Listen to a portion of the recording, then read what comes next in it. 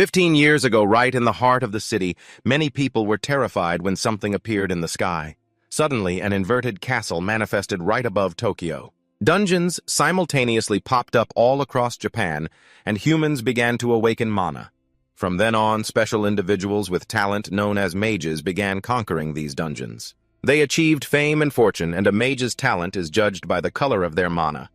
Usually, they only possess one color, but it is rare to see those who possess two. For instance, the protagonist's younger brother Kurosaki Kai is a dual wielder of blue and red mana, and right now he is facing off against a demonic creature that is starting to unleash its power. Kurosaki Kai becomes thrilled upon realizing the demon isn't running away. The creature lunges straight at the mage, and Kai immediately activates his demon spear skill. He launches it at the demon, leaving it with no way to dodge, and it takes a direct hit. After the monster falls to the ground, Kurosaki Kai walks over and picks up the item dropped on his left. Meanwhile, someone is standing in the corner deep in thought. Kai tosses the item at his head and tells him to pay more attention. Then as he approaches, Kai orders him to pick up the loot quickly. Kurosaki Kai is known as the Death King, a level 89, one of the strongest mages around, and in the meantime, the person accompanying the mage thinks to himself that the Death King's older brother is a useless person with no talent, a completely colorless individual, which is extremely rare.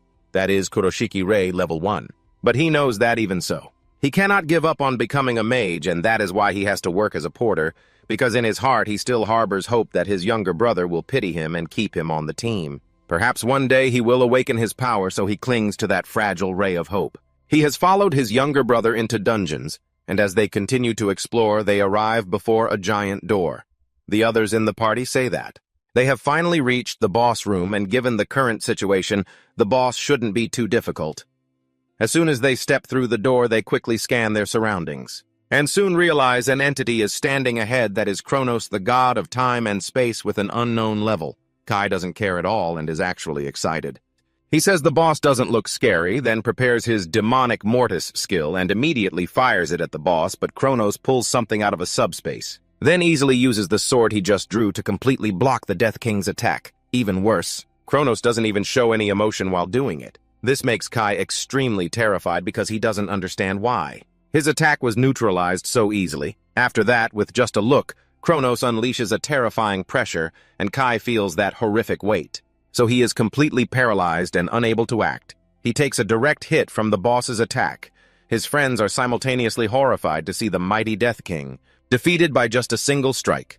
Rei, seeing his younger brother being taken out, begins to panic, trying to understand what is happening. Then he turns his head, looking at Kronos, wondering if the Death King has truly been defeated. The others start fleeing the boss room in sheer terror, but they are also attacked and killed one by one.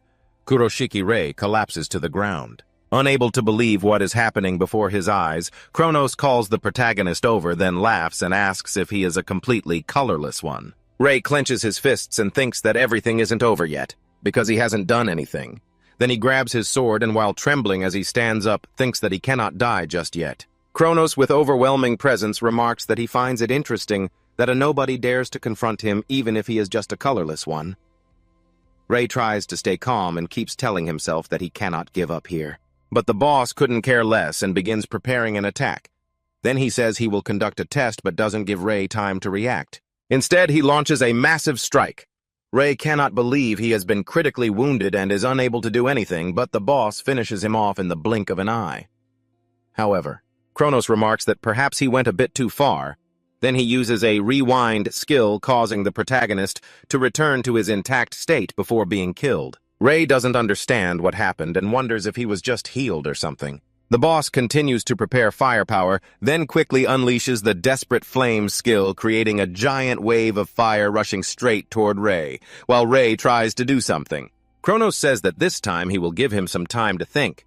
Then he starts laughing loudly, curious to see what he will do.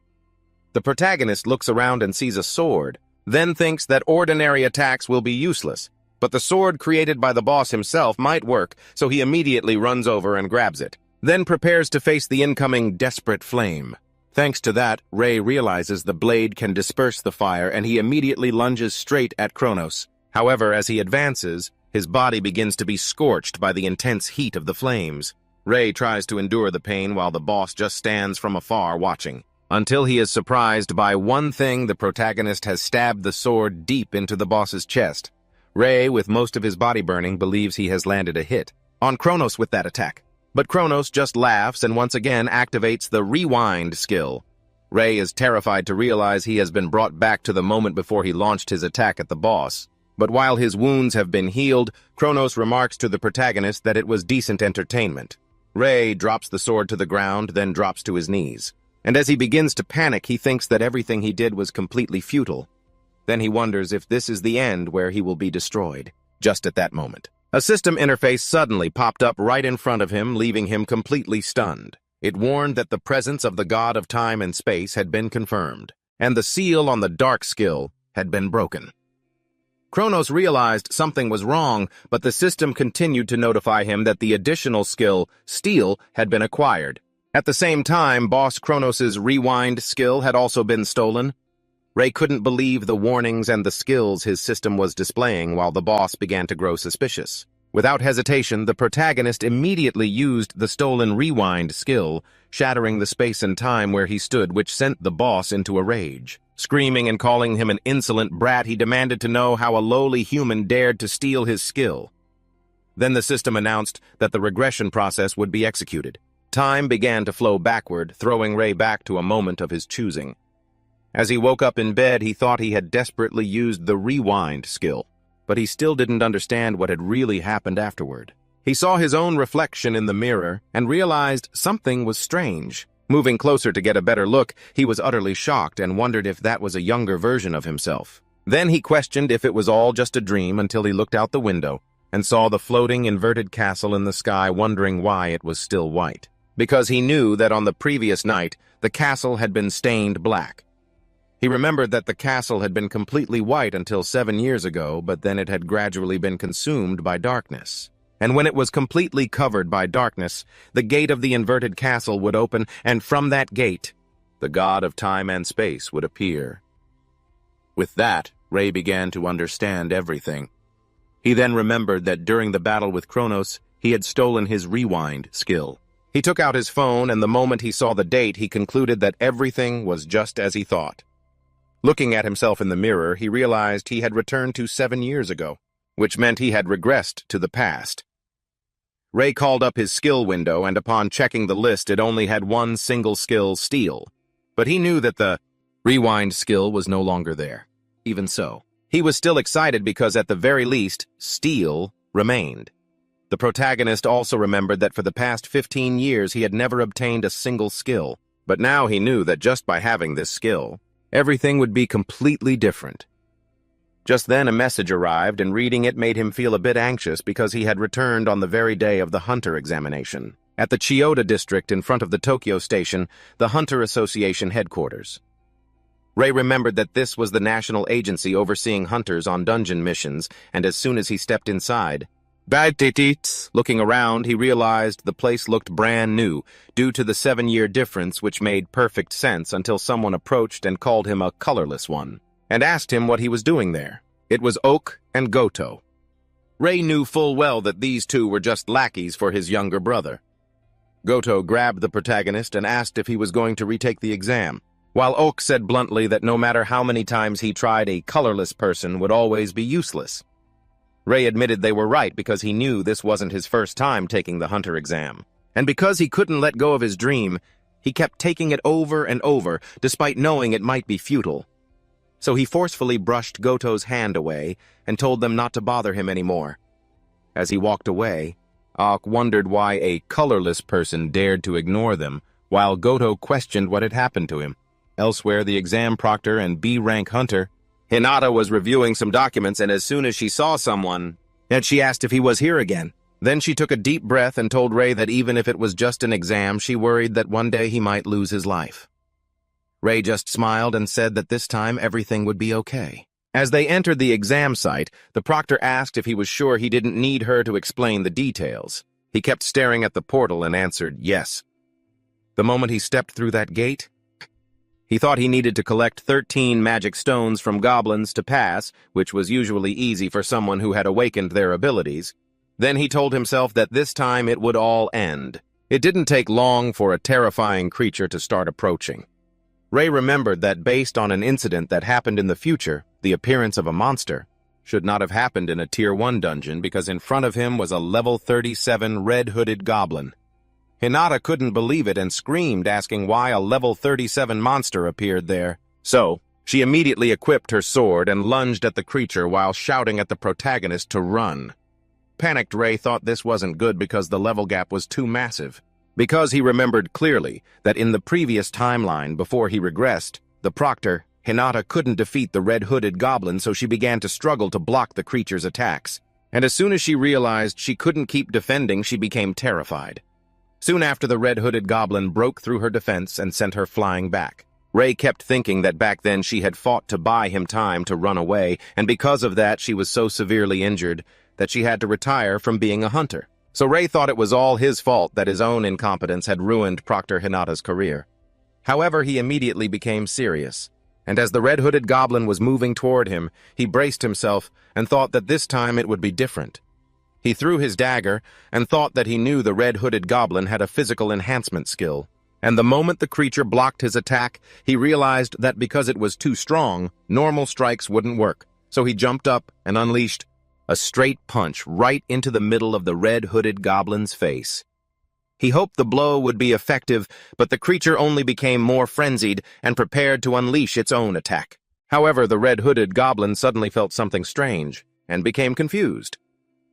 Just then, a system notification appeared stating that the protagonist had stolen the body enhancement skill from the red-hooded goblin, and his physical strength had now been boosted. Ray observed the red-cap goblin immediately launched a strike, and as he finished it off, he remarked that now that he'd stolen its skill, it was nothing more than a useless slab of meat. The examiner was stunned by the scene, unable to understand how the protagonist had taken down the red-cap goblin in a single blow.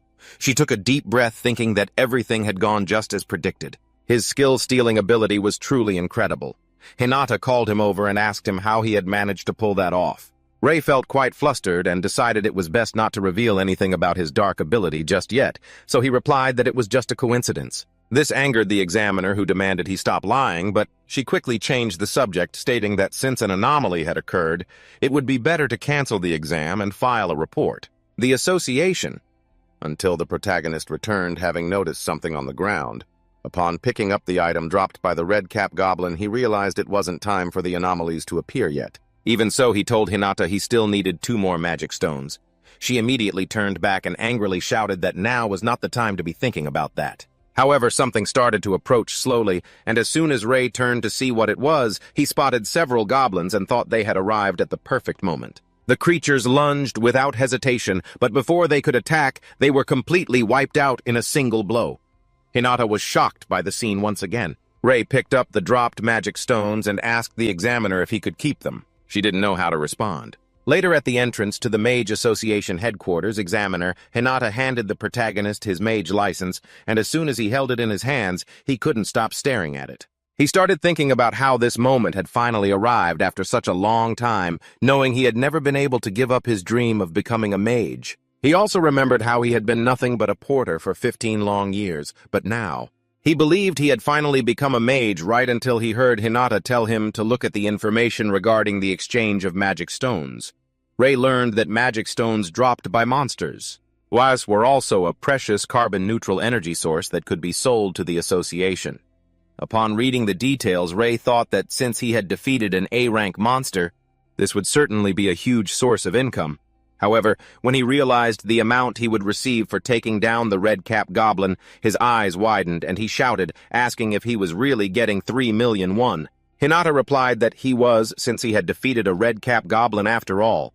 Ray still couldn't believe it, and said he never expected a mage could earn such a large sum of money. The examiner laughed and said that if it was him, she believed he would soon earn even more. While she was still laughing, the protagonist suddenly remembered something. He mentioned that he had one request to make. After arriving at a separate area in front of a teleportation gate, Ray raised his hand, realizing that this place had indeed been reserved for him. He then thought that in the past he wouldn't have even dared to dream of entering a dungeon alone, then recalled the image of the examiner being hospitalized after facing the red-cap goblin before his regression. But now she was safe and unharmed, so he felt relieved, believing he could change the future until suddenly someone used the mana hand skill. They grabbed the protagonist, A man approached and asked Ray what he thought he was doing there. It was Goto and Oak.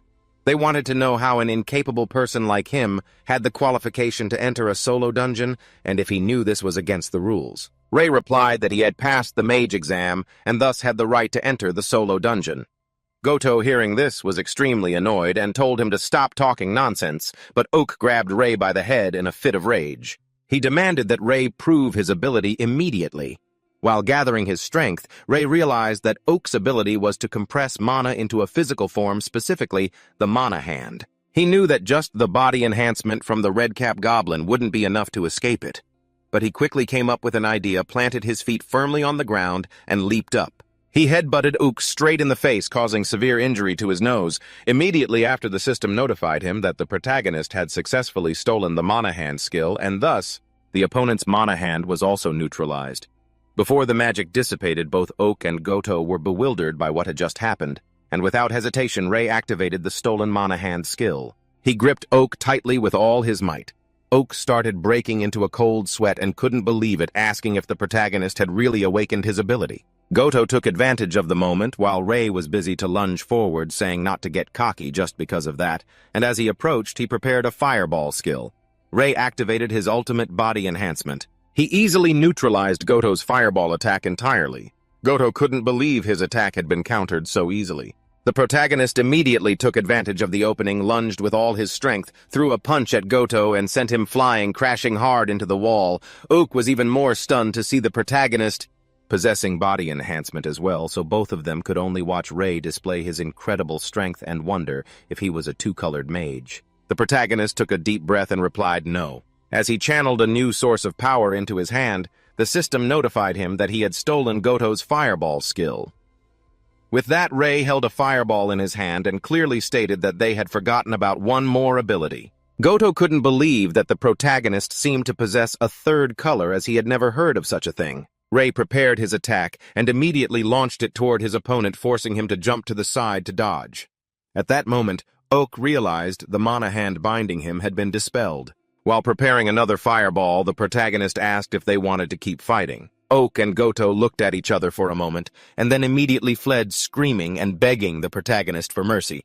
Ray sighed in relief, thinking that if this reached his younger brother's ears, there wouldn't be a good outcome, because he had always been treated like his brother's dog.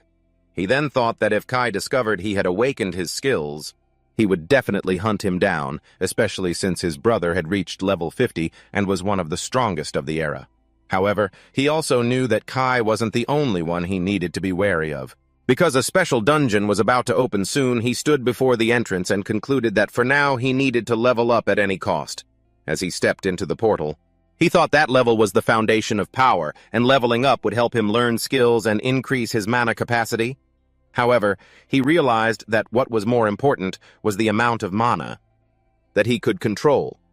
Suddenly, an explosion occurred right in front of him, and a level 38 fire mage appeared. Ray, while preparing a fireball, knew he still couldn't control it well. The fire mage begins preparing a skill, and Ray realizes that the level gap creates a massive difference even when using the same ability, giving him no time to think of a tactic. The fire mage immediately launches a barrage of fireballs. Ray counterattacks, some clashing with each other, but others head straight for him, forcing him to jump to dodge. And just as he regains his footing, he realizes he can't win a direct confrontation, but then an idea flashes through his mind and he immediately jumps. While charging toward the fire mage, he thinks that no matter how high the opponent's level is, one thing remains constant. There is always an opening after using a skill. So he activates body enhancement, knowing he only has 2 seconds while his opponent is defenseless to seize that chance. He delivers a powerful punch straight to the fire mage's face, sending him flying as the system notifies him that he successfully stole the fireball skill. As soon as the fire mage hits the ground, he immediately stands up and tries to cast a skill again, only to be confused when he realizes he can't use it while Ray readies a skill. Thinking that once a skill is stolen, the opponent can't reuse it for a short time and becomes less dangerous, he doesn't waste any time. He unleashes his newly acquired fireball skill at the creature. It is engulfed in a fierce wave of fire. Ray looks to the side and sees further notifications from the system stating that he has leveled up 4 times in a row, concluding that defeating higher-level monsters grants much more experience, and with the ability to steal skills, he believes everything will become much easier. Then the system announces that the protagonist has reached level 12. Ray clenches his fist and looks down a hallway. Thinking he will focus on reaching level 30, he starts fighting monsters one after another, continuously leveling up until he stops for a moment, and realizes he has been leveling up at an incredible speed, though he is still only level 27. He then thinks this is perfectly understandable, as leveling up will only get harder. And if he wants to reach level 30, he knows he must defeat higher-level monsters. After traveling through the dungeon for a while, Ray arrives at the deepest area and stands before the boss room door.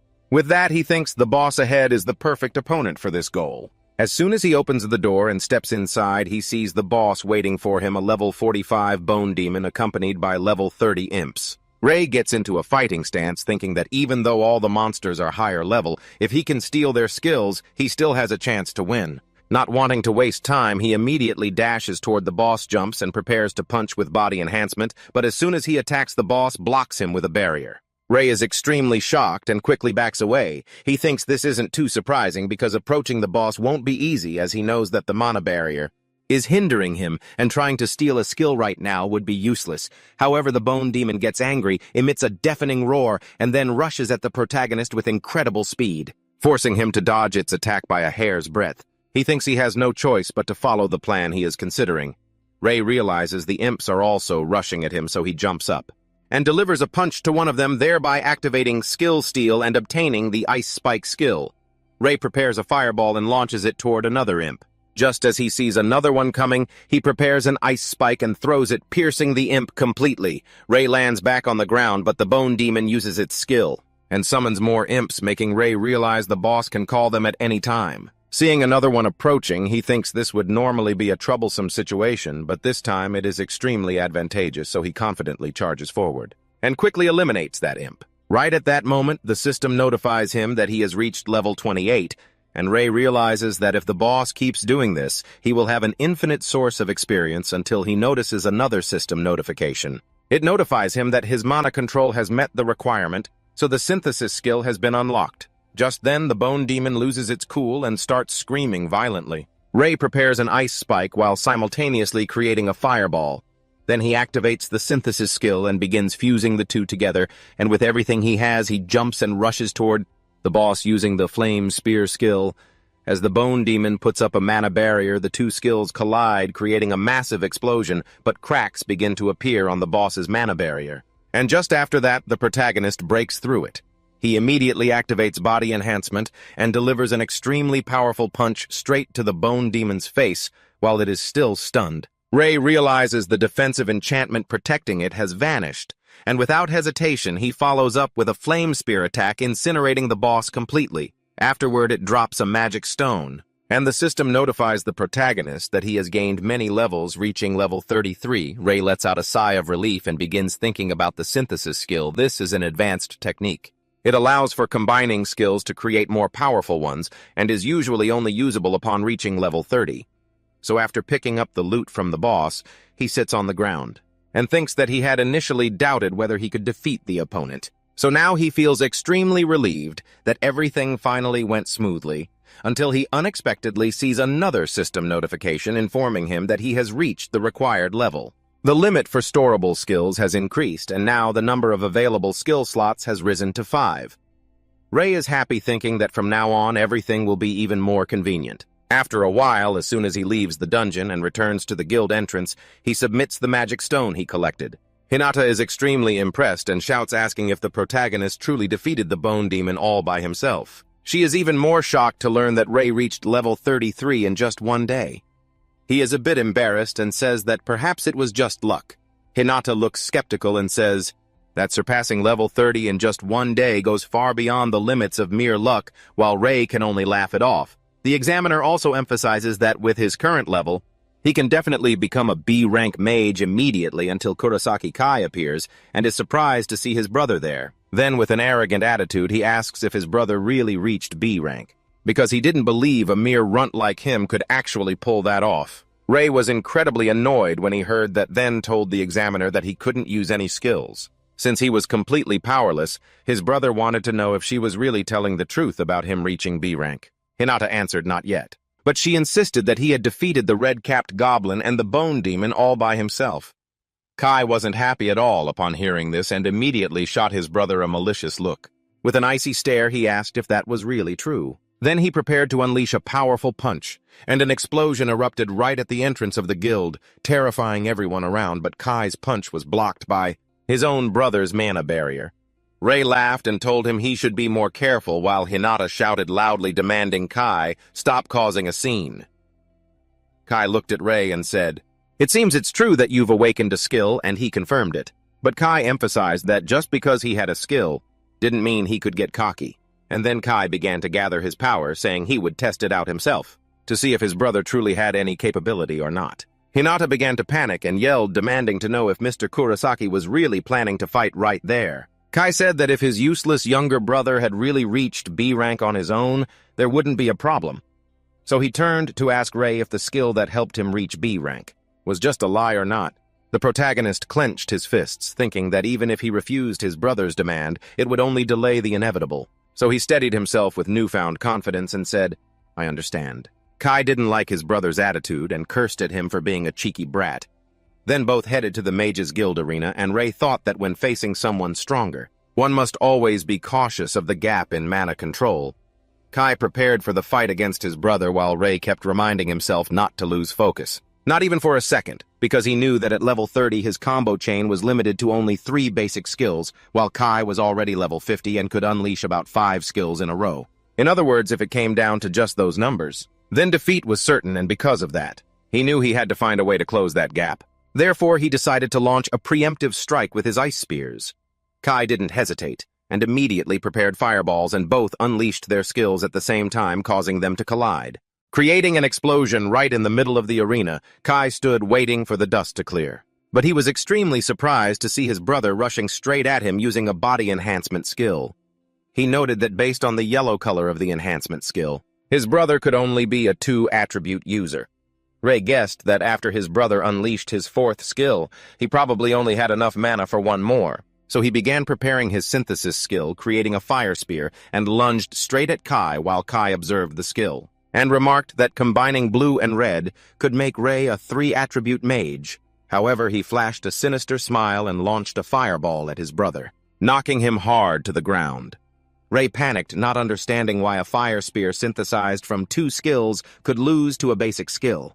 When Kai saw his brother could use a 3-color skill, he said that now he understood why he was so excited. But he also asserted that the two of them were simply not in the same league. Then he prepared another fireball and shouted at Ray to start dancing. He then continuously fired multiple fireballs at him, forcing Ray to scramble to the side to dodge the relentless attacks. But while running, he kept creating fire spears and throwing them. Kai immediately prepared his fireball and shot it straight at his brother's skill, causing his fireball to cancel out Ray's attack and keep flying straight toward him. The protagonist was forced to quickly throw up a mana shield, but Kai's fireball was stronger, breaking through the shield and slamming Ray hard against the ground. Kai just laughed loudly, seeing his brother in trouble. While Ray began to tense up, then Kai held out his hand, gesturing for his brother to bow down so he could be forgiven. Then he screamed, ordering Ray to apologize for daring to show off like that. The protagonist broke into a cold sweat, thinking that he couldn't defeat his brother with his current limited skills and mana, and as he remembered the past, he wondered if he should just give up and continue living like his brother's dog. But then he stood up, and with overflowing confidence, he shouted that he wouldn't do it. Kai said he understood, and it seemed his brother wanted to learn the hard way, so he figured he had no other choice. Thus, he used Overclock on his fireball skill, an ability that consumed a massive amount of mana, to temporarily double his mana control ability. With that, he created multiple fireballs at once and asserted to his brother that this was the power of a king with a combo of up to 10 consecutive hits. Ray was terrified as he realized this was the power that made Kai so frightening, and that he could temporarily use an amount of mana far exceeding other kings. However, he shouted a warning that he had actually been waiting for him to use this skill for a long time. Then he lunged straight at his brother, thinking that the 10-skill chain could only be performed thanks to Kai's overclock. As he approached, he leaped high into the air, and Kai laughed. Call Ray a fool and ask if he really thinks he can dodge an attack mid-air. He then fires all those fireballs at Ray, but Ray activates his mana hand technique, throws it down, and anchors it firmly into the ground. Kai cannot believe his younger brother.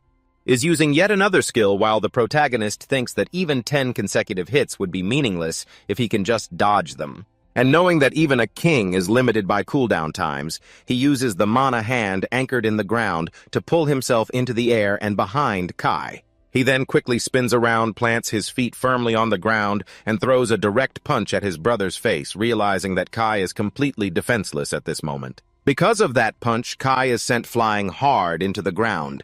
Immediately after the system notifies the protagonist that he has successfully stolen the overclock skill, Ray thinks that now that he has stolen his brother's strongest skill, there is no turning back. Kai tries to get up and screams, calling his brother a fool. Ray is slightly surprised and asks if he still wants to keep fighting. Kai is enraged by his younger brother and declares that he will destroy him, then creates his ice spears, combining them with flames from a fireball to form the demon spear skill. Ray can't believe it, thinking that it's the strongest purple tier skill, and wonders when his brother learned this technique. But he knows he has no time to think because a massive attack is coming, so he jumps to the side at the last second to dodge, but Kai doesn't care and continues to create 2 more demon spears. Seeing this, Ray realizes the previous hit only landed because his brother was looking down on him, and once the Death King gets serious, he is way out of his reach. Therefore, he is forced to keep retreating to avoid being hit by the demon spear skill. It's a brutal onslaught, but he doesn't realize he's been backed to the edge of the arena and pinned against the wall behind him. Kai makes it clear that he hasn't even used his full power yet and asks, "Ray, do you realize that?" When the protagonist realizes he has no way out, he uses the Fire Spear skill just as Kai throws the Demon Spear at him, and when the 2 attacks collide, a huge explosion occurs, but because the shockwave is too strong, Ray is thrown back, slamming hard into the wall. The protagonist tries his best to stand firm, but Kai says that is exactly why he is called the Death King. As proof of his absolute power, Ray gasps for air and thinks his brother is right, as he knows the Demon Spear is one of the strongest skills. Kai tells his younger brother not to get too cocky, just because he can use multiple skills.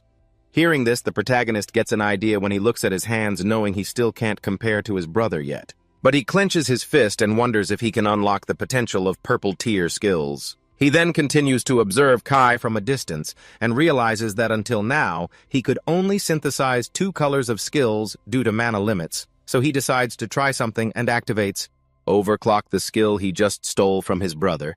Kai cannot believe his eyes when he sees Ray using his own skill and wonders if that's even possible. Ray sees a system window appear before him and realizes his mana capacity has doubled. The system notifies him that the protagonist's mana capacity has increased due to the overclock effect and the dark synthesis skill has been unlocked. Ray gets excited knowing he just unlocked a new skill just when he needed it most. While preparing a fireball, Kai keeps watching his younger brother, wondering what he is planning. Ray keeps staring at the power, gathering in his hands, thinking that this will be a 3-color synthesis that no one has ever achieved before. So he begins fusing the red skill, then the blue skill, and finally the yellow skill, creating a new source of dark power called Abyssal Fire Domain. Kai cannot believe his eyes as he witnesses the black mana power.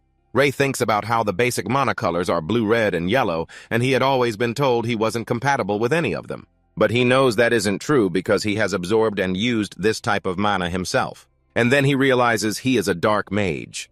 Kai starts to get worried, and while unleashing a skill, he yells at his brother to stay away, but Ray doesn't care and rushes straight into the attack. Waiting for the right moment to act, he uses his skill to completely erase his brother's attack, and while rushing toward Kai, he shouts that this is impossible. Ray keeps advancing relentlessly, making Kai even more panicked as he hastily tries to create a skill again, but before he can unleash it, Ray has already closed the distance, readying his Abyssal Fire Domain. And just as the 2 skills collide, Kai cannot believe that his attack is completely useless. Then a massive explosion occurs. Ray stands waiting for the dust to settle, and just as his vision clears, he sees his brother has collapsed on the ground, exhausted. He slumps down, thinking he has finally defeated him, until a system notification appears, stating that the Abyssal Fire Domain skill has been created through dark synthesis. Ray continues to think about its terrifying power until Inspector Hinata opens the arena room door and immediately asks if Ray is okay. A bit embarrassed, he replies that he is fine, but Hinata is still extremely shocked and wants to know what skill he just used. Ray understands that he can't keep hiding it anymore. So he holds out his hand, and while channeling the new power, he says that perhaps it is a black tier skill. Hinata is stunned and says that if that is true, Then this could be the first case in the world. Ray asks if he is obligated to report this hack skill to the association, because he wants to keep it a secret if possible. Hinata seems confused by that request, but emphasizes that doing so would be like giving up a huge opportunity, and Ray doesn't understand, so he asks her to explain further. Hinata says that the strongest mage of each color receives the title of king, but in short. Because the protagonist is the only dark mage in the world, he will be considered the Dark King. Ray continues to think about that, but then says he isn't interested for now because becoming a king won't immediately increase his level until he looks to his side and sees his brother lying unconscious on the ground. So he asks if he is okay. Hinata says that because he is a king, he will recover soon despite his heavy injuries, but she also makes it clear that even so, she will still take him to the medical ward until both of their phones receive a message at the same time, and Ray cannot believe what he is seeing because it is a dungeon alert. Standing at the west gate of Ikebukuro Park with a recommended level of 70, Hinata couldn't believe it, but Jay knew the time had come because he instinctively realized this was a dungeon. The Ikebukuro dungeon level 70, where even though most monarchs were only around level 50, they realized within the first week just how weak they truly were. Consequently, the Ikebukuro dungeon was left unattended. However, that marked the beginning of a tragedy when the dungeon break phenomenon occurred. Jay knew that at that time.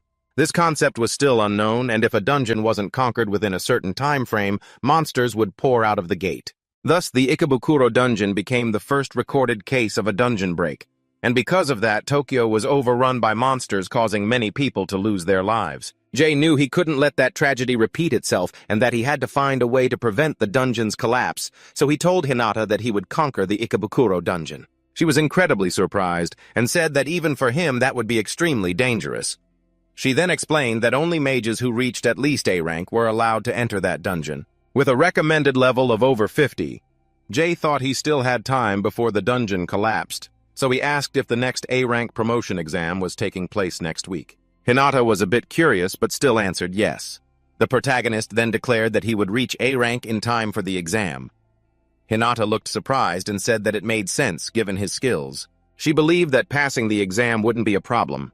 Jay asked if there were any obstacles. Hinata explained that to take the A-rank promotion exam, one must first conquer a B-rank dungeon as a group, meaning he needed to find a party within 1 week and complete the B-rank dungeon. Sometime later, the protagonist became desperate because he had completely forgotten the requirement to form a group. Hinata had mentioned it, and as soon as he opened the messages on his phone, he saw a series of people asking why they would join a colorless person like him. At that moment, he realized the news about him being colorless had spread. He also knew he only had 1 week to conquer an unexplored B-rank dungeon, and it was highly unlikely he could complete it alone. So he took a deep breath and wondered what to do until he heard someone calling out to others. It was a girl walking with 2 friends who were speaking to another person. She bet that she would make the other person work extremely hard. The protagonist observed the 3 people talking rudely and wondered what was happening. The woman made it clear that she allowed the girl to join because she heard she was a dual attribute user, but her fire skill was garbage. The girl immediately apologized. Jay stood up thinking he had just witnessed a very unpleasant scene, because he remembered that he himself had been treated exactly the same way not long ago. The woman continued to mockingly call the girl named Ichinose a burden. As soon as he heard that name, Jay immediately paid attention and wondered if that girl was Ichinose Aya, as he remembered that in the future she would be known as the Scarlet Queen. But currently she was still just a weak mage. However, he didn't expect her to be treated that way by her own teammates. Ichinose said that if she were kicked out of the group, she wouldn't be able to pay for her younger sister's medical bills, so she shouted that she would try her best next time. The woman told Ichinose to prove it in the upcoming raid, otherwise she would be kicked to the curb. Ichinose replied that she understood and would do her best. Then the group started to leave, and Jay was still wondering if everything would be okay. Later, the protagonist was on his way home, and with curiosity, he thought that Ichinose would become the Scarlet Queen in a few years. But before achieving that, he knew she had to go through a lot of hardships because according to his memory, she had an incident during this exact time, when she was severely injured in a battle with a boss and fell into a coma for many years. While thinking about that, he suddenly remembered another detail and wondered if that incident would happen in the very raid she was about to participate in. He knew he wasn't sure, but felt that things weren't right, so he concluded that it was best to hurry. Sometime later, while inside the dungeon, Ichinos's group stood before the boss. The one thrusting a giant sword into the ground was a level 45 Dullahan. The woman smiled and said she had just thought of an idea, then pushed Ichinos forward, and told her to face the boss alone. Ichinos panicked and said it was impossible to defeat the Dullahan alone. The woman replied that if so, it would be best for her to prepare to leave the group. Ichinos said no, and that she would try. The woman said she hoped Ichinos would try her best and asked if she was doing it all for her younger sister. Ichinos hesitated for a moment thinking, but then turned to the boss and said she understood. Ichinos was trembling all over but still prepared her fireball and threw it toward the Dullahan. However, the attack didn't have any effect on the monster. As it just stood still, Ichinos became extremely worried, seeing that her skills had no effect. At that moment, the Dullahan leaped into the air, then delivered an extremely powerful blow to the ground. The force of the impact was so terrifying that Ichinos was blown away. While lying on the ground, she saw the boss rushing toward her, and as the Dullahan prepared to deliver the finishing blow, Ichinos closed her eyes, thinking she was truly useless. However, right at that moment, someone rushed in shouting and activated his ultimate body enhancement skill. It was the protagonist who appeared and blocked the Dullahan's attack. Ichinos was incredibly shocked as he poured all his strength into it, then knocked the Dullahan, sending it crashing into the wall. Jay turned back and asked if she was okay. Ichinos's group watched the protagonist from afar, and their leader wanted to know who he was. She knew the Dullahan was a heavy-type monster, yet he could blow it away with just one hit. That made her start to panic and even more curious about his identity. At that moment, the Dullahan stood up and let out a deafening roar. Jay thought that this was within his expectations, because the previous blow wasn't enough to take it down. He then observed the Dullahan and realized its armor had the ability to reinforce itself, making normal attacks unable to penetrate it. So he rushed straight forward, and as soon as he dodged the Dullahan's strike, he thought he would steal that ability to neutralize it. He then used his absorption skill, but as soon as he focused on the Dullahan, he realized the skill had no effect and was immediately struck, causing him to be knocked backward. Ichinos worriedly asked if he was okay. Ray replied that he was fine and mentioned that he had blocked the blow with his sword. The protagonist thought for a moment, realized the problem, and concluded that the Dullahan's armor was just an outer shell. He needed to strike the core body inside. Meanwhile, the monster raised its massive sword and unleashed a devastating attack aimed directly at the protagonist. Ray shouted at Ichinos to back off and activated a magic shield to block the attack. The resulting shockwave was so powerful that it blew the two girls accompanying the leader far away. The leader then activated her skill and fired an ice pillar, but the Dullahan countered with a single slash, shattering the ice completely. The woman couldn't believe it. She was struck by the follow-up attack and slammed hard against the wall. Ray looked at the boss, wondering if her ice pillar truly had no effect. So he began preparing a composite skill, thinking he needed a blow strong enough to pierce the Dullahan's reinforced defense. Ichinos was stunned to see the protagonist wielding black mana. Ray prepared his attack and the Dullahan did the same, but the boss moved first, lunging straight toward the protagonist. Ray waited for the attack to get close, then instantly unleashed his Deep Abyss Flame skill, completely obliterating the Dullahan's strike with overwhelming power. The attack surged toward the monster, and upon direct contact, its armor began to crack. A massive explosion erupted all around the Dullahan.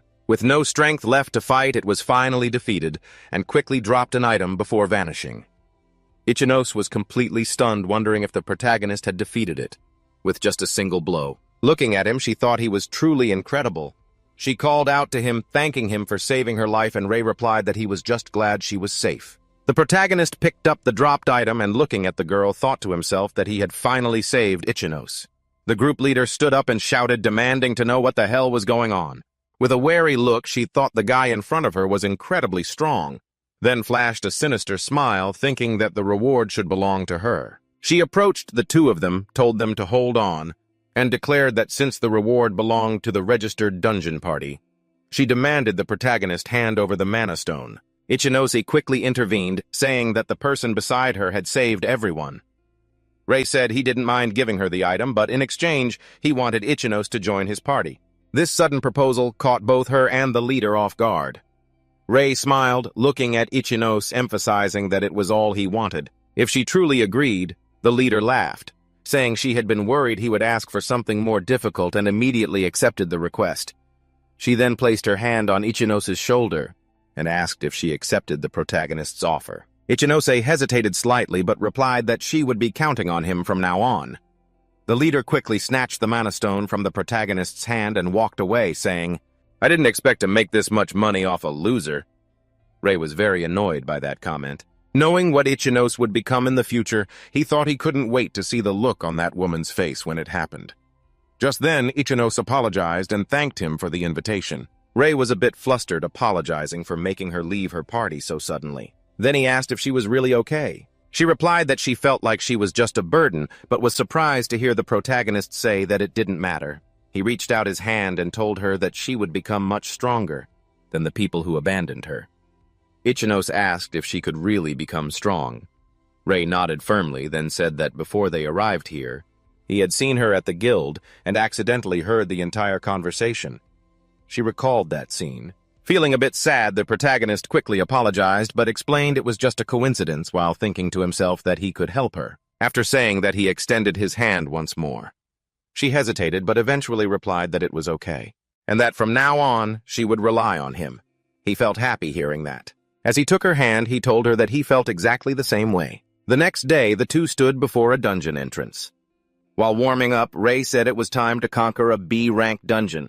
Ichinose asked if after clearing this dungeon, they would be able to participate in the A-rank exam. Rei replied that that was indeed the case, but he emphasized that there was more to it. He then explained that inside this dungeon was a key that could help her become stronger. She became curious about that key. She thought that if she could just get stronger and rank up, she could earn enough money to treat her sister's illness. She lifted her head and told the protagonist to move forward. The two stepped into the B-rank crystal cave. Before long, something caught Ichinose's attention. She quickly pointed ahead and told him to look. Before them was a pack of black wolves. Rei stepped forward and told her to leave it to him, then activated body reinforcement and lunged straight at the monsters. He landed the first blow on a black wolf, then with incredible speed quickly wiped out several others in succession. Ichinose was deeply impressed while watching him fight. She thought the Isayama party she had been in before was already quite strong, but seeing Rei fight, she realized he was on a completely different level. The closer she watched, the more she understood that they couldn't even be compared to him. After handling the pack of black wolves, the two continued deeper into the dungeon, and Rei turned back to tell her about the goal of this trip. He reaffirmed that he would support her with everything he had. Ichinose stepped forward and replied that she understood. As she took her battle position, she thought that destroying as many monsters as possible was the way to level up quickly, but she was also aware that for now she could only use basic attacks. However, seeing more monsters approaching, she thought she needed to change that. Instead of launching a fireball at them, he stood back observing her fight, thinking this was a test for Ichinose to see if she would recognize her true weapon, and whether or not she could realize its full potential. Then he noticed a few monsters closing in from behind her, so as soon as he drew his sword, he stopped them, determined not to let them bother Ichinose. Meanwhile, she was still fighting alone, unaware of a monster behind her, and was ultimately attacked. Ichinose looked around and realized that no matter how many she took down, they kept appearing and attacking. She took a deep breath, thinking that if this kept up, her mana would run out quickly, and just then an idea flashed through her mind. She turned back and saw Rei fighting off other monsters, and as she watched him, she realized he was trying to create an opening for her, leading her to conclude that she had to stop complaining and live up to his expectations. So she prepared another fireball and continued to wipe out the monsters whenever she had the chance, leveling up multiple times in the process. It wasn't until she was using her skills that she realized her mana wasn't running out at all. Rei noticed this too, and thought that it was only natural because he knew Ichinose was born for long battles, and her greatest weapon was her massive mana pool. Just then, Ichinose received a system notification. She was incredibly shocked to see the system announce that the smelter skill had been unlocked, and not long after they reached the boss room of the Crystal Dungeon to face the Great Slime. At level 52, Rei stepped forward and charged at the monster attacking while shouting at Ichinose to use the skill she had just unlocked.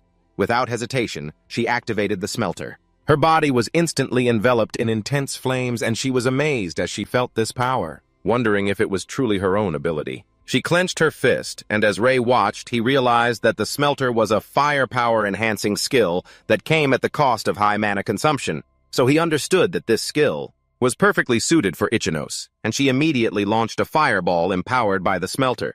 The protagonist was very impressed by that power. He thought she was even more incredible than he imagined.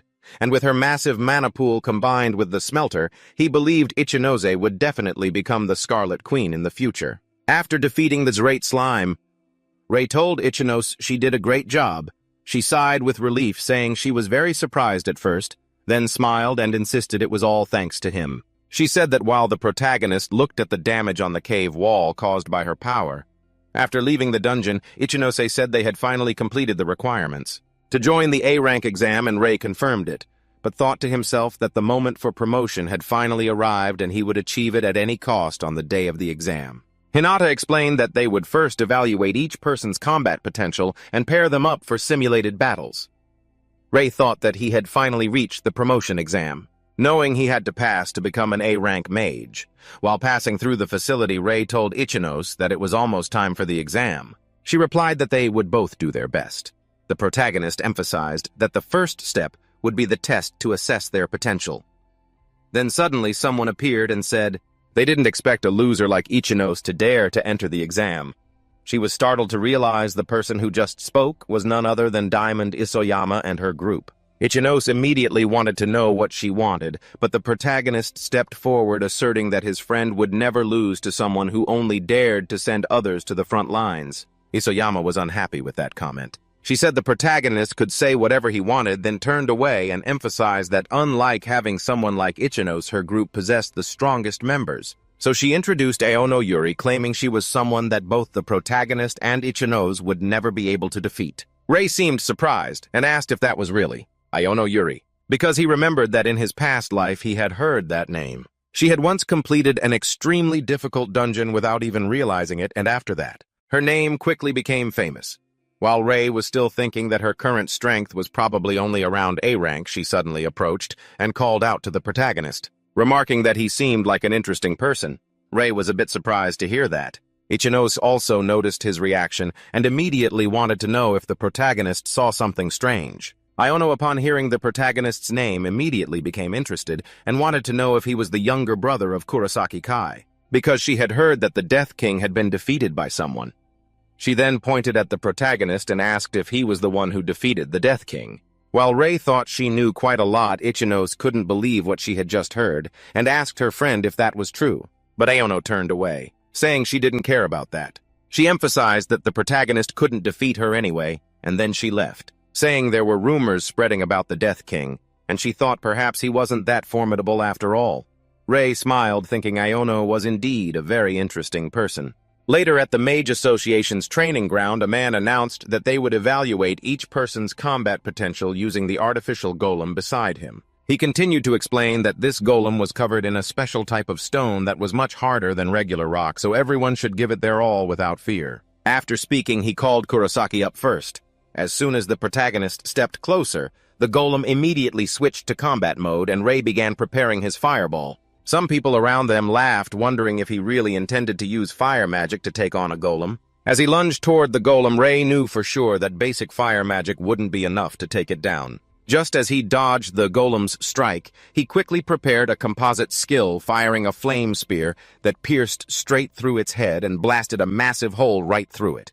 The golem came crashing down and the judge shouted out that it had been destroyed. The people who had just been laughing couldn't believe their eyes. They were left wondering if that was actually a two-color combination attack. Iono explained that the protagonist had combined fire with blue mana to boost his fire magic's power, and then it was Ichinose's turn for the mana assessment. The judge told her to place her hand on the crystal to measure her mana levels.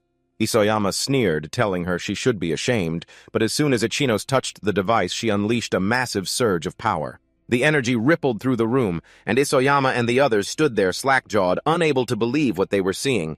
Isoyama immediately started thinking that Ichinose must have cheated, because she just couldn't believe that Ichinose could possibly possess such an enormous amount of mana. Before long, the simulated combat test began, and the judge announced they would proceed with the matches, revealing the first fight would be between Ichinose and Isoyama. While Ichinose took a deep breath to focus on the fight, Isoyama thought to herself that she would expose Ichinose's fraud in front of everyone the moment the instructor yelled start. Isoyama didn't hesitate, immediately casting an ice stake spell.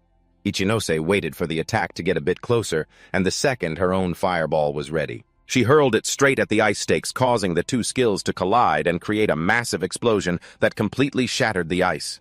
Isayama was in deep shock, admitting she hadn't expected that Ichinose possessed a skill with that much raw firepower. Wondering what on earth was going on, Ichinose didn't want to drag the match out and began preparing another fireball, which started to make Isayama panic. Right after that, Ichinose fired off her skill, but Isayama threw up a defensive barrier to block it, screaming at Ichinose not to look down on her while she struggled to hold it. Isayama thought Ichinose was a complete idiot for using such a simple attack, thinking she just needed to wait until she ran out of steam to counterattack, but the attacks kept coming in relentless waves, making Isayama start to feel like something was off. She wondered why Ichinose wasn't stopping while Rei watched his friends match, realizing that once Ichinose and her massive mana pool started attacking, it wasn't something a simple magic shield could stop. So as Ichinose kept ramping up the intensity, Isayama's magic shield started to crack in multiple places, and soon the shield shattered completely, forcing Isayama to dodge to avoid a direct hit, but because of the shockwave from the blast,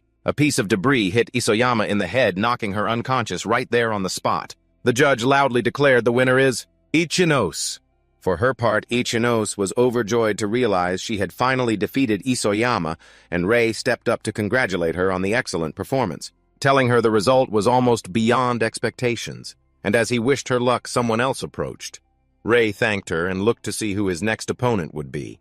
Immediately after the judge shouted for Kurosaki Rei and Iono Yuri to prepare, the protagonist remarked that it turned out his opponent for the simulation match was going to be her. Since he figured this match would definitely be interesting, Iono pointed at the protagonist and asked why he was even taking this exam. She asked the question because she felt he seemed much better prepared than everyone else. Rei replied that he had a goal more important than anything else, so he was dead serious and affirmed that was why he couldn't afford to lose here.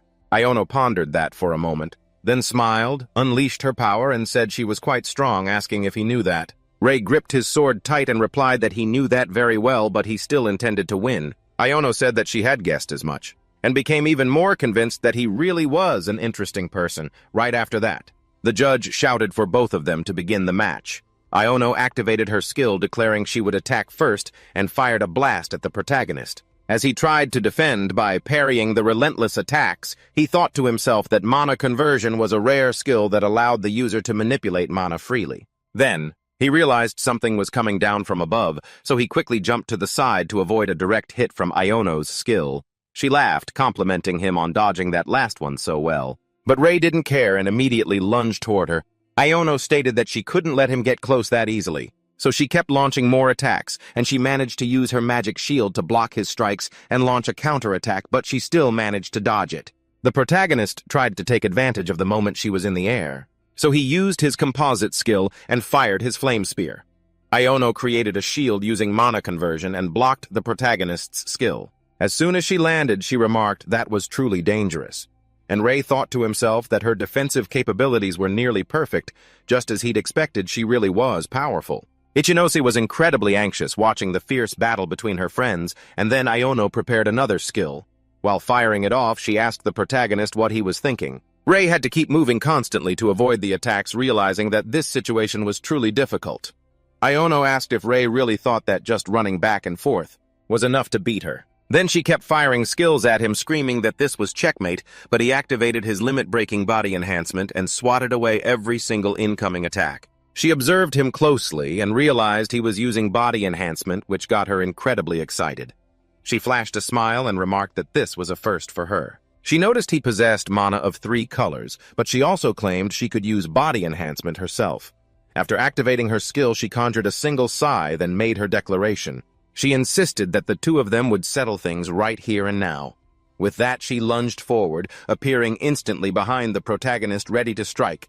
But Rei managed to turn at the last second and parry the blow. Realizing her speed was extreme, Iono didn't hold back. She unleashed a barrage of relentless attacks with her scythe, forcing the protagonist to defend with everything he had. Finally, she launched a more powerful strike, forcing him to leap to the side to dodge. Rei realized her strength was truly absurd, but he quickly closed the distance. He grabbed her arm and she immediately told him that was a bad move. However, Iono suddenly felt something strange and became confused. The system announced that her extreme body enhancement had been absorbed, forcing her to jump back as she realized her power was waning. Ray immediately seized the opening and rushed in. He landed a direct hit. Iono gasped because the strike was so heavy. Before collapsing, she admitted that the protagonist had been hiding his true strength all along. As she fell to the ground, the referee shouted, announcing the winner of the simulation match is Kuroshakire. Later at the infirmary, Iono slowly regained consciousness, and Ray looked happy to see she had finally woken up. Iono admitted she had truly lost the fight, but Ray insisted he never expected her to be that strong. She asked him if she really was that strong, since she guessed he wasn't the type to boast about his high rank.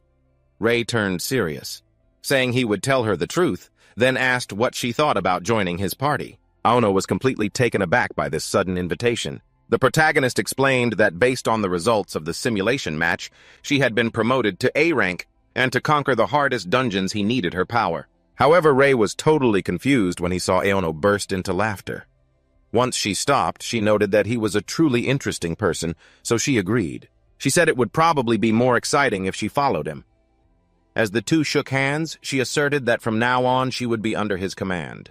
Just then, a violent tremor hit suddenly. Ichinose panicked and asked if it was an earthquake. Ray looked outside then with extreme anxiety, wondered if this was the very thing he had been thinking about. Meanwhile, Kronos, the god of time and space, was still completely sealed away, but he smiled, thinking that the final moment was finally drawing near. Back to the protagonist, as the shaking stopped, Ichinose asked if it was really all over.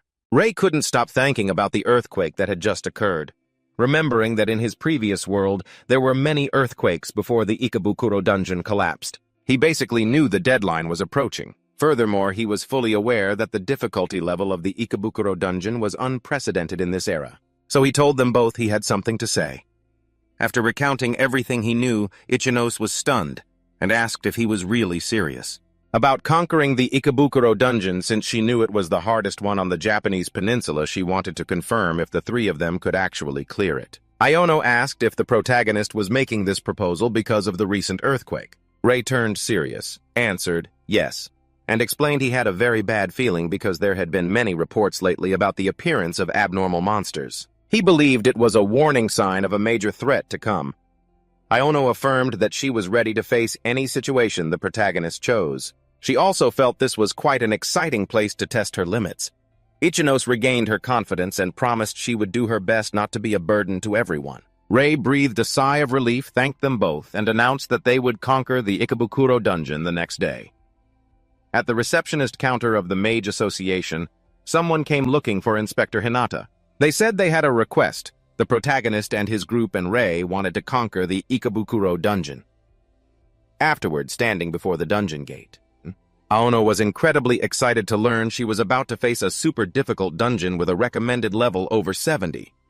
Ichinose suggested that, if possible, they should cooperate with other mages.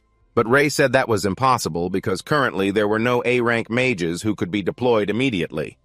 Then he mentioned it would be great if a person named Oikawa was here.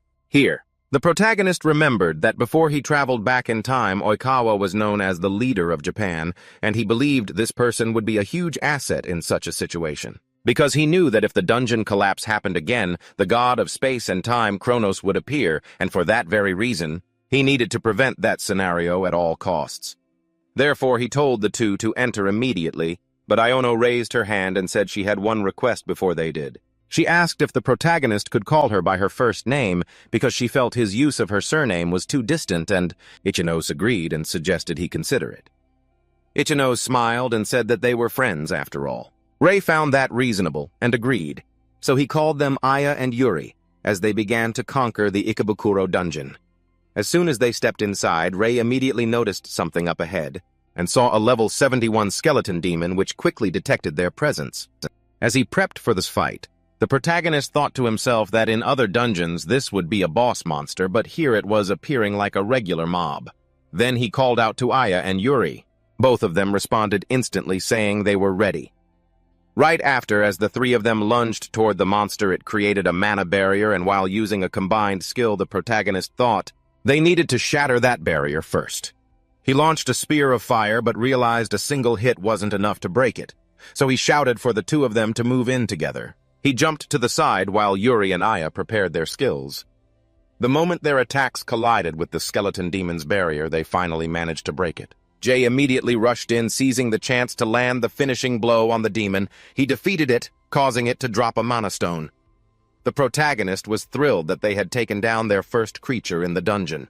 He turned to his friends, saying they had coordinated perfectly. Yuri mentioned she'd been wondering about this since their last fight, and wanted to know how he could use so many skills like that. He was a bit surprised by the sudden question, but eventually he told them he had a skill called Skill Steal. Both of them looked confused and asked him to explain further. Jay explained that just by touching an opponent, he could take their skills.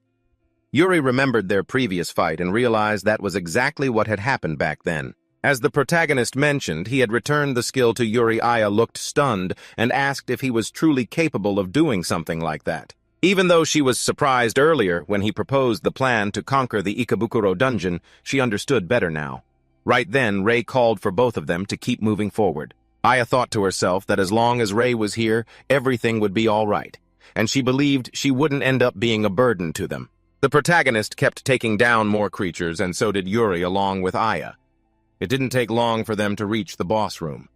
Aya felt a bit anxious. She said the ground's trembling was getting stronger. Even though she knew boss monsters were incredibly powerful, she still wanted to know if they would really be okay. Jay replied that throughout the journey here, their group's level had increased, so he believed they could do it. Aya nodded in agreement, thinking he was probably right. However, she stood still for a moment, thinking that it was true. Rei was growing stronger after every battle, and Yuri was also getting used to fighting. Thus, she understood that at the very least, she had to support them with everything she had. Right at that moment, something suddenly smashed into the ground right behind Aya. Rei and Yuri panicked and turned around only to see something darting toward Aya. Caught off guard, she had no time to react. She was grabbed by that thing and dragged away from her friends while they could only scream out in worry. The thing that caught Aya was the giant boss of the Ikebukuro dungeon, the level 89 Reaper. The protagonist was absolutely terrified because he knew the boss couldn't leave its room, so he couldn't understand what on earth was happening. Meanwhile, at the place where Kronos was sealed, he just stood there with a cold laugh. Yuri asked if Rei thought the situation was truly that critical. He replied that the situation was indeed dire, but he still shouted that no matter what they had to save Aya at any cost. At the same time, at the place where the god of time and space was imprisoned, Kronos said it seemed the monsters had been unleashed, and he knew this was the limit of what he could do with his current power. So he hoped the protagonist would become the first victim of this opening act. Jay shouted loudly, calling his friend's name, wanting to know if she was all right. While held captive, Aya tried to reply that she was doing okay somehow. But in her heart, she knew that even though she could defend herself, she couldn't break free, and she didn't want to be a burden to her friends. Jay realized she had managed to create a mana shield, protecting herself. But he knew that even though Aya had a large amount of mana, there was a limit. Observing from afar, he understood he needed to use Hellfire, but worried that Aya would get caught in it, so he was forced to find a way to save her safely. So the protagonist told Yuri he would draw the attention of the boss's tentacles so she would have a chance to save Aya. Yuri agreed, as she knew she had no other choice.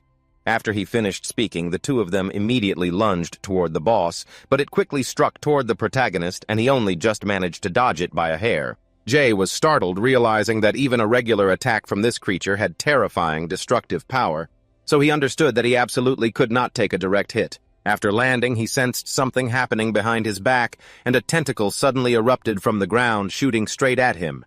Seeing that Aya was absolutely terrified. Worried for Jay, the protagonist used a mana hand to grab the wall in front of him and pulled himself away from the tentacle's attack, breathing a sigh of relief as he had almost not made it. Just then, Yuri said that enough of that distraction was enough. She then jumped near Aya and used her mana scythe to slash at the tentacle that was holding her captive. However, both the protagonist and Yuri were surprised to realize the boss was using a skill, strengthening one of its tentacles, which forced Yuri to retreat. As soon as the protagonist ran over to her, he immediately asked if she was okay. Yuri replied that she was, but as the two of them continued to face the boss, she asked him if he noticed anything unusual. Rei agreed and thought that tentacle-type monsters usually had weak defense, but he had never heard of them possessing strengthening skills. Plus, this monster had even left its own room. So he was even more certain that something was very wrong. Meanwhile, the god of time still just stood watching from afar. Right then, the protagonist realized the boss was preparing its next move and said they didn't even have time to think. After that, both Rei and Yuri were forced to give their all in defense against the constant attacks from the boss's tentacles. Aya witnessed it all and thought that everything was her fault, because she knew she always relied on Rei, and he had made the battles easier for her. She hit her own shield and told herself she had to do something to help them. Yuri tried to boost the power of her attacks, but she ended up dropping her mana scythe and admitted that things were getting incredibly desperate. Jay grew anxious, thinking that both of their mana pools were nearly drained from the constant fighting. He looked at Aya and thought about how different things would be if they were at full capacity. Just then an idea hit him, and he immediately shouted for Aya to use mana fusion on them, leaving her a bit confused. Yuri asked if that skill wasn't completely useless, because it consumes an enormous amount of mana, while they were still struggling to fend off the boss's relentless attacks.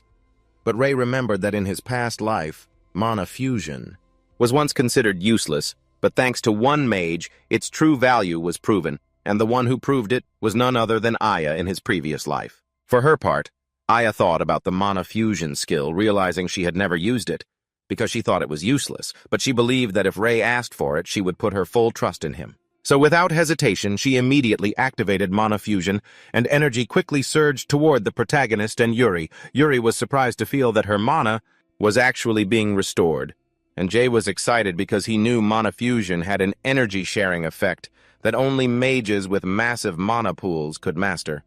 But he also understood there was another key factor. Aya was amazed to realize she could share mana with her friends. But seeing that they were still only on the defensive, she understood that wasn't enough.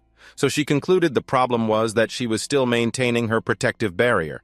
After realizing that, she immediately deactivated her shield, an action that instantly drew everyone's attention. Rei panicked and asked why Aya had dropped her mana barrier. Moments later, she was immediately snatched up by the boss's tentacles, but while struggling to resist, she activated her furnace skill, which caused the power of the mana fusion being transferred to her friends to be amplified tremendously.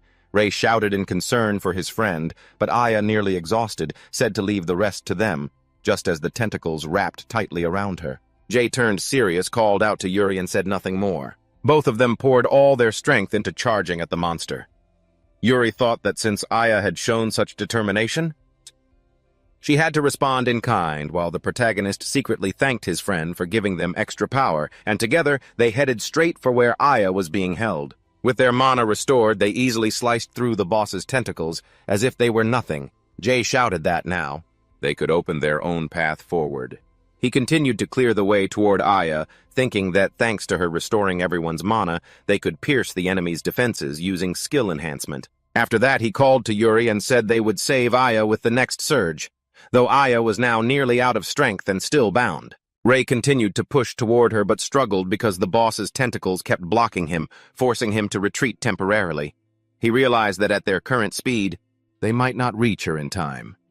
Just then, Yuri unleashed her power, called out to Rei, and promised to open a path for him, then began shaping her skill, creating a staircase leading straight to Aya. Without hesitation, Rei lunged forward and thanked Yuri for that brilliant move. However, the boss didn't let him advance easily and kept lashing out with tentacles.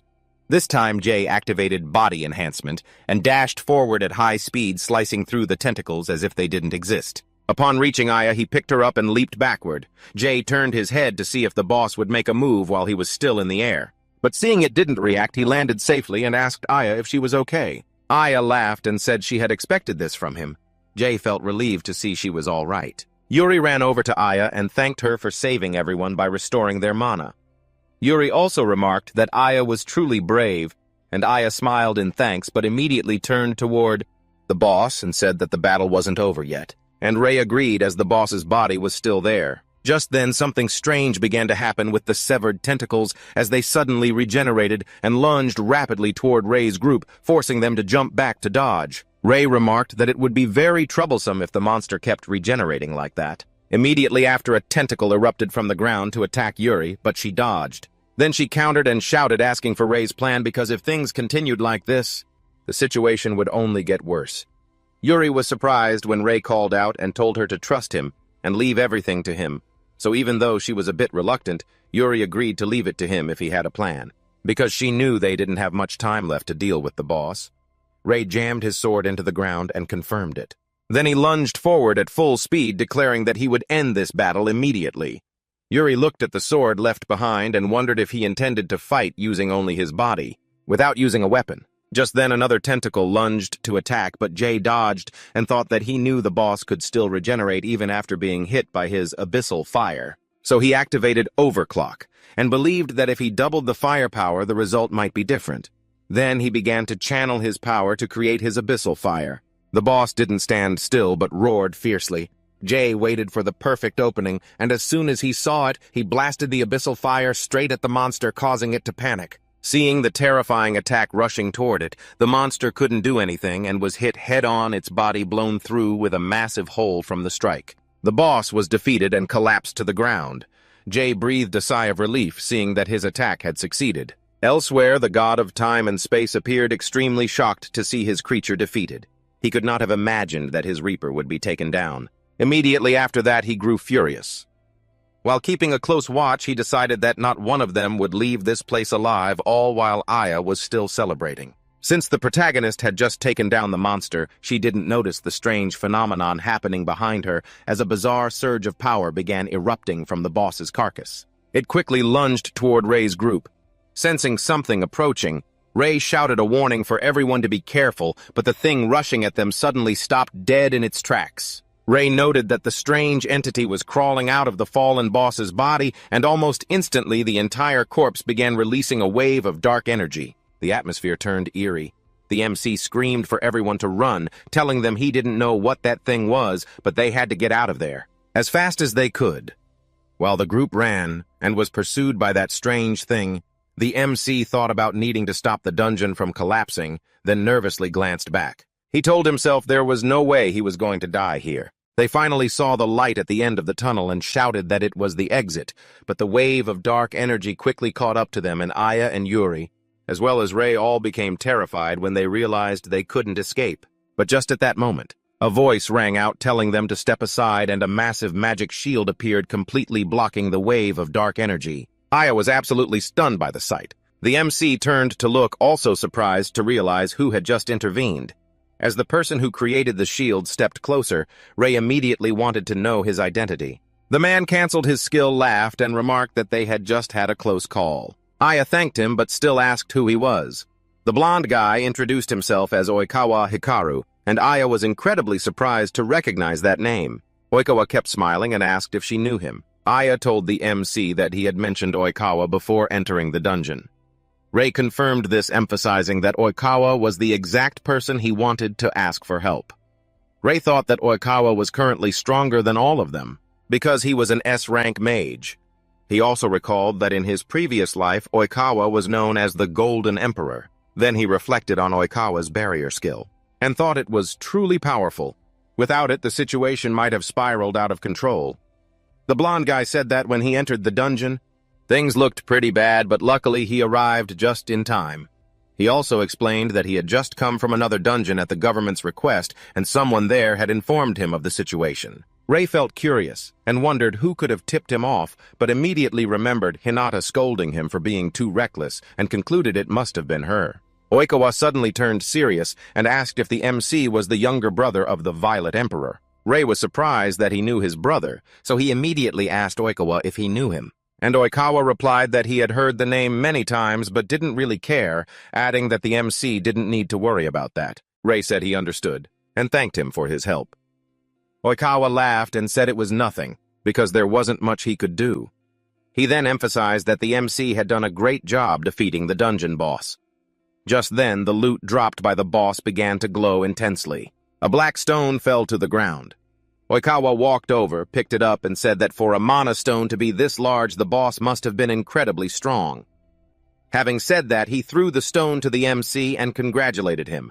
Ray was surprised and immediately asked if he could really keep the item. Then Oikawa said that no matter what it was the MC who had conquered the dungeon, before leaving, he said he was looking forward to the MC's future achievements and was sure he would cause even bigger surprises in the coming time.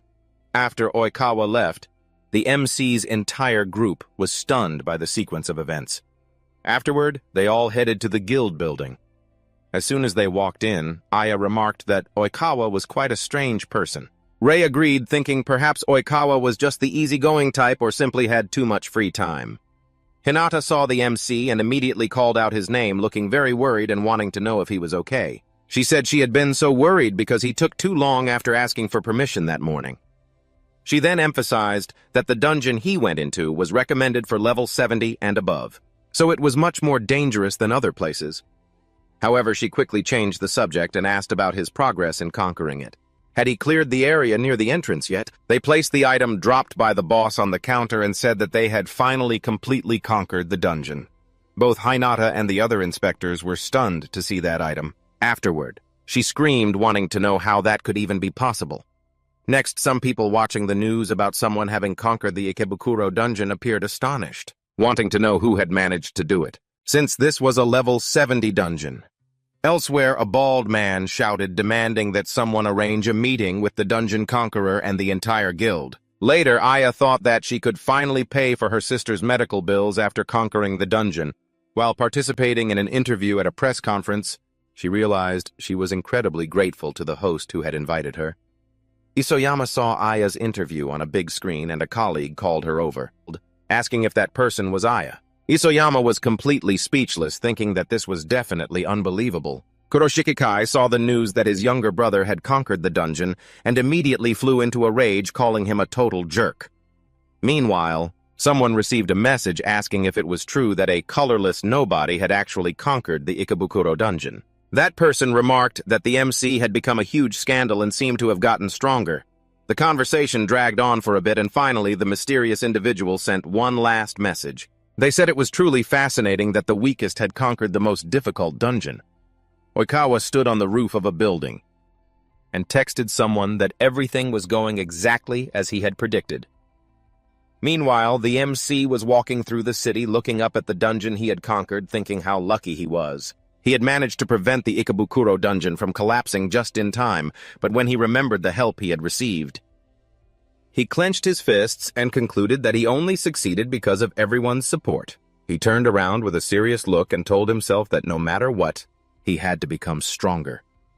3 days passed, and at the guild, Hinata saw the MC and immediately informed him that the guild had been buzzing about him lately. Ray felt embarrassed and said it was pretty cringy, but he quickly changed the subject, asking Hinata if she had something she wanted to tell him. She said his group had received a request to conquer a certain dungeon. Everyone was surprised, and the MC wanted to know why. Since they had just been promoted to A rank, Hinata confirmed it. She handed over a document explaining that it was likely due to their success in Ikebukuro. Ray knew that dungeon expeditions were usually proposed by the mages themselves, and the guild only allowed requests to be sent to a limited number of mages. Aya excitedly said they were definitely counting on the MC's power, but Ray just gave a wry smile and said that wasn't it, because he wasn't the only one requested. He turned to her, curious to know who made the request, but Hinata apologized and said her superiors required total secrecy. Yuri said that since it was an interesting mission, she wanted to know why they couldn't just take it, while the MC emphasized that since it was an official guild request, he didn't think there was anything suspicious about it. Hinata called the MC back and added that besides what she had just mentioned, it seemed an S-rank mage would be joining them. So the next day everyone gathered and the MC said, this was the meeting spot for the accompanying mage. Aya was curious about what kind of person it would be. Then they turned around when they heard someone calling them. It was Oikawa appearing and announcing that they would be teaming up to conquer the dungeon. Everyone was incredibly surprised to learn that Oikawa would be joining them. After the group entered the dungeon, Ray said he never thought Oikawa would come along. Oikawa laughed and said he knew that all along. He just wanted to surprise them, but he added that he was still very excited because the whole world was watching the conquest they were about to perform together. Aya remarked that she thought Oikawa was a very carefree person, and Ray said that regardless he knew Oikawa was an S-rank mage. Later he called Oikawa over and said he heard this dungeon had a rather complex mechanism. Oikawa confirmed it and explained that according to the scout team there was a wall of fire blocking the path. Aya looked intrigued upon hearing that. And the MC wanted to know how they were going to handle the situation. Oikawa started showing off, saying he would use his barrier skills because as long as he was here, the wall of fire was nothing. Seeing him boast endlessly, Ray thought that so far Oikawa seemed like a pretty friendly guy, but he wondered why this person found everything so easy. The blonde guy continued to emphasize that everyone would understand as soon as they saw him in action, telling them to just act like they were being carried on a giant ship. However, something caught the MC's attention. He saw a swarm of giant insects rushing toward them, so he shouted a warning that a wave of monsters was coming and they had to prepare to fight. The MC became serious, thinking this was the perfect opportunity to see just how strong an S-rank mage really was. But then he froze when he saw Oikawa trembling and cowering in a corner. The blonde guy was shaking, saying he was extremely bad at dealing with insect-type monsters. Aya immediately shouted at him not to say that so proudly, after just declaring he would carry the team. Ray stated that they had no choice but to handle it themselves. Once he finished speaking, as the insects closed in, the MC ordered everyone to prepare for combat. Aya didn't hesitate and immediately activated her fireball. As she threw it toward the creatures, Yuri took the opportunity to rush forward, saying that these insects were nothing compared to the monsters they had faced before. With that momentum, she activated her mana conversion skill and started taking out swarms of insects. Ray carefully observed the rest and readied his synthesis skill. He created a fire spear and threw it, piercing multiple insects at once. Oikawa was still standing in the corner, but he couldn't help being impressed by the MC's power. Aya excitedly said that they had done it, and Ray replied that yes, they had. He commented that everyone did a great job. Looking a bit embarrassed, Oikawa walked over to them and said it seemed like he was the one being saved again, but as he was trying to explain that he truly hated insects, something started watching them from afar. Ray began to feel like he was being followed, and immediately shouted a warning for Oikawa to be careful, because more monsters were rushing toward him. The blonde guy instantly became serious and activated his skill around the wolves. In the blink of an eye, the entire swarm of creatures was hit with a heavy attack. Oikawa smiled and said this was his square box skill. Then he shrunk it down around the target, creating a magical cube. And when that cube hit the ground, everyone was astonished by Oikawa's skill. He picked up the small cube and said he hated sneak attacks. Ray quickly approached and asked him to explain more about this skill. Oikawa said his skill was called Square Box, and it was one of his barrier-based abilities. After that, he emphasized that while it can't be used against overly massive enemies, it is perfect for neutralizing creatures like the one we just faced.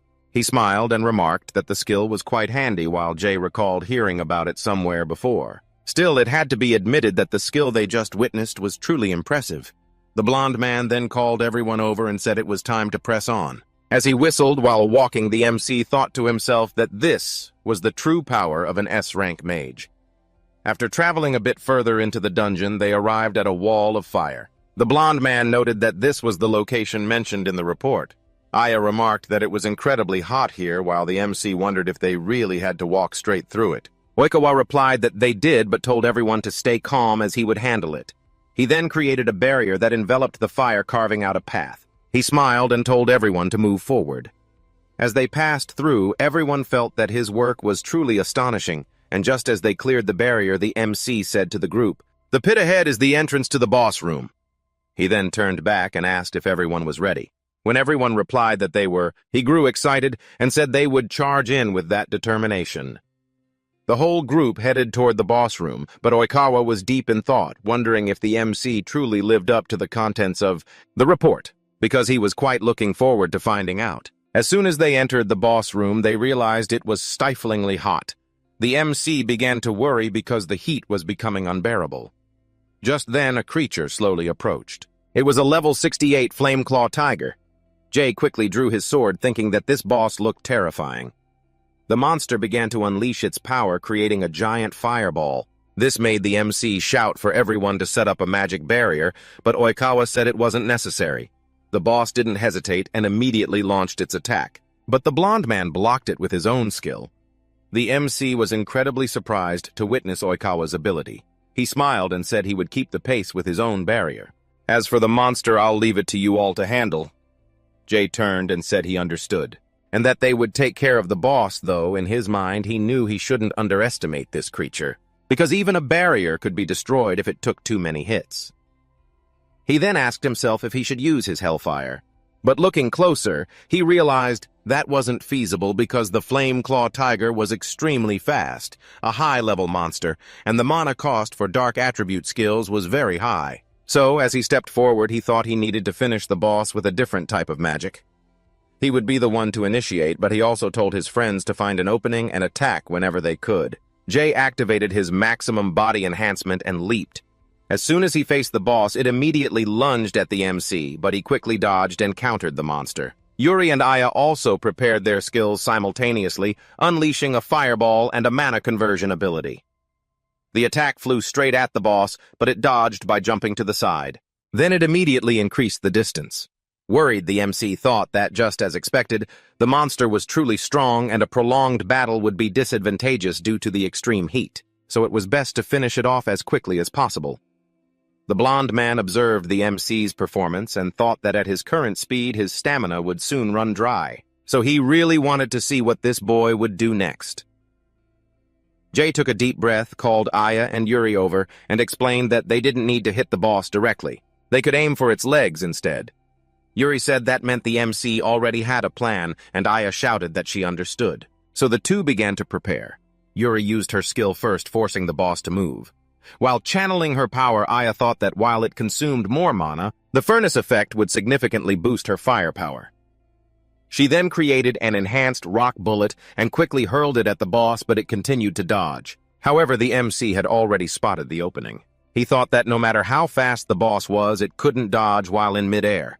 Not wanting to waste any more time, he jumped toward it and channeled his skill into his sword. Oikawa looked surprised to see the MC coating his blade in ice. The boss was startled as it realized it couldn't move, and Jay took the opportunity to strike the monster head-on. The Flame-Claw Tiger didn't have time to react and was sent crashing heavily to the ground. Thanks to that, they defeated the boss. The two girls ran over to the MC and said he did it, but he insisted that it was everyone's achievement. Oikawa smiled and thought that it was a fantastic coordination, and the MC was indeed a talented mage, just as the report said. However, he also thought that perhaps the MC hadn't shown his full power yet. Jay called everyone together and said they would return to the association to report, but Oikawa activated a spell and asked everyone to wait a moment. The MC realized it was the same ability as before, and the blonde man confirmed it, saying he wanted to test the MC. Jay looked confused and asked him to explain clearly. Oikawa explained that his square box could be used to capture monsters and also serve as a training method. He then asked to be blunt and said he wanted to see Jay's true power, so he wanted him to defeat the monsters sealed inside that skill. Oikawa made it clear that if things became dangerous, he would seal the monsters away again, but the decision to accept or not rested with the MC. Jay clenched his fists, thinking he still didn't understand Oikawa's motive. But even so, he wanted to gain more experience, so he said he accepted the challenge. The blonde man placed his skill right in front of the MC, and then said he would begin. As he opened the box, a wave of dark energy spilled out and quickly condensed into a physical form. Jay looked curious when he saw a black shadow. Oikawa knew that the monster inside would change its shape depending on the opponent's fears, so he wondered what would appear this time.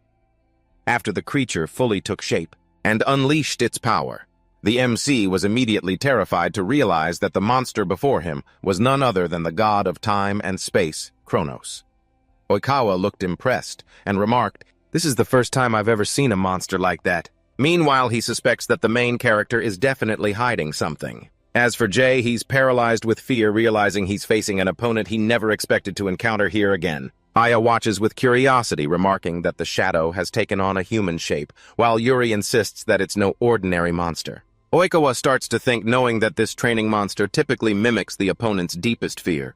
Yet he wonders what on earth is standing before them. Seeing the panic on the main character's face, he also questions if the protagonist has fought this monster before. Jay thinks to himself that this creature isn't the real Kronos, but the aura it radiates is still terrifying. He vividly remembers that feeling of being completely overwhelmed, right before he regressed. However, despite everything he knows, he can't just stand there doing nothing. He charges straight at the creature without a moment's hesitation. The Kronos clone easily blocks the protagonist's attack, and as their blades clash, the main character realizes that currently, he no longer feels overwhelmed. He puts more force into his sword, forcing the Kronos clone back. The creature lifts its head, and the protagonist is instantly struck with fear, because the Kronos clone is about to unleash its ability. An attack strikes immediately, forcing the protagonist to dodge to avoid a direct hit. Aya watches the battle, dying to know what that attack was. Yuri guesses it might be an invisible shockwave. The main character remembers seeing this power before his regression, and it seems he can still dodge it. Next, he channels power into his sword and declares that it's his turn. With that, he charges at the Kronos clone, shouting that this time he's going to finish it off for good. But the creature just lets out a faint smile, which makes the protagonist even more panicked as he sees the clone. Kronos has completely blocked his attack and even nullified his ability. The creature doesn't miss the chance to counterattack, sending the protagonist flying. Aya, worried about her friend, she screams and asks if he's okay. The protagonist struggles to get back up, wondering if his attack just now was actually nullified, and what kind of ability that really is. Aya asks Oikawa if he realizes the situation is becoming dangerous. He agrees that everything has exceeded the scope of a simple test. He raises his hand, saying he will recall the shadow back into the box, but then he's suddenly stunned by something. Yuri approaches and asks what's going on, since he should have been able to recall the shadow immediately. Oikawa replies that he is trying to do just that, but he points out that for some reason, the shadow fighting the protagonist is resisting.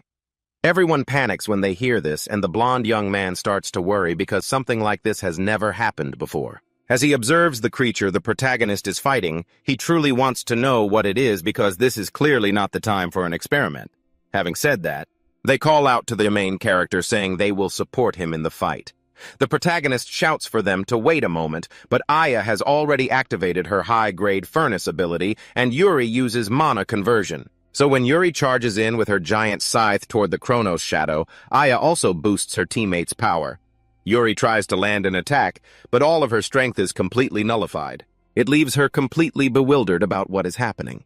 The Kronos shadow doesn't hesitate to counter, swatting Yuri away and slamming her into Aya. The impact is so strong that both are thrown against the cliff wall. This makes Jay scream in concern. Oikawa calls out to the protagonist because things have gone too far, and while exerting his power, he insists he will try to stop this thing at all costs. After saying that, he activates a sealing ability called Resistance Inhibition on the Kronos shadow. The blonde young man says he has it under control, but the creature just wears a bizarre, eerie smile, and immediately shatters the resistance inhibition completely. Both the protagonist and Oikawa are shocked to see the skill broken so easily. As the Kronos shadow approaches, the blonde young man remarks that if it continues like this, then all of them will be wiped out. The protagonist also starts to worry, thinking that the Kronos shadow is definitely using some kind of power. But he wonders if it's recreating the appearance and strength of Kronos from his own memories, until he gets an idea after questioning himself. So he calls out to Oikawa and says to leave the Kronos shadow to him because he will handle it himself now that he's figured out a way. Next, as he sheathes his sword, the protagonist thinks that in his past life he only knew how to run away from Kronos, but he understands that if he hesitates now, he will never be able to move forward.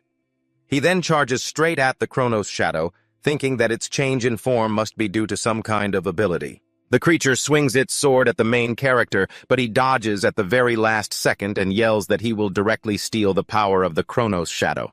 Having said that, he activates his absorption ability, causing a violent burst of dark energy to erupt surrounding them both. Immediately after, the Kronos shadow's sword begins to disintegrate, and along with it, parts of its body gradually vanish. Realizing it has been defeated, the shadow begins to shriek as its body is torn apart bit by bit. It doesn't take long for the shadow to disappear completely. Oikawa is extremely astonished by what he just witnessed, so he wonders what that ability was, and observing the main character closely, he also wants to know what kind of person he really is. 3 days pass, and Oikawa and Yuri are kneeling before someone sitting on a throne. Yuri says they have come to report the incident and addresses the person sitting there as the Green Emperor. A while ago, Yuri was standing in the hallway when someone approached, and she remarked that the person was late. It was Oikawa, and looking a bit embarrassed, he apologized for making her wait. As the two left, Yuri emphasized that last time she was almost wiped out because of him, while Oikawa said he never expected things to end up like that. With a hint of anxiety, Yuri says she's very grateful that MC forgave her, while Oikawa admits he understands that all too well. He then adds that MC is truly an incredible person because he went far beyond what she reported, but as they approach the door, the blonde boy wonders if the other person will overlook MC. When they arrive, the door opens, and as they enter, the person sitting on the throne thanks them for waiting. It is the Blue Emperor Hojo Izuki, who notes that they both did a good job. Yuri apologizes for meeting him right after returning from a dungeon expedition abroad, but the Blue Emperor tells her not to worry, noting that he himself had just been exploring dungeons in 10 different countries, making Oikawa wonder if that isn't too much. Izuki replies that the association's higher-ups are strict with their staff, and someone has to do it. So he had no choice, and Yuri says she remembers that very well. Since Izuki is the Blue Emperor, she guesses he was summoned, and Izuki mentions that the difficulty of those dungeons is equivalent to the Ikebukuro dungeon they once conquered. Yuri is extremely surprised to learn that 10 such dungeons exist, and looking at the Blue Emperor, she concludes that, as expected, he really is a monster. At this moment, Izuki stands up and asks if the two of them can talk about the guy named Kurosaki Rei. They agree, and after recounting the entire incident, the Blue Emperor says he understands and thinks the whole thing is truly amazing. Oikawa emphasizes that he is also very surprised and thinks MC might be as strong as an S-rank mage. Or even stronger. And Izuki remarks that it is clear MC's combat ability is excellent, and furthermore, he possesses the ability to steal his enemy's powers. Yuri thinks there is even more to it than that, but feels she shouldn't say too much. Izuki says if MC is truly such an elite mage, then he is very interested. After saying that he mentions he has a request for the two of them while elsewhere, Aya happily says they did a great job conquering the dungeon that day. Rei thanks her for the support, but Aya asks where Yuri went that day, and Rei replies that she said she had personal business to attend to. As soon as she sees MC Hinata, immediately calls him over, and Rei approaches to ask what happened. She says she really wants to know what he got himself into this time. Rei looks confused and asks what the problem is. Hinata explains that he has been summoned by the Blue Emperor, and he wants to meet MC in person. So Rei goes to where the Blue Emperor is. After he arrives, Izuki thanks MC for taking the time to see him. Rei is extremely surprised to learn that Hojo Izuki is the Blue Emperor, and Izuki asks if MC is Kurosaki. Rei remembers that in his past life, Hojo Izuki was known as one of the strongest kings. And not only that, he also admired him immensely because there were many reports of the Blue Emperor's great feats, and his saying that the strong should lead the weak had deeply influenced him. That is why he once wanted to become a great person like Hojo Izuki. But then he remembers that in the previous timeline, the Blue Emperor was caught in a dungeon collapse disaster and died in battle. MC understands that it happened because he stood up as a shield to protect civilians during the evacuation, becoming a hero who saved millions. After remembering everything, Rei wonders why the Blue Emperor summoned him. Just then, someone appears and says to reveal the secret. MC is surprised to see it is Yuri and asks what she is doing there. Aya is also surprised to see Oikawa present and asks what they are doing. Izuki says he will explain later, then explains that the two of them are recruiting talented individuals across the world, and they are members of the Apostles of the Holy Staff. Rei says he has heard of this organization. Aya adds that it is an elite group under the command of the Blue Emperor. Izuki explains that he was the one who requested MC to conquer that dungeon, and was also the one who sent Oikawa with them. Rei remarks that back then the blonde guy had a reason to fight the Shadow Maid monster, making Oikawa look embarrassed. But he still admits and emphasizes that he wanted to see MC's power with his own eyes, even though he knew he had caused a bit of trouble. Yuri says she also joined their group, because she found everything quite interesting. Next, the Blue Emperor steps toward MC and frankly says he is very interested in him and if he truly possesses such power. Then he wants MC to join his side. However, he also clarifies that there are still many things unknown about multicolored mana users, so he needs to confirm MC's character first.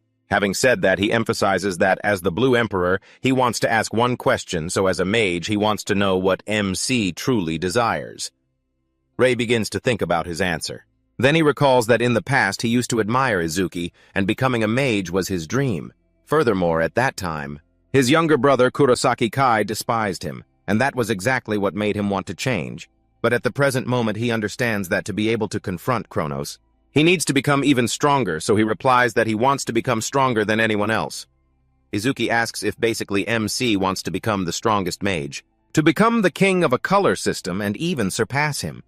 Rei clenches his fist and thinks that in his previous life, even with the Blue Emperor's help, he still didn't believe he could stop Kronos. Then he slams his fist against his chest, thinking that if one only knows how to admire others, nothing will change. so he affirms to Izuki that he truly wants to be stronger than him. The Blue Emperor takes a deep breath and smiles, remarking that it is a good answer, after saying that he asks if MC wants to join the Apostles of the Holy Staff, or not. Both Rei and Aya are extremely surprised by this invitation. Izuki says he believes MC will be able to go further when staying with capable people, so he doesn't think it's a bad idea. Then Rei and Aya walk down the hallway together. Oikawa asks the two to follow him. And as they pass through a door, MC cannot help but be surprised to find himself facing a series of elite mages under the Blue Emperor. These are the Apostles of the Holy Staff. One member among them laughs, puts both feet on the table, and says he has been looking forward to meeting the new member. But no matter how he looks at it, he's just a kid. A blonde girl laughs and says that MC is actually the same age as him. Another member laughs along and says it seems Kurahashi was getting all fired up, but the person next to him told everyone to stop the provocation. The redhead looked a bit embarrassed and mumbled that he got it. Oikawa asked everyone to sit down because he was about to explain the Blue King's request. After summarizing the situation, Oikawa emphasized that they needed to conquer 2 dungeons. Both are high-level recommended for level 65 and above, so they would split into 2 teams. He then explained that he would be heading to Makuhari with Yashiro, Shiro, and Asuma. Next, he said that Rei and his group would go to Tama with Kurahashi joining them. This left the redhead in disbelief, and he immediately made a demand. Oikawa waited a moment and asked why he had to go with the MC's group. Yuri asked if he didn't like it, which made Kurahashi immediately shout that of course he didn't. Oikawa asked if the redhead had even read the report. He then emphasized that Rei was competent and possessed 3 mana systems. Kurahashi insisted that having multiple mana types didn't mean the MC was strong, while pointing out that Kurosaki Kai was once the same. Rei was surprised to hear that the redhead knew his brother, while Kurahashi remarked that it seemed the MC had never heard that story before. So he explained that Kurosaki Kai used to be a member of the Apostles of the Divine Staff and was called the Death King, but in reality he couldn't compare to the people here. Rei felt intrigued and remembered that Yuri had once said his brother was disappointing, so he concluded that this was how everyone here viewed Kai. Kurahashi continued saying that possessing multiple mana systems was just an illusion, as he believed that wasn't enough to prove someone's strength. With that, he turned serious and emphasized that even though the MC caused a stir by conquering the Ikebukuro dungeon, he thought it might have been thanks to Oikawa's support. And then he stared straight at Rei, and asked if he understood that the weak should just shut up and stand in the corner. Aya wouldn't stand for her friend being called weak, so she immediately retorted that Rei wasn't weak at all, and that Kurahashi could only judge after seeing his power for himself. Rei smiled when he heard his friend stand up for him. Conversely, Kurahashi completely disliked that. So he sat down in his chair and said fine, he would verify it himself. As for Yuri, she thought the redhead was always weak against women as usual. Oikawa asked everyone to pay attention and announced that the lineup would remain as planned, because they needed to give it their all to conquer the 2 dungeons. Finished, he called Kurahashi over and said he should witness Rei's true power for himself.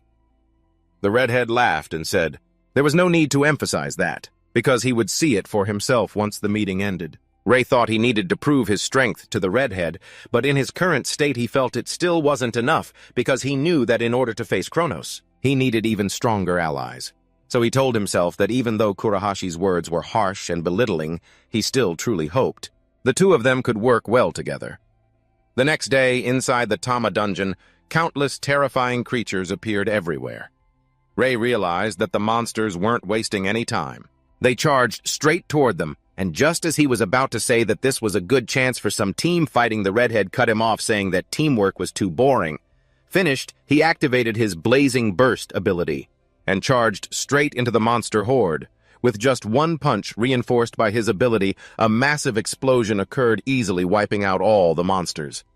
Aya noticed the mana of the redhead was the red element specialized in offense, and the range and firepower of his attacks were also incredibly impressive. Kurahashi looked at the MC and laughed, keeping that provocative smile. He said he bet Rei couldn't do what he had just done. However, he immediately jumped up and declared that he would hunt all the monsters himself anyway, and that a multicolored guy like the MC could just stand there and play by himself. Rei chuckled, but still apologized to the 2 girls. Then he turned back with a fierce look in his eyes and said he didn't want to lose to the redhead. Aya wanted to call her friend back, But Ray had already dashed off at full speed, and watching his back, she remarked that it seemed he was going all out this time too. Yuri said to just let the guys do what they wanted. The MC continuously took down creatures blocking his path, and while trying to keep up with the redhead, the latter laughed and remarked that the MC's movements were gradually getting better. Meanwhile, Aya and Yuri stood observing the two of them fighting like crazy against the monsters in the dungeon. Aya remarked that somehow the situation looked quite chaotic. Yuri agreed, but asked Aya if she didn't find the MC impressive for still keeping up with Kurahashi.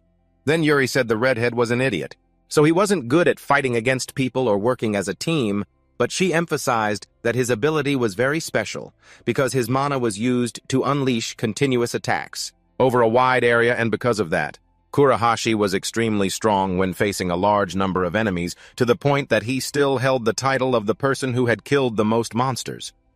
Even so, she believed that even before someone like that, Ray was still keeping up.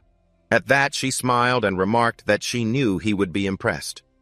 After a while in the dungeon, the group reached the boss room door. Aya gasped, wondering if they were truly about to face the boss already, when only 10 minutes had passed since they entered. The MC felt that by competing with Kurahashi, he seemed to have tapped into more power, and this was a feeling he had never experienced before. After that, he realized that compared to his former self, this was a huge step forward. Right then, the boss room door opened, and everyone quickly moved inside.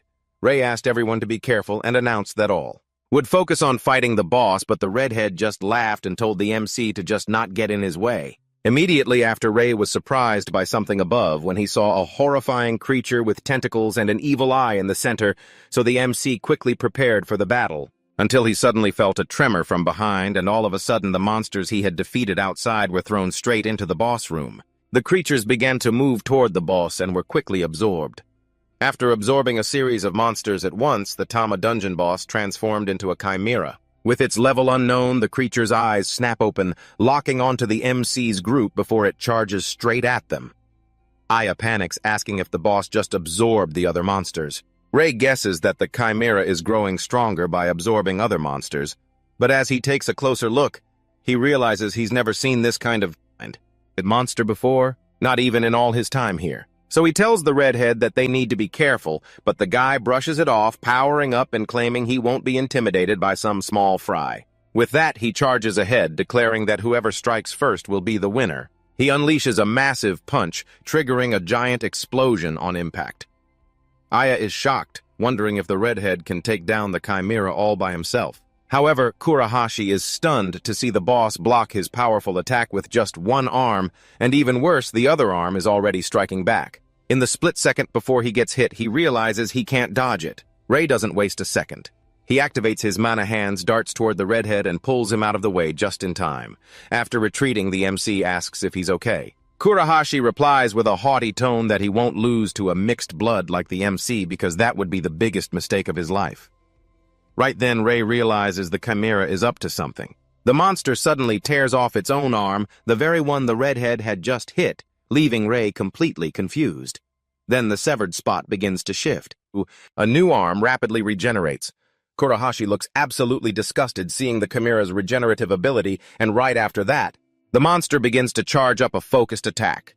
Ray tenses up, sensing that something major is about to happen, and as the chimera continues to gather energy, the MC screams at everyone to dodge immediately. The boss fires a concentrated blast of massive energy. Everyone jumps to the sides to avoid it, but the impact is so powerful that a huge explosion occurs, and the shockwave is strong enough to knock Aya back. She struggles to get up, staring at the sheer level of destruction from the boss's attack. The redhead asks Yuri what kind of firepower they just witnessed. She replies that it seems like the creature can't fire another shot right at this moment. Once she says that, she shouts that they have to seize this chance. She activates her ability and launches an attack at the chimera. The boss folds its arms and wings, shielding itself from the blow. Yuri realizes the chimera has incredibly high durability, and she finds it truly amazing that Kurahashi was actually able to burn something like that. Ray concludes that they are in a terrible situation because if they just keep defending, the boss is going to fire that beam again. He watches the chimera calculating. Maybe he needs to strike the main body, but its arms keep getting in the way. If he doesn't use his full power, it'll just use its other arm to protect itself. So he shouts for Aya. He asks if she can use mana fusion on Kurahashi. Aya is shocked, asking if the MC really wants her to use that ability on the redhead. Rei immediately answers yes, and Aya says, "Got it." She quickly begins focusing her power, and then activates mana fusion on the redhead, who is left completely stunned as he feels a surge of strength coursing through his entire body. Next, Kurahashi unleashes his enhanced power, yelling to ask what the hell kind of mana this is. Rei warns him that they don't have much time. He orders the redhead to attack the boss's main body. Without hesitation, he launches his attack, shouting that he understands. The chimera swings its arm to try and block, but Kurahashi pushes his power even further, unleashing a blazing explosive force that causes massive destruction. Aya is stunned by the redhead's terrifying firepower, while he, the moment the smoke from the explosion clears, goes completely silent because he sees that the chimera didn't just survive the hit. It's actually still gathering energy to fire another beam. Yuri screams for the redhead to be careful. He tenses up, admitting that even an enhanced attack couldn't take the boss down. But the MC zips past him and says that's not the case. He says the redhead actually paved the way perfectly. With that, Rei prepares to unleash his black flame. Kurahashi is shocked, and as he observes the MC's power, he wonders if this is dark mana. Rei rushes in to land the finishing blow just as the chimera fires its energy beam. The MC uses his abyssal fire ability, hitting the chimera head-on as the creature collapses to the ground. The redhead still doesn't understand what just happened, or what kind of power that was. Looking at the MC's back, he realizes that even he couldn't have destroyed that monster with his own power. Moreover, he can sense the MC's sheer will to break through in that situation. Then he starts laughing, excited, wondering if the person standing in front of him is even real. The next day, as Kurosaki Kai walks through the city center, he sees a news report on a building saying that his younger brother has conquered the Tama dungeon, and he's already moving on to conquer another high-difficulty dungeon. The people around are amazed that the MC just cleared yet another high-level dungeon. Kai hears them saying that his younger brother is truly incredible. That is, until he hears someone remark that Kai's own situation just keeps getting worse. Kai quietly walks away alone, but it's obvious he absolutely hates that. Meanwhile, at the Divine Staff Apostles organization, Izuki remarks that everyone did a good job conquering the dungeons, but points out that the Tama dungeon seemed to have more problems than usual. Rei confirms this, and announces that they encountered a new type of monster. Azuma laughs, saying he heard it was a very powerful monster, while Shirai feels regret for not being able to see it with his own eyes, until Oikawa calls out to Kurahashi and asks him what his assessment of Rei is. After a moment of hesitation, the redhead remarked that the MC wasn't bad at all, even suggesting a great strategy, which left Rei surprised. But Shiro noted that the redhead had always looked down on him, so he wanted to know if the guy was taking back what he said. Kurahashi immediately told her to be quiet. Then he took a deep breath, pointed at the MC, and apologized for underestimating him and calling him names while also acknowledging his strength. Rei chuckled and replied that it wasn't necessary. He made it clear that the redhead had actually helped him a lot, so no apology was needed, leaving Kurahashi stunned. Then turning away, he muttered that he wasn't happy about being praised, since he only did it for himself, so the MC shouldn't misunderstand the older members of the Apostles. The Divine Staff laughed, thinking the redhead was indeed cold and calculating. The Blue King remarked that he was glad the two were now friends, confident that no one would complain about the MC anymore, after saying that he handed Rei an object prompting a curious and surprised look. Izuki explained that it was the symbol of the Apostles' Divine Staff, and then, as the Blue King, he officially welcomed Kurosaki Rei. He then emphasized that the MC could still work with his group as usual, as he trusted that Yuri would agree, but besides that, he really hoped they could fight together. Rei clenched his fist, and as he took the Blue King's hand, he replied that he agreed, and it would be a great honor for him. Aya was surprised by this turn of events. She thought to herself that she knew her friend was excellent, especially since he was now being recognized by one of the strongest mages. At that moment, Kurahashi laughed and said that he would train the MC well, since they were now teammates. However, Yuri immediately chimed in, saying that it seemed like the redhead was the one who needed some lessons, causing him to tell her not to interfere and to stop being annoying. Izuki thought that Rei had clearly built a bond with the others, and that putting the two of them on the same team had been the right decision. Oikawa looked at Izuki and thought that if he had recognized Rei from the very beginning, Kurahashi surely would have objected, so he thought the Blue King was as wise as ever. The Blue King remarked that it was good, that everything was going according to plan, but he still wanted to make an offer.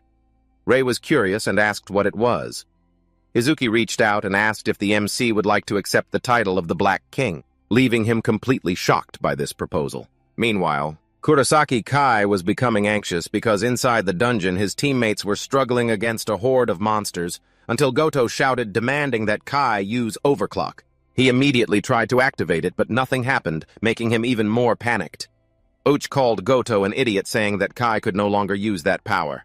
Ever since the day he faced the MC, Kai couldn't stand still and kept trying to attack with a different ability. After a while in the dungeon, his teammates were exhausted and said that somehow they were still holding on. Kai asked them what they were doing, as they were supposed to keep moving forward. Goto nervously said that they had been in the dungeon for 5 consecutive days, so he wanted to know if Kai thought they should stop. Kai barked at Goto to shut up, then turned and kept walking, saying they had to continue. Goto was stunned by his friend's attitude and asked Uch if it was okay to keep following Kai like this. Uch asked what nonsense Goto was spouting. Then he started running after him, saying they needed to support Kai during this most difficult time. Meanwhile, Kai walked through the dungeon thinking he needed to conquer it quickly until he remembered a few days ago when a girl approached him asking if he had a moment. At that time, he replied that he wasn't doing interviews, but the girl said that wasn't it. She just wanted to ask for Kai's opinion on her brother, which caught him completely off guard, and that same day, Kai heard from many others wanting to know about his brother, and as he recalled that, he became even angrier because according to the rumors, he believed his brother had even been recognized by the Blue King while he was still there. They only talked about teamwork and other nonsense. Furthermore, he knew everyone looked down on him, but he believed he would prove to everyone who was the strongest.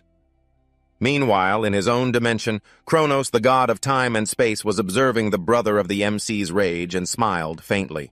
After that, he thought he had found an interesting pawn. The next day, Kai reflected on the time when the dungeons first appeared and how the world changed. It became an era where powerful mages gained social status, and that became a turning point for him as well, because the probability of someone possessing 2 mana systems was only 1 in a million, and he knew he was one of them. He even had a special ability that satisfied him so much that he even kept his distance from his teachers because they would become cautious once they realized who he was. And that was exactly what made him enjoy this social status. Just like the people at school who were always surrounding and flattering him. Even his parents, who used to keep their distance, began to praise him. Kai thought that even the Apostles' divine staff, those who considered themselves elite, had accepted him as their youngest member. However, over time, those people became rude, so he decided to leave, because it showed they didn't recognize his ability. But there was one thing he always knew, because one day while they were in their room, his brother didn't treat him any differently, even though he knew Kai had no talent and was weaker. His brother's eyes seemed to say that one day he would catch up to him, and that made him hate him because as someone chosen by the world, my brother has no right to look at me like we're equals, and I understand now that's exactly why I need to prove to that idiot that I'm the strongest one here. I truly want him to understand that we live in 2 different worlds, but I was shocked when the unthinkable happened. It feels like he's actually surpassed me. I eventually decided to stop thinking about it. It doesn't matter anymore. Now that I'm a king walking through the city, I tell myself I can't just sit around and do nothing. Just then Kai heard someone call his name.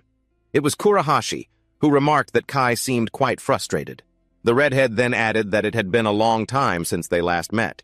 The last time was probably when Kai was kicked out of the Divine Apostle Order. The Death King immediately flared up, insisting that he wasn't kicked out at all. He claimed he left the group on his own terms. Even though the Blue King had promised to treat everyone fairly, he still acted like a superior, constantly barking orders. Kurahashi, however, didn't care at all about what the MC's brother had to say. But Kai kept going, claiming the Blue King was just jealous of his talent and didn't want to keep him around. After saying that, he called the redhead back and said he'd heard the news about Rei becoming one of them. When Kurahashi asked what that had to do with anything, Kai spat that his brother was just a useless burden. Kurahashi's expression darkened instantly, cutting him off. He told him to shut his mouth, leaving Kai stunned by the redhead's intensity. Kurahashi continued, saying he didn't care what Kai thought, but he stressed that Rei's ability was the real deal. Even as a dual-class mage, he's far more humble than you, Kai. Kai became agitated, shouting at the redhead to stop talking nonsense and emphasizing that he is still the Death King. Then he asserted that it was the highest title a mage could ever achieve, so he didn't want to be compared to trash like his brother. Kurahashi laughed, saying it seemed Kai didn't know anything at all before revealing that the MC had been nominated to become a king. and the recommendation even came from the Blue King himself. Kai was struck dumb, struggling to ask if his brother was really going to become a king. The redhead replied that Ray hadn't given an answer yet, and unlike Kai, he wasn't obsessed with titles. Then he asked if Kai really thought his brother was weaker than him. He called it a big joke and stated that Ray had been stronger than Kai for a long time. Kurahashi stepped closer to the Death King and said he felt Ray was much better suited to be king than Kai. Then he asked if the Death King agreed. Kai exploded in rage, the memory of his brother surpassing him flooding back.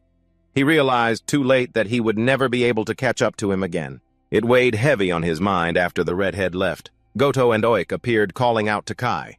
Goto announced they had restocked their supplies and believed they were ready for tomorrow's dungeon. He added that they could leave now, but Kai refused and told them to hit another dungeon.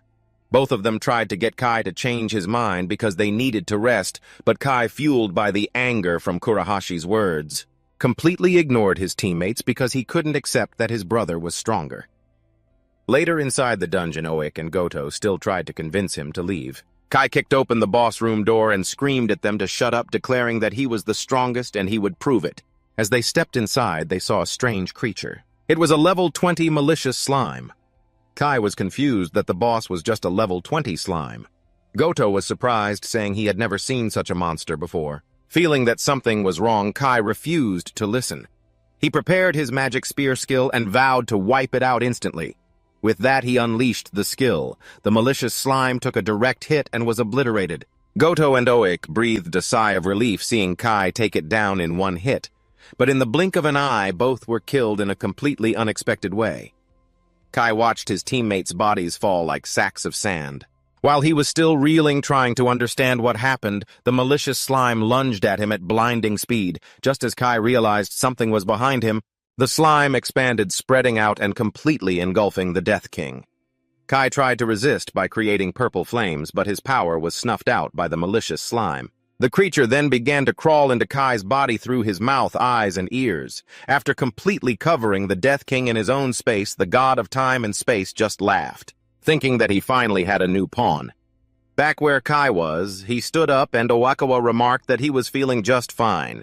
Meanwhile, inside the dungeon where Kronos was being sealed, one of the chains holding him broke. Kronos laughed, thinking that finally a piece of his seal had been undone. Afterward, at the Divine Apostle Order's outdoor training ground, Rei and Kurahashi were practicing by fighting some creatures. After they finished them all off, the creatures turned back into crystals. Oikawa remarked that they could take a short break, praising how well the two were moving. Aya approached her friend and said he did a great job. She also said she learned a lot by watching Kurahashi. The redhead felt a bit shy and said it was nothing special, then suddenly mentioned to the MC that he had met his younger brother in the city earlier. He then remarked that the idiot Kai still thought he was stronger than the MC, adding that he had told him everything. Yuri teased that it seemed the redhead had gotten heated on Rei's behalf. Someone he personally respected was being looked down on by Kai, making Kurahashi immediately react and deny it.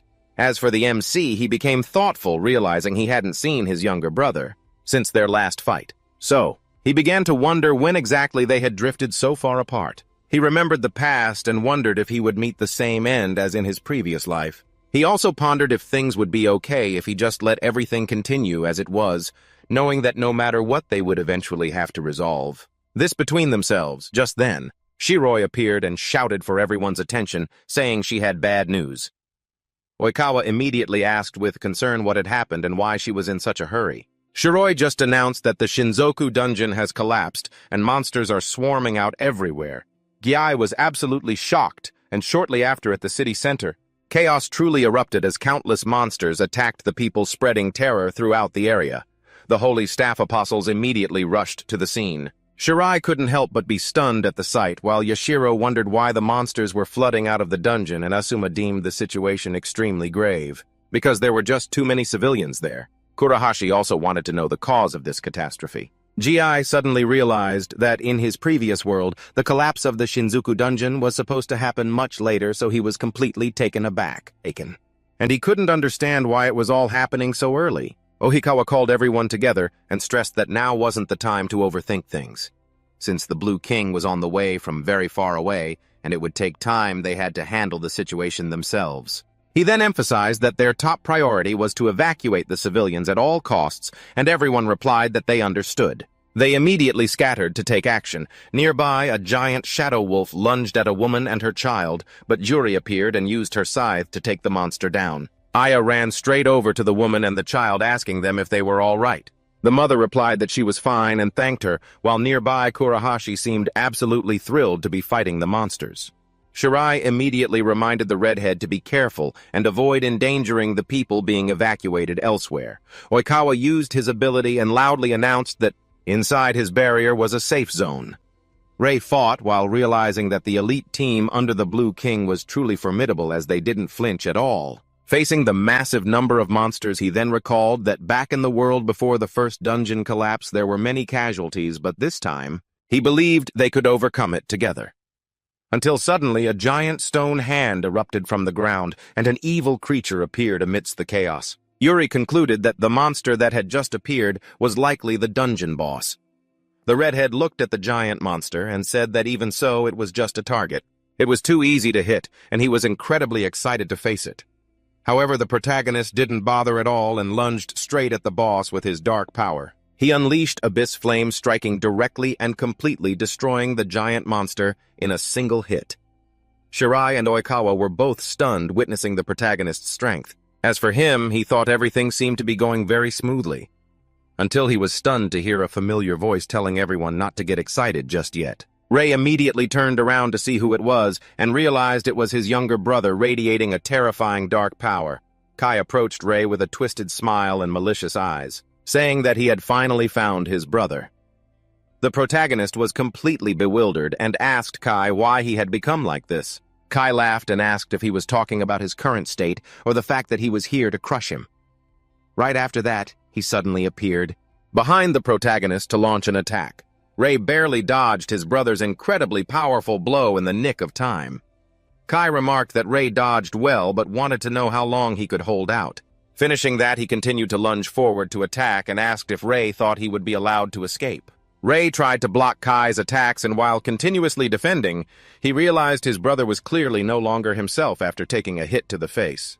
The protagonist continued to question his brother's current state because, looking at him from up close, Kai even looked like a terrifying monster.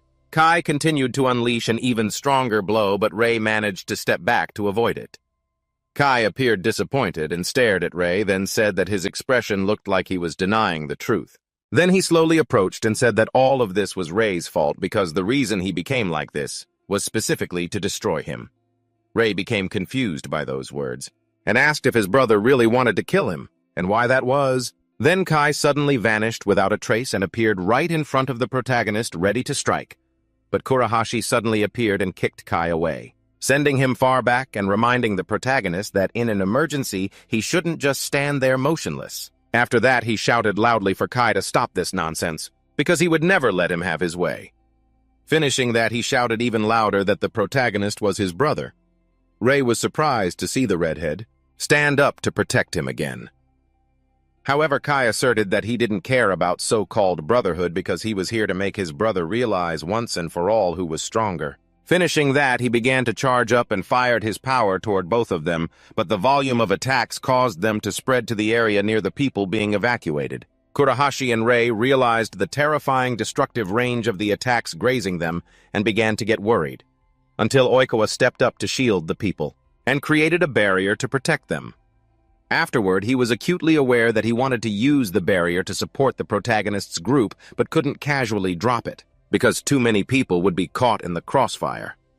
Rei shouted loudly for his brother to stop the attacks, but Kai completely ignored him and told him to shut up.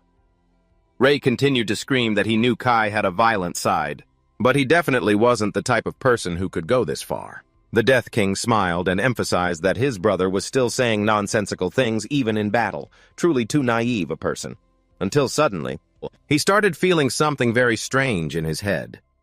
Rei noticed that and shouted his brother's name, but Kai lost control even more, unleashing a series of consecutive attacks. While shouting that this was the punishment for his brother looking down on him, the protagonist's group saw the attacks raining down and immediately had to move to avoid getting hit.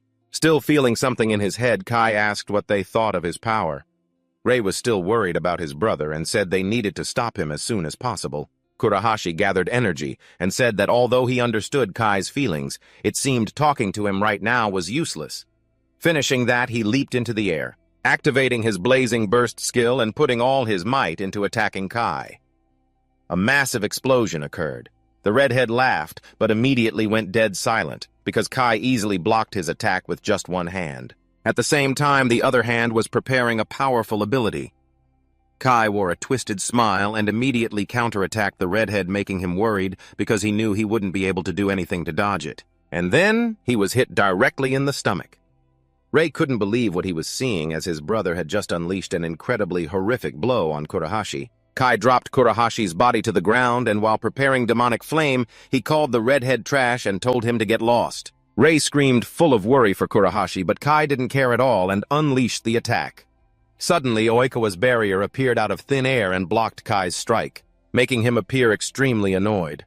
The blonde guy approached Kai and said that things had come to this point now. After that, he became serious and declared that this time he would be the one to face him.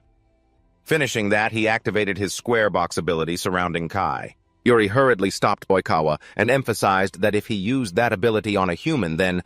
But he cut him off and said he knew clearly and that this would also put a terrible burden on himself.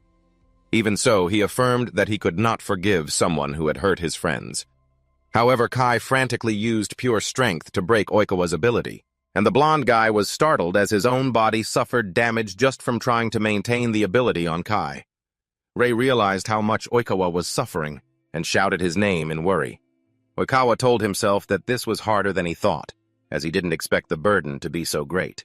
But no matter what, he was still determined to seal Kurosaki Kai at all costs.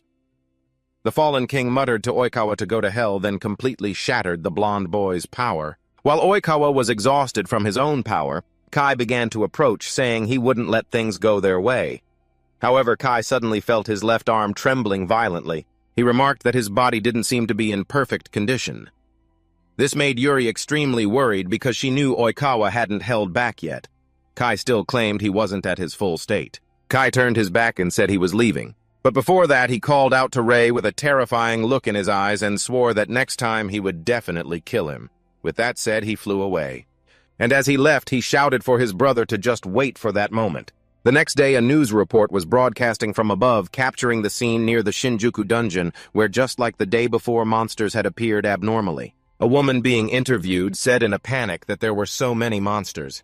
Even though mages had rescued them, everything was in total chaos. People watching the news were discussing that they knew this day would come, but they didn't expect the monsters to appear in such a way. Until someone in the crowd shouted that it was all meaningless and they needed to evacuate immediately to places with fewer dungeons. From afar, Oikawa just silently observed the chaos. Then he thought that society was starting to panic due to the appearance of monsters, but in his mind, the real problem right now was the fallen king. He wondered what they should do next. As the situation seemed to be getting worse, not long before someone had reported to the Blue King that they would leave the whole matter to him, and Izuki replied that was correct. At the same time, he affirmed that he would certainly resolve this issue properly. Meanwhile, at the emergency room, Rei was sitting and waiting outside. Aya called out to him, but he didn't react because in his head he was thinking that everything that happened was his fault, as it was he who had caused Kurahashi to end up in such a state. Furthermore, he couldn't convince his younger brother, let alone stop him.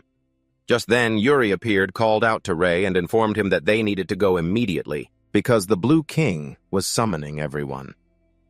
Rei took a deep breath, and even though he felt a heavy burden on his heart, he still replied that he understood. After everyone was present, the Blue King stated that the current situation was extremely serious, because even though they had destroyed the monsters outside, the fallen king had still escaped, and they could not let him remain free like that. Yashiro and Azuma believed that the transformation of Kurosaki Kai was not normal, and not only Kurahashi, but also civilians were severely injured. Shirai then asked what they planned to do next. Izuki said that he had discussed it with the other Origin Kings. This made Aya extremely surprised, while Yuri explained that they were the ones with the authority to issue orders in this situation. However, she still felt confused because this was a matter involving a king who had lost control, a situation where even top-tier mages felt threatened. Izuki stood up from the throne, approached the protagonist, and said that Kai was his younger brother. Even though the next words might sound very cold, they would proceed to eliminate Kurosaki Kai. Rei was completely stunned by that decision. Shirai explained that this was a term they used for monsters. Oikawa immediately retorted and emphasized that the Blue King's words were absolutely correct, adding that Kai's reckless actions that were no different from a monster, and both the Red King and the Yellow King had reached the same conclusion. After speaking, he emphasized that before there were more victims, they had to end this once and for all. Then he announced that they had identified Kurosaki's hiding place, and this time he would also participate, causing Rei to shout in a panic, asking the Blue King to wait a moment. Rei asked if there was any other way, because he believed they could imprison his younger brother instead of eliminating him. Izuki became serious and replied that there was no other way, emphasizing that even Oikawa's powers couldn't control Kai, so they couldn't let this happen again. Therefore, the elimination would take place tomorrow afternoon as the final decision. But Rei was completely shocked by the Blue King's decision. He thought to himself that it was true that Kai had many negative traits, and as he watched them discuss, he also knew his younger brother had a habit of looking down on others. But when remembering his childhood, he realized Kai also had good sides. Rei couldn't help but wonder if there really wasn't any other choice. Just then, Oikawa received a message on his phone, and after checking it, he happily announced that Kurahashi had woken up.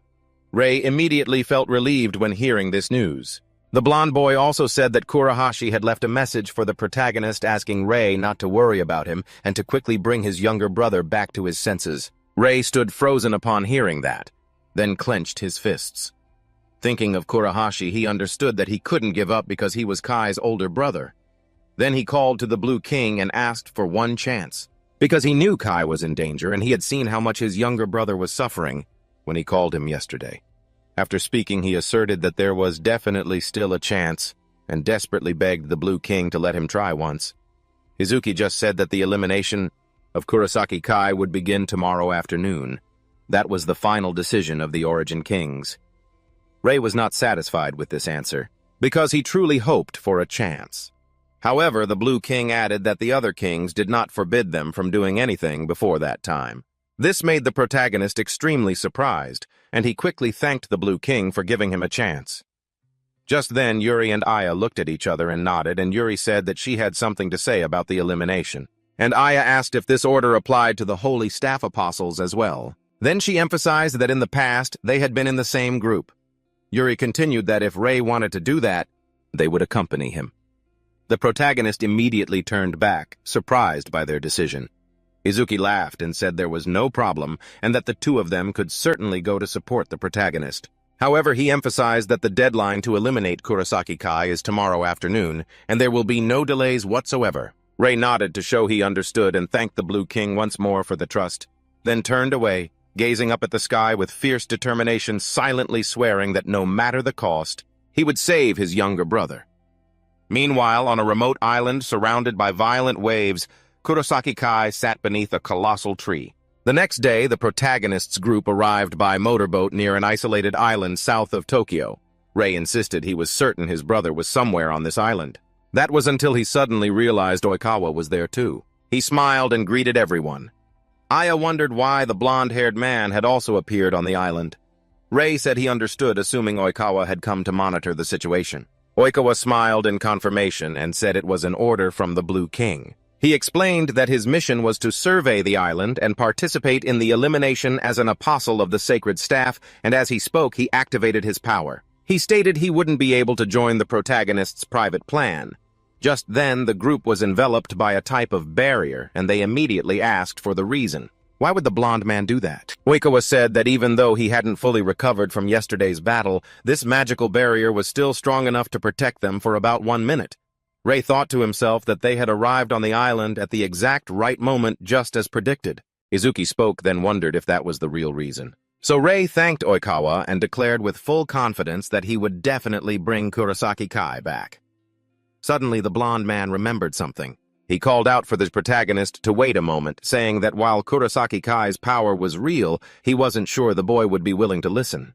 With that, he asked the protagonist for permission to intervene one more time. Meanwhile, somewhere on the island, in the middle of a gloomy forest, Kai lay on the ground, muttering to himself. Then he began to feel a splitting headache thinking about how much he truly despised his brother. With every passing second, Kai's pain grew worse, and he started to think he hated everyone. He threw a punch at the tree trunk, easily splitting it in half. As the tree crashed to the ground with a heavy thud, Kai was consumed by a dark rage, leading him to think he needed to destroy everything. This fury gradually took the form of an entity and began to influence him. It kept whispering to him, telling him not to hold back and to destroy everything. That entity was the manifestation of the god of time and space, Kronos, who was still trapped in the dungeon. However, because one of the seals had been broken, he began to manipulate Kai more intensely. Right at that moment, the Death King was covered by a massive source of energy, and then that energy exploded and shot straight into the sky. The protagonist's group saw this burst of power and immediately wondered what kind of energy it was. Oikawa became incredibly terrified, thinking it might be exactly what he had feared. Back at Kai's location, he began to smile, then released his dark energy, saying the power he had just attained was truly magnificent. Immediately after, he heard a voice asking him to become the new king, to destroy and rule the world as a demon king. Kai seemed surprised by the voice, but then he laughed, thinking the idea of becoming a demon king was actually quite interesting. Kronos continued to demand that Kai eliminate all mages and keep advancing, until the entire world was destroyed. Meanwhile, Rei stared intently in the direction where the power had appeared with a suspicious look. Then he called out to Aya and Yuri, asking if the two of them were ready. They immediately replied that they were ready and would do whatever he asked. So the protagonist called for both of them to come find his brother and leave the island. It didn't take long.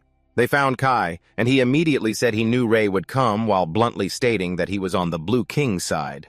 Rei replied that Izuki had trusted him and he wanted to bring Kai back. The Death King looked confused by that, but while releasing dark energy from his hands, he declared that he had decided to destroy them all. Having said that, he unleashed his power. Lunging straight toward the protagonist's group, Rei was stunned by the scale of that power. And when observing his surroundings, he realized that compared to yesterday, his brother had become much stronger. Kai used his power to fly up and declared war on humanity, and that it would start with the destruction of his own brother. Rei broke into a cold sweat witnessing Kai's power, but he still offered a smile, and while preparing for battle, he said that he had always been selfish. Kai was surprised and asked what he was implying, so Rei shouted that he would stand against him, and emphasized that as an older brother he had a responsibility to stop him. Kai asked if the role of a brother was to stop him, and if so, then he should quit. That attitude of acting like the strongest one, adding that those words only made him more irritated. Yuri turned to Aya and said she didn't think this approach would be effective, because the protagonist's brother didn't even want to listen. Kai summoned a fireball and threw it, creating a violent path of flames while telling his brother to just disappear already. Seeing the fire surrounding his friends, Rei shouted in worry, calling out to them. Yuri remarked that the firepower was truly overwhelming, while Aya emphasized that in this situation, they couldn't get close to help. Kai declared that he would sacrifice his brother right here, and ensured that no one else could interfere. Having said that, he figured that way. The battle would be one-on-one, and now he could prove his strength. Rei asked his brother what on earth he wanted to prove, and if that was the reason he was fighting. Kai replied that as he thought his brother didn't understand at all. So he declared that power is justice, and everything had changed since the dungeons appeared in the world. Before that time, he was once hailed as a gifted mage, but people's attitudes shifted later on, and that is exactly why. If you aren't strong enough, nobody pays you any mind or even bothers to look at you. After saying that while preparing his evil spear, he declared that after this battle, his brother would have to change his opinion of him and he would prove it. Rei prepared his abyssal flames, realizing his younger brother's power had far surpassed yesterday's, so he couldn't rely on normal attacks to deal with him. Right after Kai hurled the demon spear, the protagonist unleashed the abyssal flames and the two powers clashed violently. Kai realized the technique his brother just used was the very one he had used before. Then he prepared another ability and he shouted that he would finish him off. Rei didn't stand still. He activated a body enhancement and lunged straight at his brother, but he was startled to see Kai with claw-filled hands. Kai had predicted his movement. Just as Rei was about to get hit, a barrier appeared between them, blocking Kai's attack and catching him off guard. Rei immediately realized it could only be Oikawa's barrier. He seized the moment while his brother was distracted and landed an incredibly powerful body-enhanced punch to his stomach. Kai was sent flying hard to the ground. When she saw that, I immediately asked if Ray had won. The protagonist landed on the ground and realized he couldn't copy his brother's ability, so he began to suspect that it was related to Kai's transformation. Then Kai stood up, leaving Ray completely shocked that he could still endure such an attack. Upon noticing a strange, dark energy source in his brother's chest, Ray began to wonder what it was. Kai wanted to know so much, especially since Oikawa appeared with the barrier ability, and his brother's friends had also followed him all the way here, even including Kurahashi. They all chose to stand by his brother. Kai gradually became confused and wanted to know why his brother was trying so hard to stop him. He bowed his head and admitted that this really annoyed him. Then he roared in anger and unleashed a massive source of power. Ray saw this and wondered if that power was reacting to his brother's emotions. Kai created a series of dark orbs, and the protagonist realized they were many different abilities, but he knew that as of now, Kai couldn't trigger overclock. Immediately after, he was incredibly amazed to see Kai had just created even more abilities using Tris Decay. Ray didn't understand how his brother could use so many abilities without needing overclock. Kai unleashed all of that power and screamed, telling his brother to go straight to hell. Ray watched the incoming attacks, and a massive explosion occurred instantly. Kai gasped for air, having exhausted too much power, and thought he had finally won. Then he laughed and asked Ray where he got the confidence to play the part of a big brother, because in terms of power, he was nothing. When the smoke cleared, Ray spoke up, saying that even though his brother thought he had won, he wanted to know why he still looked so sad. Kai was surprised and tried to understand what was happening, then looked at the power on his brother's hand and asked, "Isn't that Kurahashi's ability?" Ray channeled the power he took from the red-haired guy into his fist and asserted to Kai that he wouldn't let him destroy everything like that, and he would bring him back at any cost. Kai said he knew Kurahashi's blazing eruption technique had a wide range, so he assumed his brother used it to block his evil spear.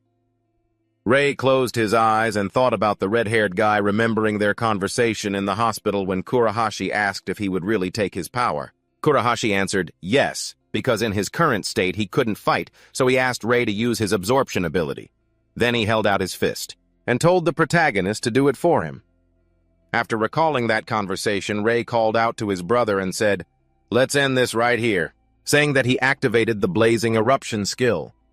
Kai was forced to fly up to avoid getting caught in the blast, but immediately after he saw his brother use mana conversion and launched it instantly. Kai dodged while realizing this time his brother was using Yuri's ability. Ray focused his power and created a giant fireball.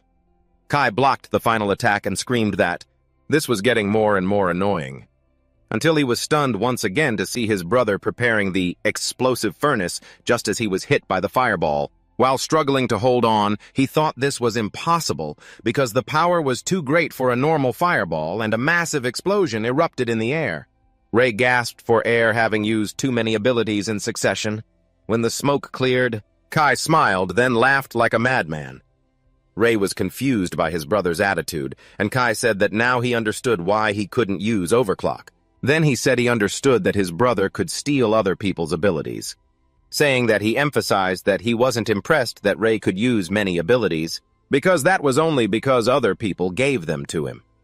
He continued that if those abilities became his brother's strength, it meant he accepted, sacrificing others. Ray shouted that Kai misunderstood everything, but Kai cut him off and said he wasn't wrong, then declared something. He said his two teammates had been eliminated, and that what happened to them was because Ray took their overclock abilities, causing the whole group to weaken. So Kai screamed that this was the consequence of his brother stealing other people's powers because it was his fault that his friends were killed. He assumed that was no different from Ray being willing to sacrifice others to get stronger, and because of that, they were essentially no different. Ray intended to shout back to explain, but then he stopped. He clenched his fists and realized he couldn't think of anything to refute, because he had never thought things would lead to this outcome. Just because he had taken away his brother's power, but he knew that in the future he would need to change how he used that power. If not, humanity will be defeated by Kronos and face extinction, yet he still wonders if he can truly accept that kind of power. Kai prepares to strike, shouting that it is too late for his brother to regret anything, but still insists he will give him a hand. With that, he lunges straight at Ray. Immediately after, He unleashes a series of strikes forward, then accelerates to close the distance. Kai begins a barrage of attacks and asks his brother how he feels about that power. Just before delivering the next blow, he screams that in the end they both think exactly the same way, and then he throws an incredibly powerful punch, but something unexpected happens, leaving Kai completely stunned by what just occurred because his punch landed directly on Ray, and he immediately asks why he didn't dodge or do anything to avoid the blow. Ray calls out to his brother, touches his hand, and apologizes while returning the overclock ability to him, saying he knows full well it is a stolen power from others, but even so, power is meant to protect people. After that, while releasing energy throughout his body, he asserts that he needs power too. But what his brother is doing is completely wrong. Kai is knocked back by the power his younger brother is releasing. He thinks of Ayazuri Oikawa and Kurahashi. Then, while channeling a completely new type of ability, he says that all of them have entrusted their power to him, and as he reaches his hand forward and places it into the flow of energy, he emphasizes that this is the result of merging their powers. Finishing his sentence, he draws a black sword from the converging mass of energy. Kai is extremely astonished and asks what is happening, because he is seeing a source of power that is both immense and ominous, radiating from his younger brother. Ray swings the sword and tells his brother to end this battle right here. Having said that, he points the black sword forward and tells Kai to fall before it. Kai yells for Ray to shut up, and while preparing his demonic spear, he screams that his younger brother is just gathering others' strength, and cannot do anything more than that but right after. A black slash completely wipes out his spear, leaving him dumbfounded and wondering if his younger brother truly managed to destroy that ability, or not. Ray thinks everything is just as he predicted, that the strange energy inside his brother's chest is the core, because he can feel an evil power radiating from that core, and perhaps that is the reason why Kai has become this way. Therefore he closes his eyes, grips the sword tightly, and tells himself that this time it is not about winning or proving who is right or wrong, because the power in his hands exists to save his brother, and that the destructive power of Kurahashi, the explosive flames, the mana transformation ability of Yuri, together with the durability from Oikawa's barrier ability, combined with a dark ability, all fused to create the Abyss Blade. Kai calls his younger brother a loser, and asserts that he will not rely on anyone, and that he will do everything with his own power. Then, while gathering energy, he emphasizes that he will make his younger brother regret returning the power. Finished, he activates overclock, and a massive flow of dark energy spreads across the space. Ray is astonished and wonders what it is he is seeing. Could that be the result of overclock in his brother's current form? But then he smiles faintly, causing Kai to immediately ask how a loser like him can even smile. He replies that his brother has always been extraordinary, and surely with his own power alone he could not defeat him. But that does not mean his own weakness is a reason for his brother to lose himself. So as he rushes forward at extreme speed, he asserts that from now on, no matter how strong Kai is, he will still wake him up even if he has to do it over and over again. Kai tells his brother to try it if he can. At the same time as he prepares his ability, he says that the final victor will still be him. Then he fires the energy toward his younger brother. Ray directly confronts the attack, and Kai screams that he will not lose to him and will never let that happen again, because that is the reason for his existence. Ray focuses and thinks of Aya's power. Right after that, he activates the explosive furnace, thanks to which the power of the Abyss Blade is amplified, and he successfully slashes through his brother's attack. Afterward, he advances straight toward Kai and delivers a direct strike. Kai is sent flying very far with massive force. While being blown away, he wonders why even in this form he still cannot defeat his younger brother, and as he falls to the ground, he continues to wonder what he had to do to change that outcome. Kai calls his brother, and just as he approaches, he says that everything is okay, and no matter what happens, the one standing tall in the end will still be him. Then he smiles and says, the reason is simple. It is because he is his younger brother. Kai begins to reminisce about the past and quickly remembers when Ray was small but was always excellent, good at everything, and very kind. Because the two of them spent so much time together, and every time he slacked off, Ray had moved much further ahead, making him not want to be left behind, and he always tried his best to be able to walk alongside his brother. But Ray was talented at everything, and no matter what he did, he had never defeated him. Not only that, his brother was also the pride of the family and was naturally loved by everyone. Everyone surrounded him, and because of that, he could not step into that circle. So he began to keep his distance, stopped trying, and thought that his own pain might hurt others. He continued to isolate himself, but even so, Ray was always by his side, without ever knowing what he was feeling.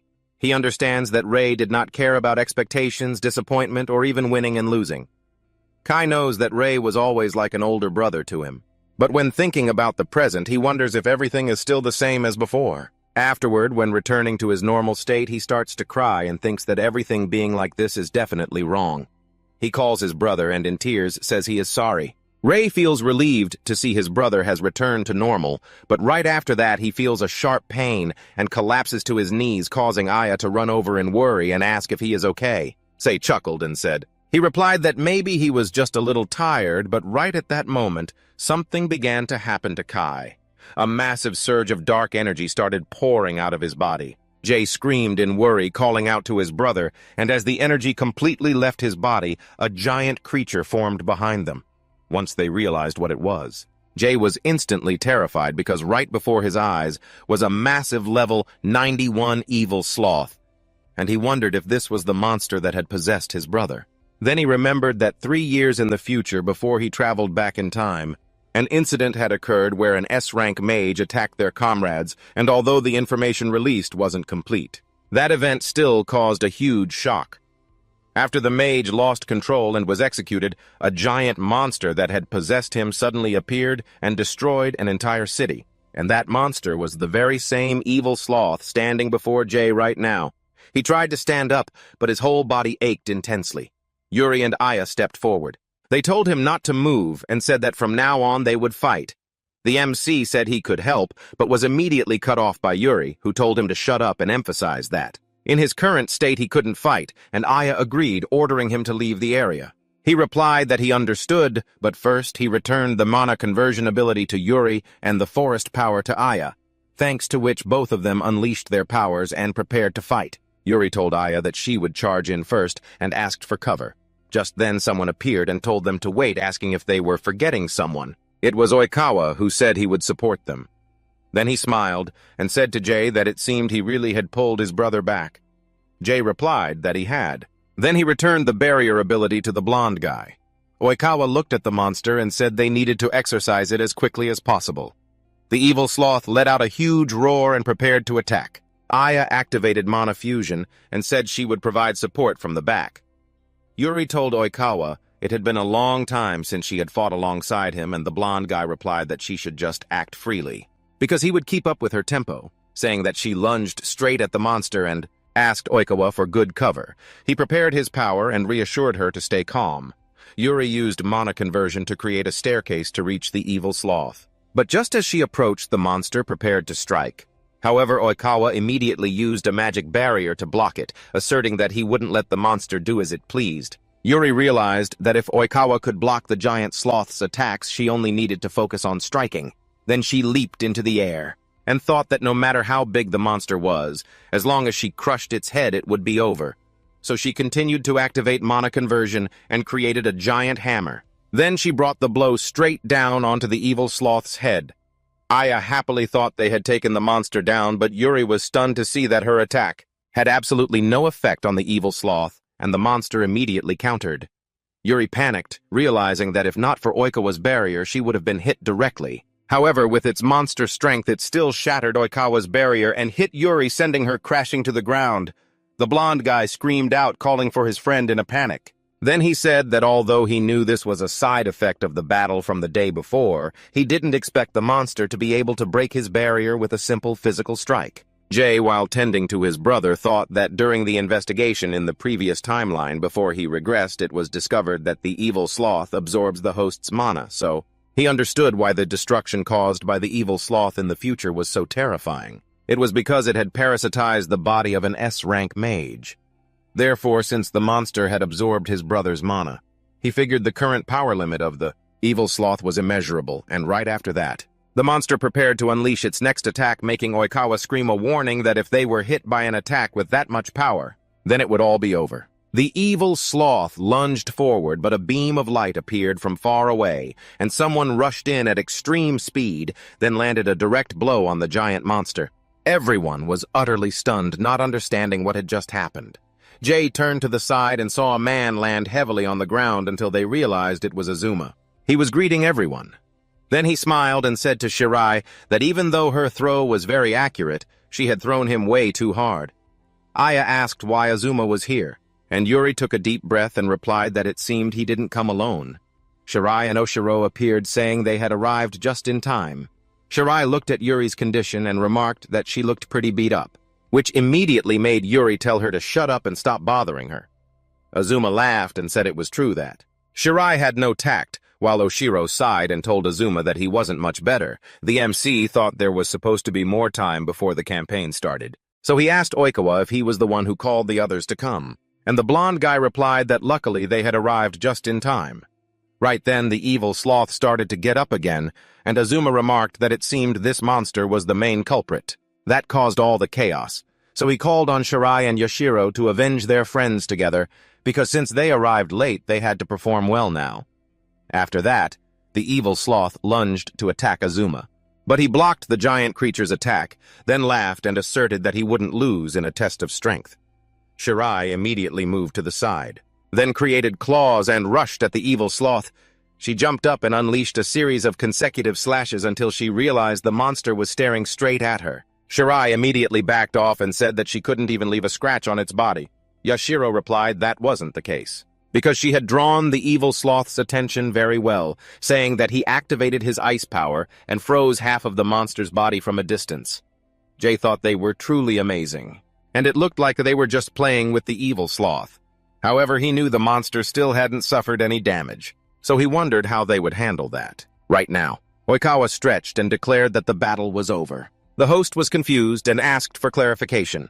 Oikawa turned to his side, smiled, and asked the Blue King if he agreed. Izuki appeared behind the host, channeling his power. He turned around instantly, looking shocked, and Izuki confirmed that yes, the battle was indeed over. With that, he unleashed his power toward the Evo slot. The monster was hit head-on and completely annihilated. Rai and Aya were both stunned to see the giant creature taken down, just like that, with one strike from the Blue King. The MC turned back, and observing Hojo Izuki closely, he realized this was the true power of an origin king. The scene shifted to the hospital the next day. Kai woke up and immediately asked where he was. Kurahashi remarked that he had finally come to, adding that Kai didn't seem as arrogant as before, but that was understandable considering he had been unconscious for a full day. Kai was shocked to hear that. He immediately remembered being possessed and attacking Kurahashi brutally, then began to wonder why he had done such a thing. Kurahashi said that he had been defeated by his own self and couldn't deny it. However, he emphasized that from what he heard, a monster had taken over Kai's body, so it wasn't all his own doing, though. Kai seemed dissatisfied with that explanation. Kurahashi continued saying the monster had been destroyed by the Blue King, and he didn't care whether Kai felt regret or not, because it was all over now. Kai got out of his hospital bed, and as he reached the door, he asked Kurahashi if he really thought he could just calmly accept all of this. Kurahashi asked where he was going. Kai replied that it was his right to go wherever he pleased. Kurahashi sighed, and while using his phone muttered that he really was a pain. Meanwhile, at the secret bastion's headquarters, the Blue King told everyone they had done a great job handling the difficult situation. And although it might sound like a platitude, he said the incident was resolved through everyone's effort, but especially the MC's since he did such a great job. Jay replied that it wasn't like that. But Izuki told him not to be humble because he was the one who helped resolve the incident without any casualties. He had even saved this Purple King his own brother, so he believed Jay should be proud of what he had achieved. The MC felt happy hearing that, and immediately thanked the Blue King. But as he asked about his brother's condition, his phone suddenly rang, so he excused himself, saying it was Kurahashi. But then he was surprised by the content of the message. Later inside the Shinjuku dungeon, Kai was apologizing to his two friends Oik and Goto when Jay appeared and called out to him. Kai asked what he wanted. Jay said he was worried about him and heard that he had left the hospital as soon as he woke up. Right after that, he suddenly realized something. Seeing a bouquet of flowers in his brother's hand, Kai asked if it looked pathetic, because this was the outcome for someone who only knew how to chase power and left his younger brother to clean up the mess. He then burst into tears, saying he truly was a pathetic person. At the same time, he realized why his friends were eliminated. It was all his fault. He began to remember the past on his way home from school. Oike and Goto were being beaten up by a group of thugs, but he quickly defeated them. Immediately after, Oike and Goto wanted to become his subordinates. Kai remembered that he hadn't wanted that at all, and had told them to do whatever they wanted. However, they continued to follow him until graduation. It didn't stop there, as Oike and Goto even followed him into the dungeon, until one day he stopped minding it and realized that they were truly happy being by his side. So after remembering everything, he clenched his fist and sobbing asked, what was the point of being the Purple King, or even the Demon King, if despite having so many titles, he still couldn't protect his friends, saying that he called out to his brother, and said he had given up on being a mage, which left the MC completely shocked. Kai smiled and asked his brother how low he thought he had to bow. To continue being a mage because the dead would never rest in peace if he continued to live calmly. Then he said he would go abroad to a place where no one knew him, so they would never meet again. Jay shouted that he absolutely would not let that happen, but Kai asked if his brother understood that a mage, or even a king, would not be easily forgiven by society. Even if it was accepted within the dungeon because he had caused damage in the city, things would never be the same again. Jay closed his eyes, took a deep breath, and asked if his brother was running away. Kai became agitated and asked his brother if he had even heard what he said. Then he shouted that he wasn't running away, but that Jay was the one who needed to look at reality because he couldn't do anything. The MC shouted back, asking if an Evo slot-like monster appeared next time. Then who would fight it? Since only a few mages were capable of facing it, wasn't his brother the Purple King? Kai screamed that he had been possessed and had failed. So if someone like him continued to be a mage, it would be even more dangerous. Jay got angry too and kept shouting that just because he failed once was he going to tuck his tail and run. Because he had already said it, what he was doing was just escaping. If he truly wanted to atone, he had to face it until the end and overcome it. Otherwise, the departed would never rest in peace. Kai said his younger brother was talking as if he understood everything, so he asked what he really knew. Jay froze at that question. But he still shouted that he didn't know everything, but what he did know was that the two of them had never truly argued so. If they didn't talk, there was no way to understand him. After that, he tried to calm down and emphasized that what happened wasn't just his brother's fault, because he also had responsibility for having taken his brother's power. So he believed that he too had to atone for his own sins so that such a thing would never happen again in the future, but he emphasized that doing it alone was not enough, because you don't have enough power to do that. And if you run into this kind of trouble again, you definitely won't be able to handle it on your own. That's why you called your brother to see if he'd face this with you, since you need his power to make up for your mistakes. Kai was stunned, realizing there was no turning back, understanding that his brother's words were just logic. And as for that recent incident, it was just the result of his own recklessness when trying to conquer the dungeon, leading him to go insane. It had nothing to do with Ray, just the monster. But the destruction caused by the Purple King would definitely be exposed by the media, so he thought it would be better for his brother's future if he cut ties with him completely. Yet even so, you still came here to say those words, making him wonder if you truly wanted to share the burden of his sins. And when you remembered your friends, you laughed and called them all idiots, so he grabbed your hand and said he hoped you wouldn't regret it, if he became a burden once again.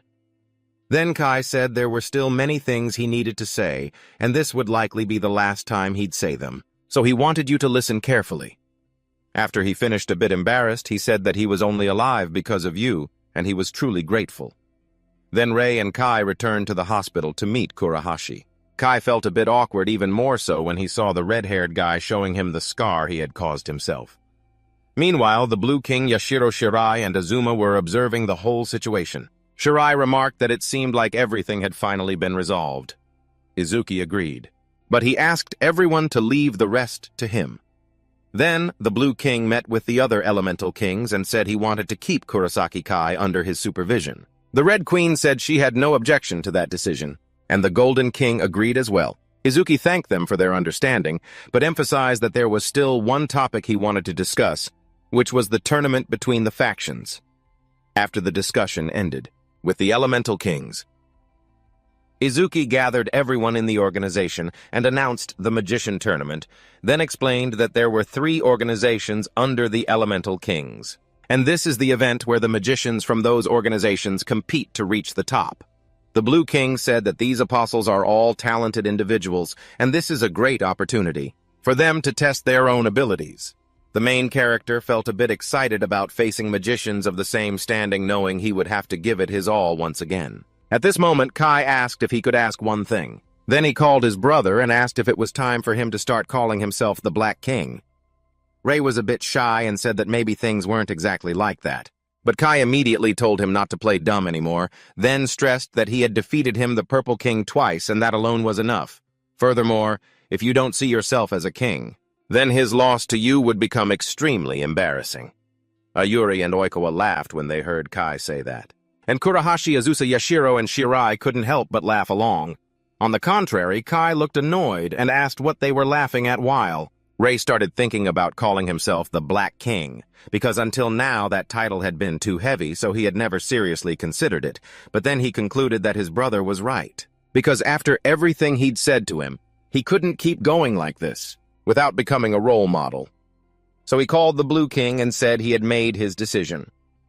After some time, the day of the event where the elite magicians gather finally arrived, and although this event had been kept secret until last year, this time it would be held publicly, attracting a lot of attention. And as soon as the contestants began to enter, they received countless rounds of applause from the audience because the elemental kings were appearing along with their apostles, and finally, the Blue King, along with the apostles of Secret Bastion, the ones who resolved the recent dungeon incident, made the atmosphere reach its peak. Additionally, there was one person who particularly attracted a lot of attention. More than anyone among these outstanding magicians, it was the promising magician who had just been chosen as the new king, Kurosaki Rei, the Black King. As soon as he approached his brother, he told him not to be tense and to keep his head held high. Once finished, he emphasized that even a carriage driver needs a uniform. Besides, he thought his brother looked even better than last year. Ray told Kai to stop teasing him, because he still wasn't used to this. Kai replied that he didn't care, because as a king, his brother shouldn't show a pathetic appearance in front of the crowd, while the main character said he understood and would try. At this moment, some girls in the audience started screaming Sheena's name and asking her to look at them, and as expected, the person who received the most applause was Sheena Mio, the Red Queen. Someone in the audience looked around and asked their friend if the Red Queen had a lot of female fans, and the other replied that her fan ratio seemed to be 1 male to 9 females. The introductions continued as they announced that even though there were no E-rank magicians last year, the Apostles of Dawn still took second place. Then the attention shifted to Karim Yakusei, the Yellow King, who kept a calm gaze directed toward the throne, radiating the aura of an absolute champion while leading the Apostles of Moonlight to victory. Some audience members were amazed when they saw the Yellow King for the first time, as they had heard he was the mentor of the Blue King and the Red Queen. As soon as the three kings approached each other, Sheena greeted her teacher and asserted that she would surpass him. He sighed and said she was as aggressive as always, but emphasized that it wasn't they who were fighting, so it seemed she still didn't understand anything. He said this while turning his back, meanwhile affirming that he understood her very well, so the result this year wouldn't change either. As he left, the Red Queen angrily called the Yellow King a useless old man, while the Blue King asked her to calm down.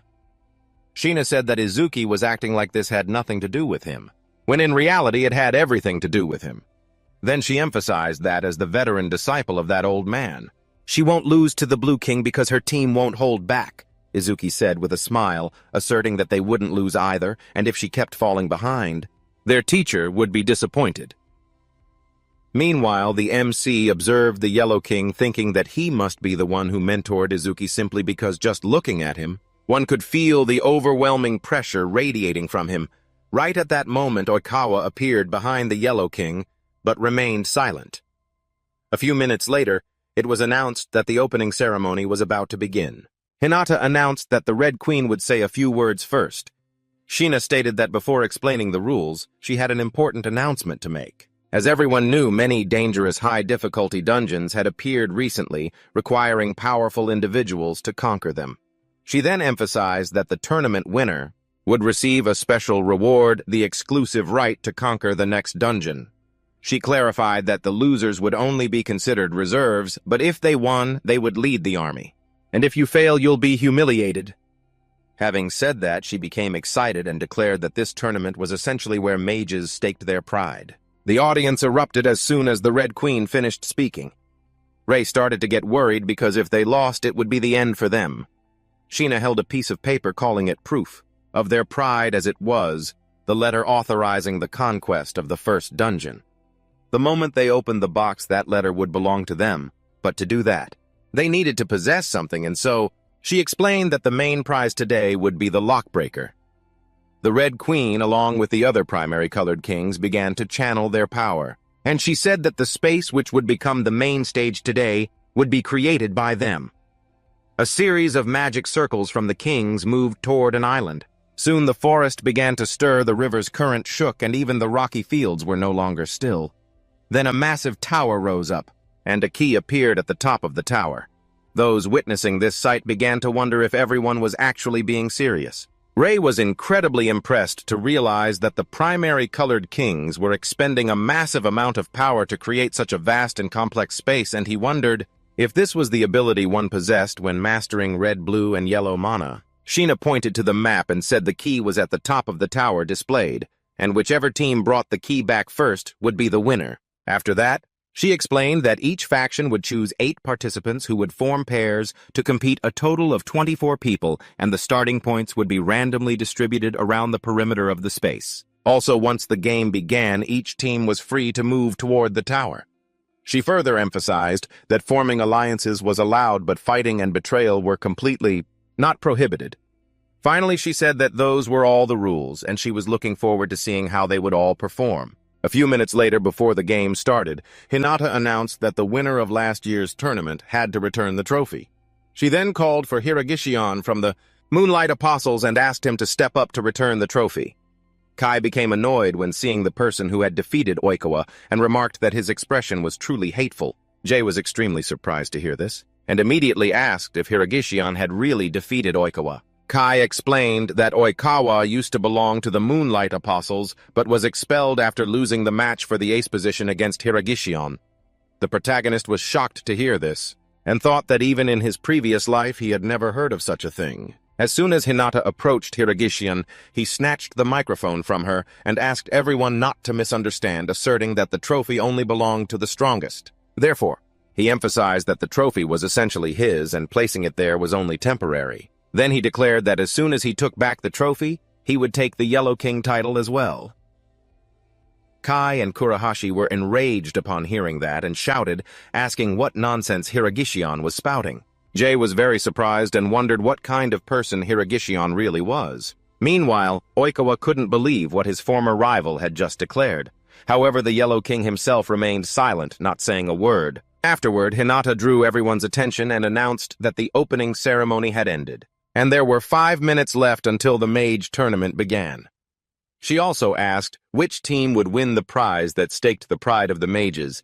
Just then, the protagonist called out to Oikawa and said that if it was difficult to talk about, he didn't have to answer, but he had heard that Oikawa was once a member of the Moonlight Apostles. Oikawa took a deep breath and said he never intended to hide it, and that it was true. Then he explained that he had lost to Shion and was expelled, and the Blue King had reached out to help him. Jay said he understood and thought that in his previous life there was no Yellow King named Hiragishion, and the person who became the next Yellow King at that time was Oikawa, but he figured that if Shion won, and his declaration was true, then perhaps Oikawa wouldn't become the Yellow King as a result of this tournament. Furthermore, he also knew about the incident involving his brother, and if the future had been changed, there would certainly be many more unpredictable events, so he needed to avoid causing major changes to the future right then.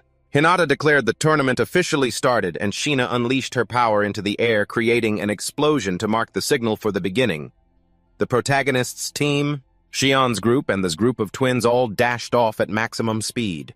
Hinata remarked that the race had finally begun and all the contestants had started at the same time. However, she explained that before watching the contestants, they would review the rules once again, in which, in this race, every team and member is racing to reach the tower at the center of the map, and even though the winner is decided by those who bring the key back from the top, she is still very eager to see which team will come out on top. Meanwhile, Kurahashi angrily asks why they paired him with Kai, and Kai replies that he's the one who should be asking that. He then asks if Kurahashi has even recovered from his injury yet. The redhead is not pleased and asks if Kai is blind. Since he's in prime condition, unlike someone who just escaped from the hospital, Hinata remarks that the pair from the Holy Staff Apostles are Kurahashi and Kai have been causing trouble from the start, and the tension between them is off the charts. Back at the tournament, the redhead keeps shouting that Kai should be grateful he's helping him so he doesn't have to go alone. Kai tells him to shut up and stop getting in his way. Just then, two people step out and block their path. Hinata watches the scene and notes that those who just appeared are members of the Moonlit Apostles. And it looks like they intend to eliminate Kurahashi and Kai from the game, so the two stop and say it seems the victors from previous years have finally shown themselves. One of the two doesn't want to waste any time and immediately activates their ability. A massive explosion occurs, but Kai and Kurahashi manage to leap into the air to avoid being caught in it. The Red Queen laughs, saying that having a fight right from the start is always exciting. She then emphasizes that the members of the Moonlit Apostles are all Grade A experts or higher, and they could have just kept moving forward and ignored the Holy Staff Apostles. Having said that, she slams her hands on the table, climbs up onto it, and shouts loudly that doing that would be too boring, because a normal race is dull and schemes or calculations aren't her style. If you're a man, you should face things head-on. This forces Hinata to ask Shina to get off the table and calm down. Kurahashi remarks that fighting or interfering with other teams is allowed because the paths converge at the tower. So it's not always possible to avoid a skirmish, but the two in front of them clearly wanted a fight from the beginning. Kai asks if they intend to knock them out to eliminate them from the race, or not. Because if they do, that's overconfidence, especially since they haven't checked their compatibility against an unknown enemy. Right at that moment, a member of the Moonlit Apostles says it would be better if Kai and his teammate surrendered peacefully. Then he asks if the one wearing black is Kurosaki. Rei says no, then states that a mage's power isn't decided by the number of colors they can manipulate.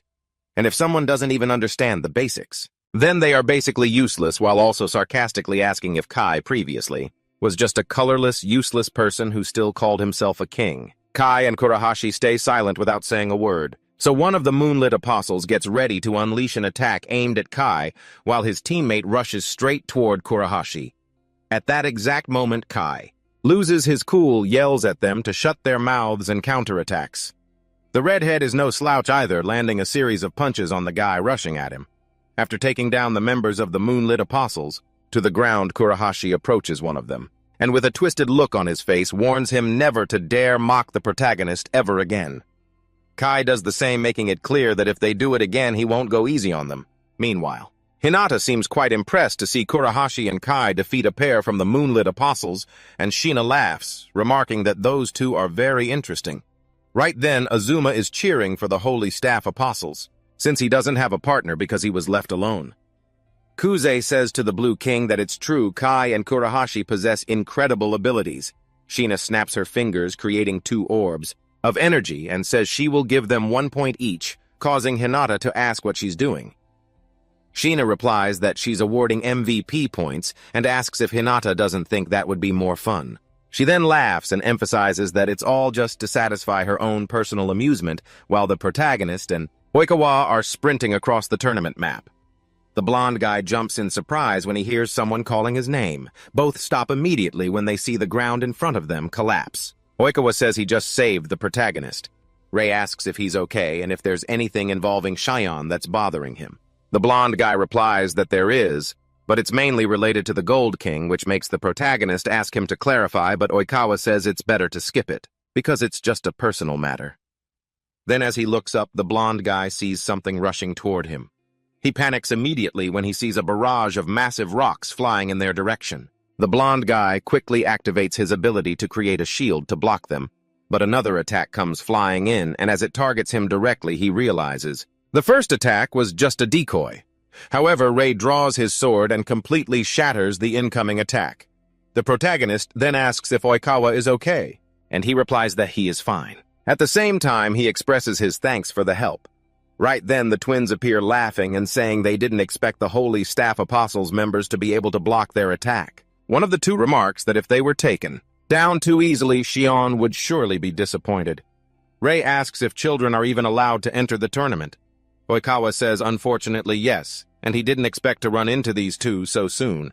Then Rei asks if he knows them. Oikawa replies that they aren't acquaintances. He then explains that the two kids in front of them are the Hideka brothers. Both are child prodigies and the youngest ones to ever receive a mage license. Furthermore, the association made an exception for them because of their overwhelming power when fighting together, and if the two brothers use their combined Kyoto power, they reach Grade S mage level. Ray can't believe it and yells asking if the two kids in front of them can really reach Grade S. Oikawa explains that in a tag-team combat race like this, they could become the most dangerous enemies. Hinata remarks that a dramatic battle is about to unfold as the subordinates of the Red Queen, the Dawn Apostles, the Hidaka brothers, are attacking the Holy Staff Apostles. Sheena says this will be an incredibly exciting match, and cheers for Sora and Riku to show everyone their true power. Meanwhile, the protagonist thinks to himself that these are the twin brothers who became the youngest S-rank mages, and he has heard of them before. Looking back, they rarely appeared in public, so he doesn't know their abilities well, but if these two stand together, it is truly a nearly hopeless battle. Even so, he thinks that at least having Oikawa who knows how to use shield abilities by his side is an advantage, and they just need to reinforce their defense while looking for a chance to counterattack. Oikawa believes they need to reach the tower quickly to secure victory, but he didn't expect to meet such tough opponents right from the start. Afterward, he thinks of the Golden King, closes his eyes, and tells himself that he absolutely will not lose in this tournament.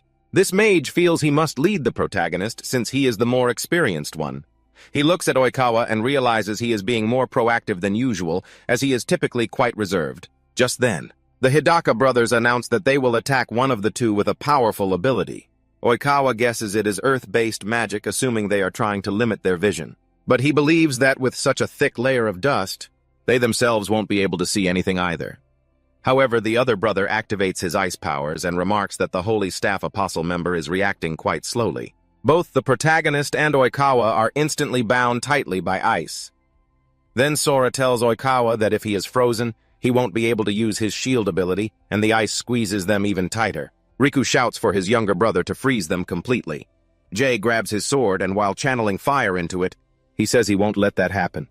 Saying this, he shatters the ice and frees them both. Sora can't believe they actually escaped. Riku tells him to try again and signals his brother to fall back. Then he turns and declares that they will not retreat easily. Hinata remarks that the battle is becoming dramatic right from the start of the race because neither team wants to give up. Oikawa starts to worry, thinking the brothers are attacking and retreating because if they drag the time out, the other teams will reach the tower first. Then he calls the protagonist and says he has a follow-up plan. He emphasizes that they are indeed twins, who coordinate very well, but their magic colors are different. Riku is red-aligned while Sora is blue-aligned. Those who use red magic usually have high attack power but poor control. The blue alignment is easier to use, but the firepower isn't as strong. Jay remembers that if he recalls correctly, Sora uses ice magic with an extremely wide range but low destructive power. Thinking of that, he relates it to Kai's demonic spear, which combines the strengths of both colors and compensates for their weaknesses. Oikawa tells the protagonist to focus on dodging when red-aligned attacks are launched, because they will synchronize their counterattack when the blue alignment appears. This leads Sheena to remark that it seems the Holy Staff Apostles are planning to sync with the rhythm of the twins' attacks. She thinks it's a good decision because even though they are at a disadvantage, they remain calm. However, she also emphasizes that the twins are not that simple. Sora tells his brother that their opponents are calculating something, then asks if he wants to use that move. Riku agrees, and immediately after they both bring their fists toward each other. Oikawa is surprised, not understanding what is happening, while Jay realizes that their magic power seems to be merging. Just then, the Hidaka brothers activate their magic linking ability. Riku says that both of them can now share magic power with each other, and Sora asks if the opponents can still predict their attacks based on color. After saying that, they both rush forward simultaneously. Sora prepares to attack Oikawa, while Oikawa gets ready to defend, thinking Sora will use a red-aligned ability, so he puts up a shield to block the attack. Then he realizes the next move will be blue-aligned. However, Riku prepares a red-aligned move and hits Oikawa directly, making him realize the next move was still red, and not blue as predicted. The Golden King remarks that because they tried to predict the attacks based on color, their reactions were slowed, and as a result, they lost their chance to win. At the same time, he confirms that the Hidaka brothers are indeed formidable. Jay quickly runs over to Oikawa and asks if he is okay. The blonde guy replies that he is fine, and that from now on, He will lead the battle, but then he hesitates, wondering what to do next, whether he should keep his distance or not. Then he thinks it is better to avoid this fight, and heads straight for the tower. Just then, the protagonist shouts for Oikawa to stop. Oikawa is startled by that shout, and the twins seem confused by this sudden action. Jay asks Oikawa if he wants to win the mage tournament, and although confused, he still answers yes. The protagonist says that if so, he also needs to trust him, and that while it is true that he has helped him a lot and he finds him very reliable, he shouldn't shoulder everything alone because he wants them to fight together. The blonde guy is surprised by those words, and realizes that he is right because for so long he has been carrying everything on his own. Then he slaps his own face and realizes that because he was too focused on leading, he didn't pay attention to Jay, and that was his arrogance because he understands that Jay no longer needs to be protected but is already a combat mage on par with him. Therefore, Oikawa apologizes to the protagonist and suggests they both work together. Having said that, he smiles and affirms that he will count on him. Jay is slightly confused by the blonde guy's sudden change, but then he just burst out laughing, saying he'd give it his all. Oikawa gathered his energy and declared that it was time for a counterattack, all while a drone buzzed above the battlefield. Hinata remarked that the Hidaka brothers' attacks were completely overwhelming, and it looked like the Holy Staff Apostle team was plotting something. Izuki thought that even though Oikawa seemed anxious earlier, he's stabilized now, and clearly pairing him up with Rai was the right call. Sheena emphasized that defeating a team, when you can't even focus on your own goal, is just plain boring, and she's sure that Sora and Riku feel the same way. Oikawa told the Hidaka brothers that it was their turn to counterattack. The blonde-haired guy thought to himself that he'd regained his composure thanks to the protagonist, and he was certain that, if they fought together, they could win this. So he tells Ray to stick to the plan. The protagonist prepares his green element ability and activates the ice gold skill, causing one of the brothers to ask, "Are you seriously planning to use a low-level green ability?" As they both dodge easily, Sora scoffs that even if the protagonist switches to long-range attacks, it's totally useless. Ray starts getting anxious, thinking that he alone won't be enough to make a difference. Just then, the brothers close in, taunting that things are about to get interesting. Ray braces himself and shouts that he's counting on him. Oikawa charges straight at the twins. While protected by Oikawa's shield, Hinata frantically shouts, asking what the protagonist is doing. Sora remarks that it's a suicidal one-man attack. Sheena, watching from behind the shield, thinks Oikawa's barrier is purely defensive, and if their attack is as simple as what she's seeing, the twins can easily handle it. Sora and Riku start gathering red mana, declaring that if the protagonist dares to get close, they'll meet him head-on. They ready their Comet Blast skill and fire 2 devastating shots right at the protagonist while he keeps rushing forward without hesitation. Azuma, cheering from the stands, yells that it's a high firepower red element skill and the twins are planning to shatter the shield with a massive strike. Sora laughs, asking what his opponent is thinking, insisting that a shield like that can't possibly hold. Oikawa just chuckles, saying, "You never know, it all depends on the shield's structure." With that, he activates a 5-layered shield, reinforcing the protection for the protagonist. Ray realizes that red element attacks are usually pretty straightforward when fired head-on. So in this case, just focusing the defense in the right direction is enough. Oikawa's 5-layered shield completely neutralizes the twins' attack, leaving them in total disbelief that, their move was blocked so easily. But as they look behind them, they realize they've been cornered, and they finally understand that was the protagonist's plan all along. Oikawa tells Ray to give it everything. With a burst of speed, they rush the twins and knock them both out instantly. The protagonist looks at them and lets out a sigh of relief. Outside, the crowd goes wild, and Hinata declares that the Holy Staff Apostles have won the match. China activates her ability, saying she'll award them each 2 points. She also admits that the duo performed beyond expectations. Oikawa reflects that keeping things simple was the key since he had been too focused on dealing with the twins' coordination earlier. He thinks he's truly grateful to the protagonist for opening his eyes. Izuki remarks that they really turned the tables, a very impressive performance. Kusai agrees, saying that's true. But regardless what they've done, still isn't enough to face Shion. However, looking at Oikawa, he concludes that at least the kid has grown up a bit. Ray tells the blonde guy to keep moving, but he asks the protagonist to wait a second. He apologizes for ignoring him earlier because he was so anxious, then glances at a drone nearby, and thinks that at this distance, and nobody can hear them, He says this is personal, something he never thought he'd tell his friends, but thanks to the protagonist, he sees things much more clearly now. He decides to be serious and reveals that Kiramaya, the Gold King, is actually his own father. The protagonist is absolutely stunned.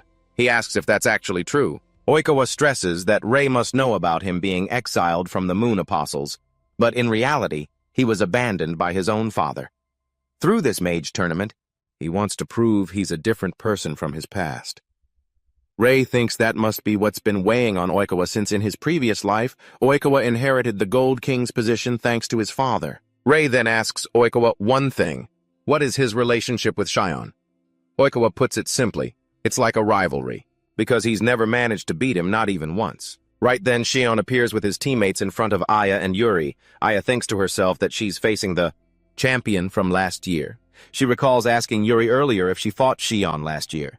Yuri confirmed it, saying that Aya could probably imagine the result. Aya wants to know if even Yuri couldn't defeat him. Yuri explains briefly that Kurahashi lost his cool and charged in without warning, only to be taken down in an instant. She says that idiot was finished off way too fast, leaving her all alone. But she emphasizes that Shion is definitely a high-level mage, and having fought him last year, she knows exactly what he's like. So she's going to tell Aya everything. Aya realizes that Shion is no pushover. She tells Watanabe to stay out of it because she'll handle both of them herself. Watanabe thinks Shion is unbelievable, especially after the scene he caused at the opening ceremony, and now he's at it again. He figures the guy is just getting more and more aggressive, but even so, he knows there's no way he'd lose to those two. He laughs and says he'll take orders from him, deciding to save his energy and letting Shion handle them while he sits back and enjoys a drink. Aya thinks to herself that Shion is going to fight alone while his teammate relaxes. Izuki asks if that's even allowed, and Yuri replies that as long as there are results, it doesn't matter, adding that Shion doesn't need any half-hearted support. Watanabe understands that better than anyone. Yuri braces herself and reminds Aya to stay focused on the fight. Shion gathers his power and activates his malicious mind ability, yellow energy, starts appearing all over the battlefield. Aya realizes that Shion is going to make the first move. Yuri shouts for Aya to focus while Shion doesn't look the least bit interested in the fight.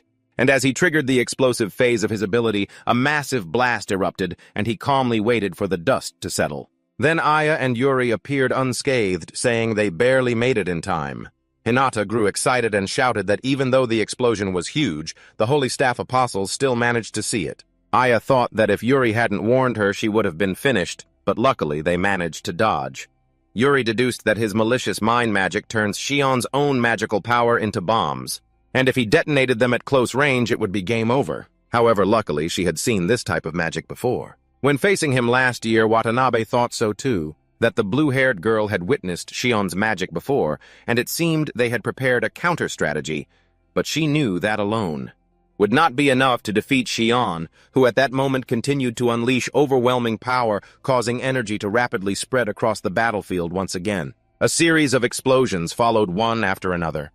Aya and Yuri were thrown back, and Yuri realized that Shion was increasing the number of mines, wondering if he had been holding back his strength last year. Shion asked Yuri if she intended to counterattack, but he dismissed it, saying it didn't matter because she still hadn't reached his level.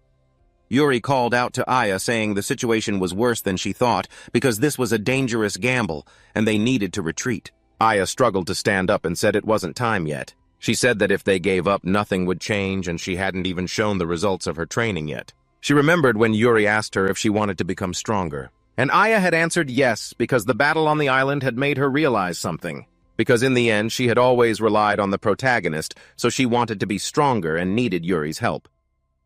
Yuri was surprised by that request, but she quickly smiled and said she understood, so the two of them trained very hard, and Aya focused on controlling her magical power to improve all her abilities. Yuri told Aya that she was right, because they hadn't even tested it yet, so there was no reason to give up. Aya unleashed her power, and Yuri thought she never imagined. Aya would refuse her suggestion to retreat, and it seemed she had truly changed since the day they met. Sheena laughed and remarked that both girls were very brave. Shion saw Aya's power and said he understood, and admitted her magical energy was impressive, but still told her to listen closely and never think, not even for a second, that she could defeat him. Aya thought to herself that she knew she wasn't usually his match, but even so, She had trained for situations just like this. Watanabe looked to the side and couldn't believe his eyes. Aya was creating a giant fireball that she had never been able to do before. Watanabe wondered if it was high-level magic. But even so, the scale of it was terrifying. Yuri, while watching her friend gather strength, thought that Aya always had a massive amount of magic but never knew how to release it before. Now, with high-level magic, she could pour all her magical energy into it. Aya activated her high-level magic and launched a flaming meteor. Watanabe immediately used magic to create a shield, thinking that even Shion couldn't withstand this blow. But Shion simply reached his hand forward, released his power, and completely erased Aya's attack as if it had never existed. Both Aya and Yuri were stunned. They couldn't believe what just happened. Yuri started to break into a cold sweat, thinking that it was impossible. Then, observing Shion closely, she wondered if he really did that so easily. The people in the stands were also going crazy, wanting to know how Shion did it, to neutralize Aya's ultimate fire magic. Sheena remarked that it wasn't just neutralizing it. More accurately, he had extinguished it. However, she was still puzzled, because she had never heard of such magic. So she wondered what exactly he had just done.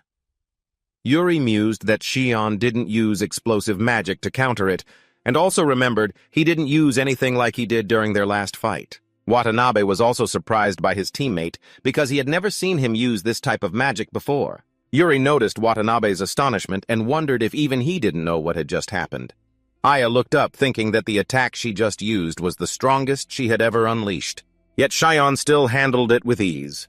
Responding, he called out to Aya and emphasized that she was the one who forced him to use this type of magic.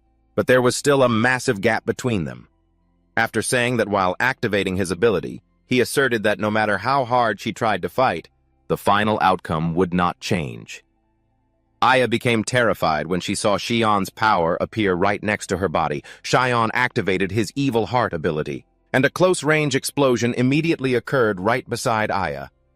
She felt intense pain spreading throughout her body and realized that her legs were severely injured. Sheena thought that the girl had fought very well against Shion, but wondered if this was the end. For his part, Shion coldly remarked that to him, Aya was no different from pebbles on the side of the road, and that hierarchy would never change.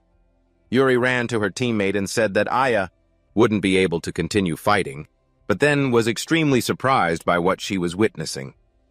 Aya struggled to stand up and declared that she would not give up here, because if she did, she would never become stronger. After saying that she unleashed her power and asserted that she could still keep fighting, Sheena was surprised by Aya's willpower and wondered if she was truly planning to keep on fighting. But just then, he showed excitement, admitting that he admired that spirit. Shion prepared to launch his attack, making it clear he had warned Aya already. However, at that exact moment, someone else launched an attack that struck the rocks near the two girls, blowing them away. Watanabe apologized to Shion for interfering, but stressed that he was taking far too long to deal with this situation. Aya fell into a stream and surfaced coughing, while Yuri used magical energy conversion to cling to a rock, noting that Aya was no longer in any condition to keep fighting. And just as she climbed out of the water, she said that Aya had pushed herself too hard. But she also affirmed that she had fought very well, and seeing Aya's smile, Yuri felt certain that she would definitely grow much stronger. Sheena gave Aya an MVP point, saying she would give one to Shion too, but remarked that the Blue King seemed to possess some very interesting students. Shion called for Watanabe, but he turned away, saying that was enough, because they needed to move, otherwise the other pairs would pull ahead. Shion took a deep breath and agreed with Watanabe while still insisting that he would be the one to win the grand festival. That had not changed at all. Watanabe kept silent, simply observing his teammates' actions. Shion added that it didn't matter who the opponent was.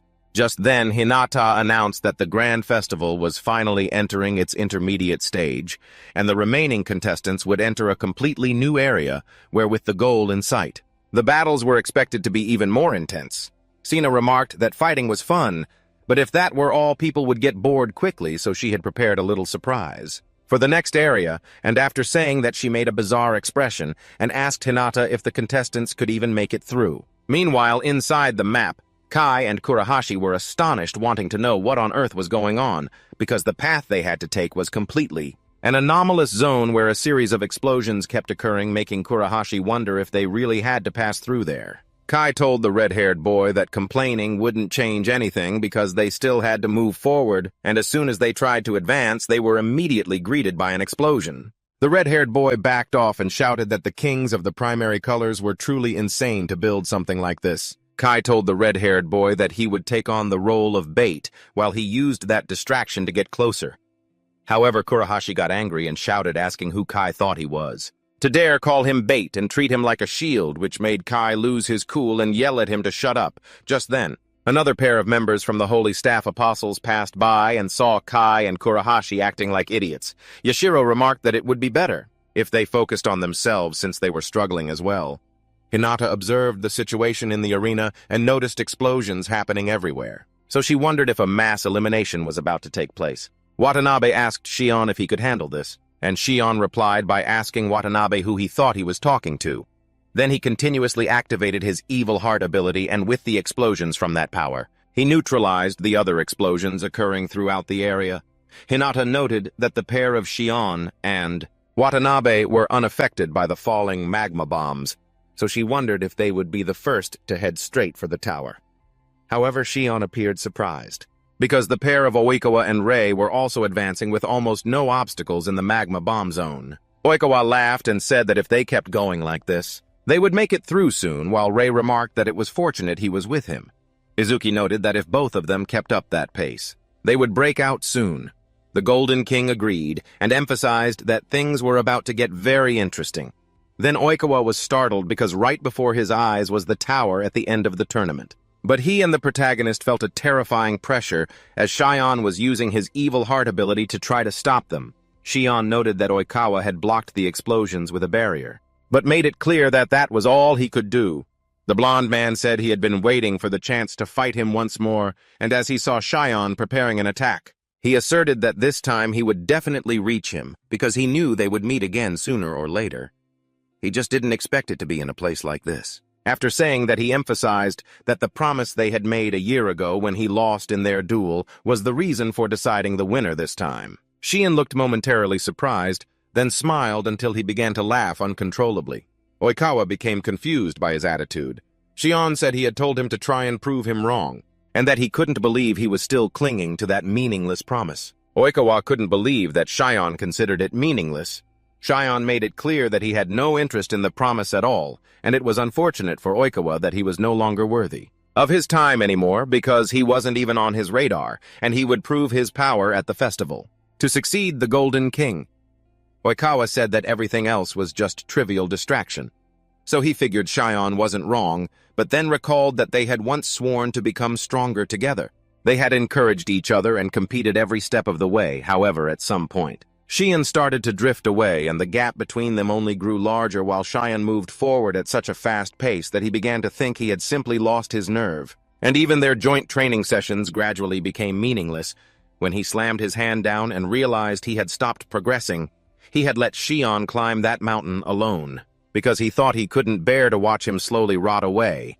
And it was precisely for that reason that Shion had challenged the Golden King and eventually crushed him, then was forced to leave the Moon Apostles. Shion says that is indeed the case, and Oikawa can't even touch his shadow, yet he wants to know why he showed up now, and what he wants since that business ended long ago, and he has no more patience to get entangled with him.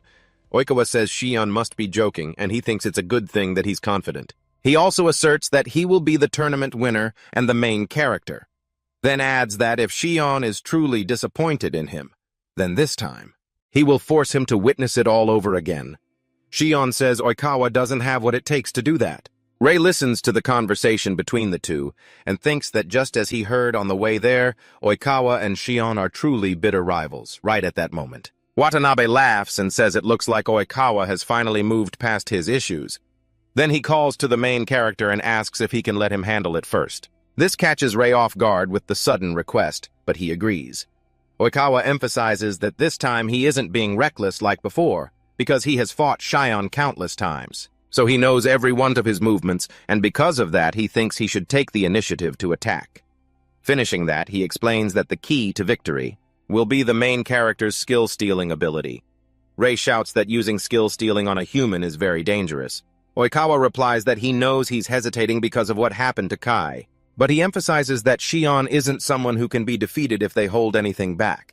He then says he knows the main character can return the powers he took. So he asks him not to see it as stealing, but just as a temporary seal, saying that he smiles and affirms that everything will be fine because he trusts the other guy will use this power for the right purpose. Ray looks surprised but tries to calm down and says he understands. Meanwhile, Sheena is excited and wants to see how the battle will unfold, because she remembers that these two guys used to be in the same group, so they surely understand each other's moves well. However, she thinks the real problem is the destructive magic that Shion used previously. So she wants to see if this match will reveal its true nature or not. The bastard Shion stares at Oikawa but quickly activates his Dark Vein ability and a bombardment begins to spread across the area. Watanabe laughs and thinks that the bastard Shion really doesn't want to waste any time. But Oikawa, standing inside a barrier he created, declares that he won't give up easily, because he has spent every waking second perfecting a skill specifically designed to counter Shion's dark veins, and he says that while shrouded by a massive barrier. Ray is amazed while observing the scale of Oikawa's power and realizes that the series of explosions didn't even leave a single scratch on the barrier. Shion remarks that it seems Oikawa has created pillars with decent durability. While preparing his power, he emphasizes that hiding behind a shield won't help him win. However, he is caught off guard when a stone pillar launches straight at him. Oikawa thinks he has found the perfect opening and the attack will surely hit, but Shion takes a deep breath. He swings his arm toward the incoming pillar and completely makes it vanish, leaving Oikawa unable to believe what he is seeing. Shion says he warned him, and with a more serious expression, he emphasizes that Oikawa will never be able to touch him but right at that moment. The main character appears out of thin air and tells Shion not to be so arrogant, then activates his skill-stealing ability and lunges straight at him. Shion immediately becomes wary of the attack. It's a surprise, but Watanabe also appears and tells the main character not to be too hasty, then launches his own attack. Ray dodges at the very last second and quickly backs away. Watanabe looks surprised and remarks that he didn't expect the main character to be able to dodge from that distance. But he also thinks it's worthy of the title of a king. However, he wants to see what the next move will be because he would be very disappointed if his opponent had already played all his cards. Oikawa starts to worry and thinks that with his consistently calm demeanor and skilled techniques, Watanabe is truly a formidable close-quarters expert, and while observing the two working together, he realizes Shion's new magic is something beyond his predictions, and Watanabe's magic is much sharper than what he remembers, not to mention the coordination between direct attacks and strikes from behind, making the situation extremely difficult. They could even launch a surprise counterattack by using his own new technique as bait. So he wants to avoid a direct confrontation and find a way to regroup, but he knows they won't let him retreat so easily. The Golden King, witnessing the climax of the battle, remarks that it is finally time. Right then, Shion unleashes his overwhelming power, making the main character panic as he feels the entire ground shake violently. Then the ground begins to collapse. Oikawa shouts for Ray to prepare for the fall, but in his head, he thinks that if the battle is forced to reset, perhaps they still have a chance. Shion asserts that even if they fight again, the result will be the same because Oikawa will never reach his level even in 1,000,000 years, and no matter how much he struggles, everything will eventually be in vain. Finishing that, he emphasizes that they are simply on two completely different levels. Right at that moment, both the main character and Oikawa fall through a hole that just opened in the ground. Izuki asks if this trap was created by the Golden King, and he confirms it is true, explaining that, like Sheena, he had taken the liberty of arranging some obstacles, because one of the goals of the tournament is to develop mages, so he adjusted it to increase the difficulty of the test. However, he thinks it seems the outcome of the match has been temporarily postponed. Hinata observes as both pairs fall, and wonders if that was a collapse trap, especially when the two pairs fell into separate holes, and it seems they won't be able to return to their original positions. Meanwhile, both teams seem to have decided to continue. Moving through the tunnels on the side, Sheena shows dissatisfaction and complains that it's unfortunate they won't be able to watch anything through the screen, all because of that old man and his unnecessary traps. Watanabe tells Shion that what just happened was a real shame, because he believes that if they had continued, they would have won. Shion calls out to Watanabe and says he surely mentioned in the previous match that he doesn't need his interference. He then emphasizes that if that happens again, he won't hold back even if it's his own teammate. Watanabe warns Shion to watch his tone, saying that even an old man like him has feelings, and besides, Shion wasn't like this before. After saying that, he emphasizes that Shion has completely cast him aside, despite them always being together. And now Shion is using a type of magic he's never seen before, and lately, he looks like a completely different person. Shion thinks that's ridiculous, and claims he's always been himself. Watanabe sighs and wonders if this is what they call the rebellious phase. Meanwhile, in the tunnel, the protagonist says he hopes there's a path leading back to the surface. Oikawa remains silent, but in his head he thinks it's not that he underestimated Shion's group. On the contrary, he had accounted for their growth and formulated a strategy believing they could win. Yet the gap between him and Shion only seems to be widening. He becomes restless, calls the protagonist over, and says he has something to discuss. Then he suggests, why don't we just drop out of the tournament right here? The protagonist is caught completely off guard by this sudden question. Oikawa argues that there's no need to rush. They just need to avoid dangerous battles and prioritize their objective.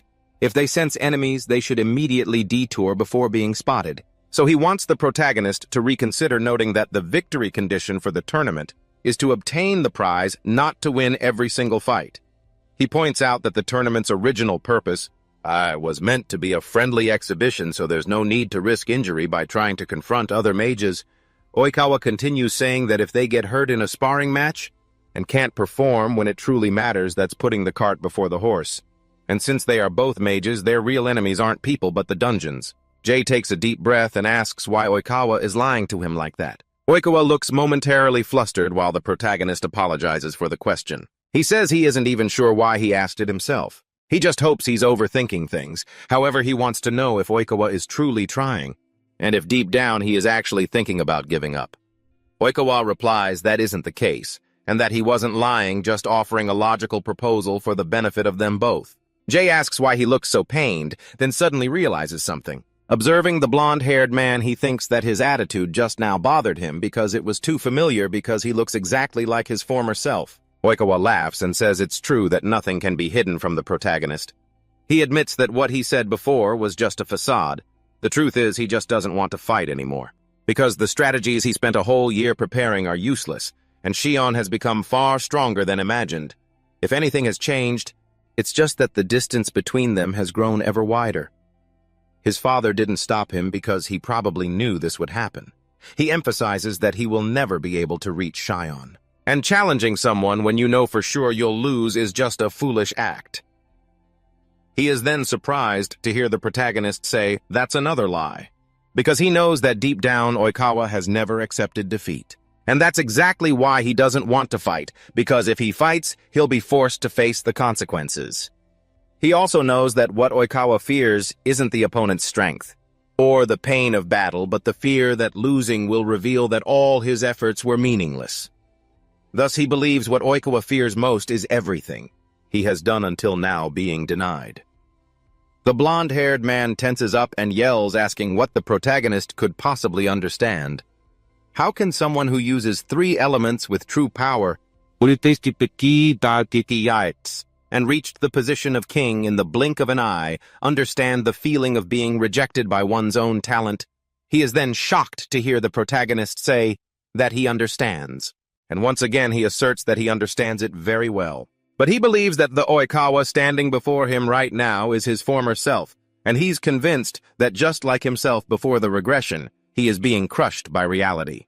And that's why he understands, but back then, he couldn't hear the words he needed to hear.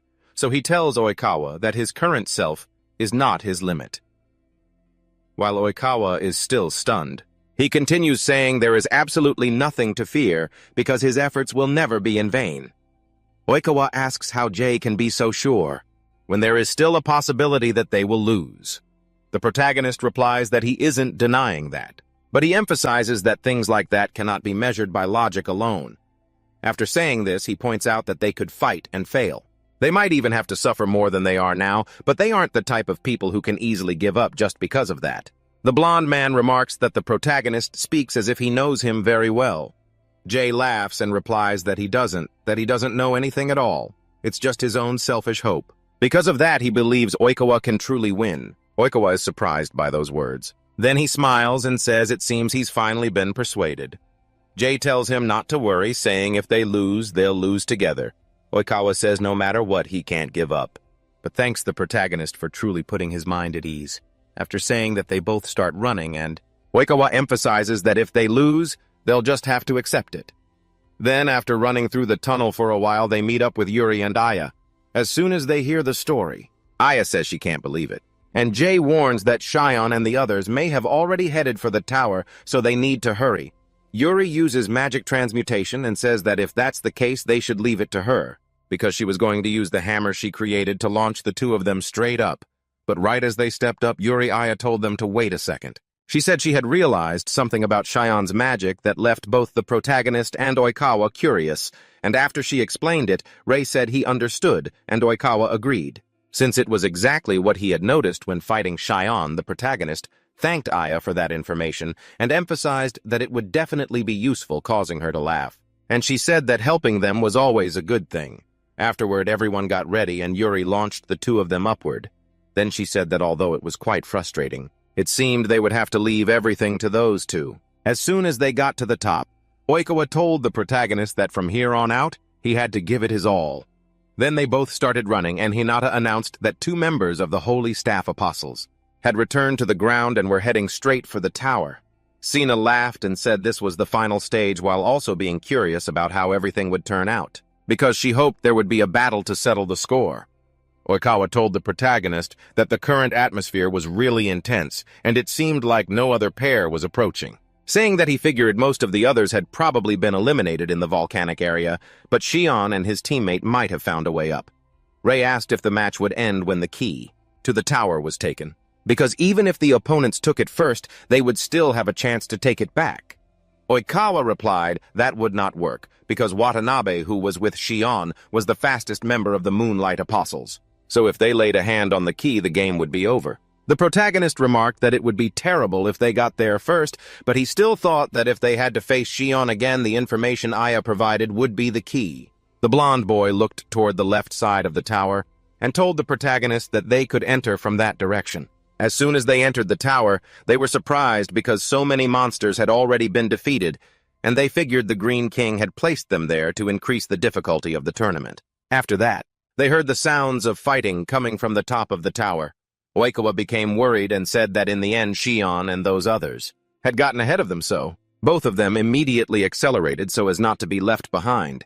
The blonde boy kept thinking that if the opponents got the key first, everything would be finished. But he believed that on the top floor there were surely some very strong monsters, and if Shion and Watanabe were held up there, they would still have a chance to win. Meanwhile, a monster's was instantly destroyed by Shion's evil heart ability, and he remarked that it was disappointing how weak the monsters on the upper floors were. Watanabe thought that Shion didn't even let the monsters get close, so he had clearly become much stronger. However, he started to feel suspicious when he sensed something was wrong. An unusual feeling flashed by, and when looking at Shion from behind, he wondered what on earth he was hiding, but he knew that regardless, the tournament was about to end. So he decided to save those questions for later. At that moment, a drone flew close to Shion, and he immediately noticed its presence near the key. Watanabe asked Shion what was wrong because all he needed to do was go forward and take the key. Hinata shouted excitedly that the Moonlight Apostles pair was about to win, while Sheena appeared annoyed because everything was too boring since no battle was happening.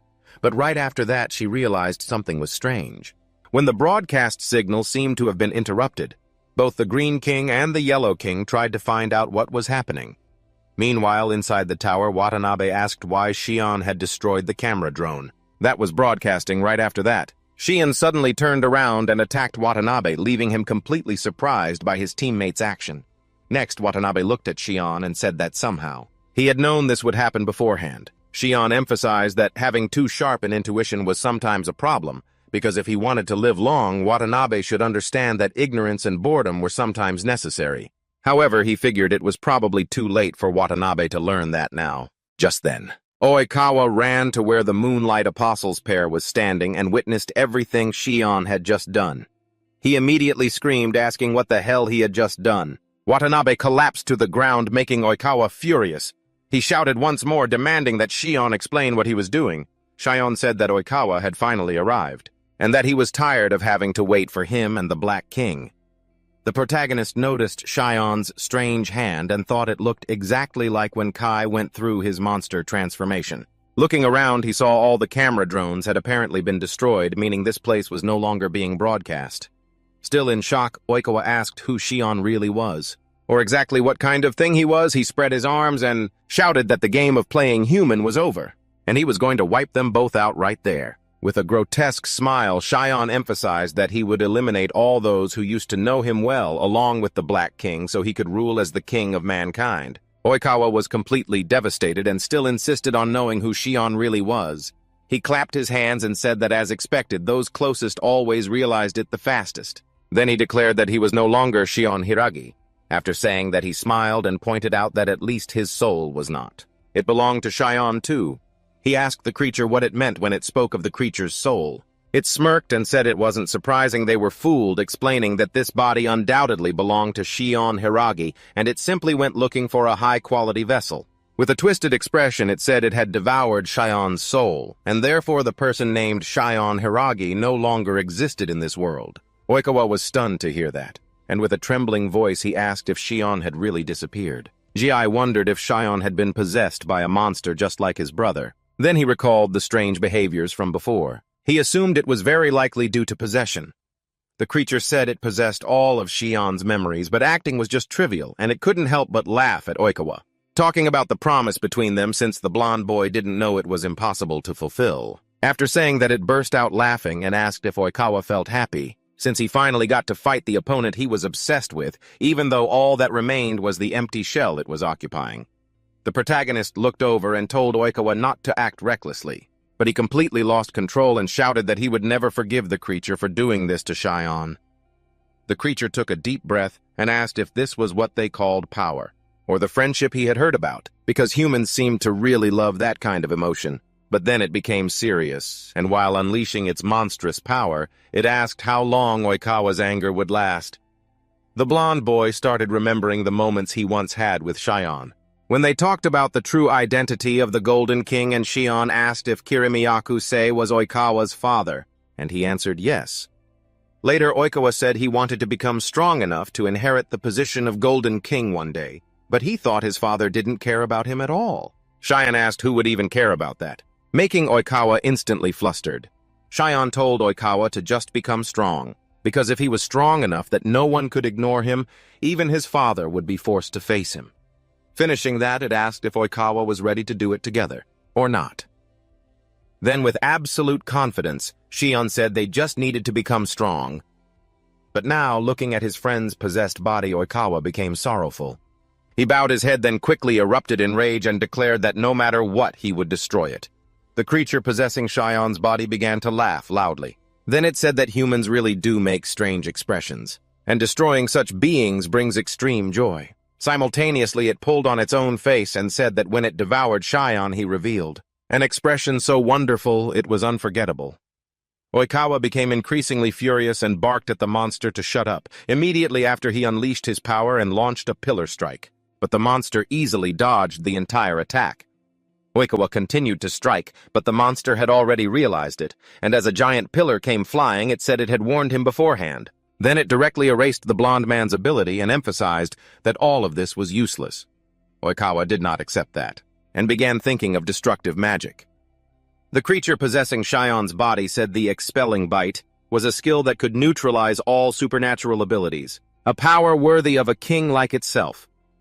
After saying that, it laughed and added that, in other words, they couldn't even cause a single scratch. Oikawa became increasingly tense. The protagonist realized that, and thought that he had never seen Oikawa show his emotions so clearly before. From that, he understood his mission now was to analyze the battlefield, and he wouldn't let Oikawa fight alone.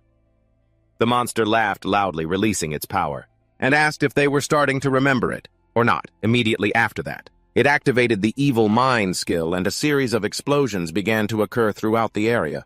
Oikawa used a barrier to try to block the explosions around them. This surprised the monster, and it remarked that this human seemed quite tough. However, it laughed and said it would start a durability test while asking Oikawa how long he could hold out. Having said that, it launched countless more evil minds. Oikawa began to worry when he realized he couldn't block them all while also realizing the monster was overwhelming them with an absurd number of attacks. Therefore, he failed in his defense, and both were blown backward by the destructive force of the evil mine explosions. The monster remarked that the blond man only knew how to defend, and assumed that, with this style, he would never avenge his opponent. Oikawa heard this, and felt very uncomfortable immediately launching another pillar strike. The monster took a deep breath and said the blond man clearly hadn't learned a thing, because such a predictable attack would never work. But the protagonist realized that wasn't the case, so he shouted while running, telling Oikawa not to stop using his skills.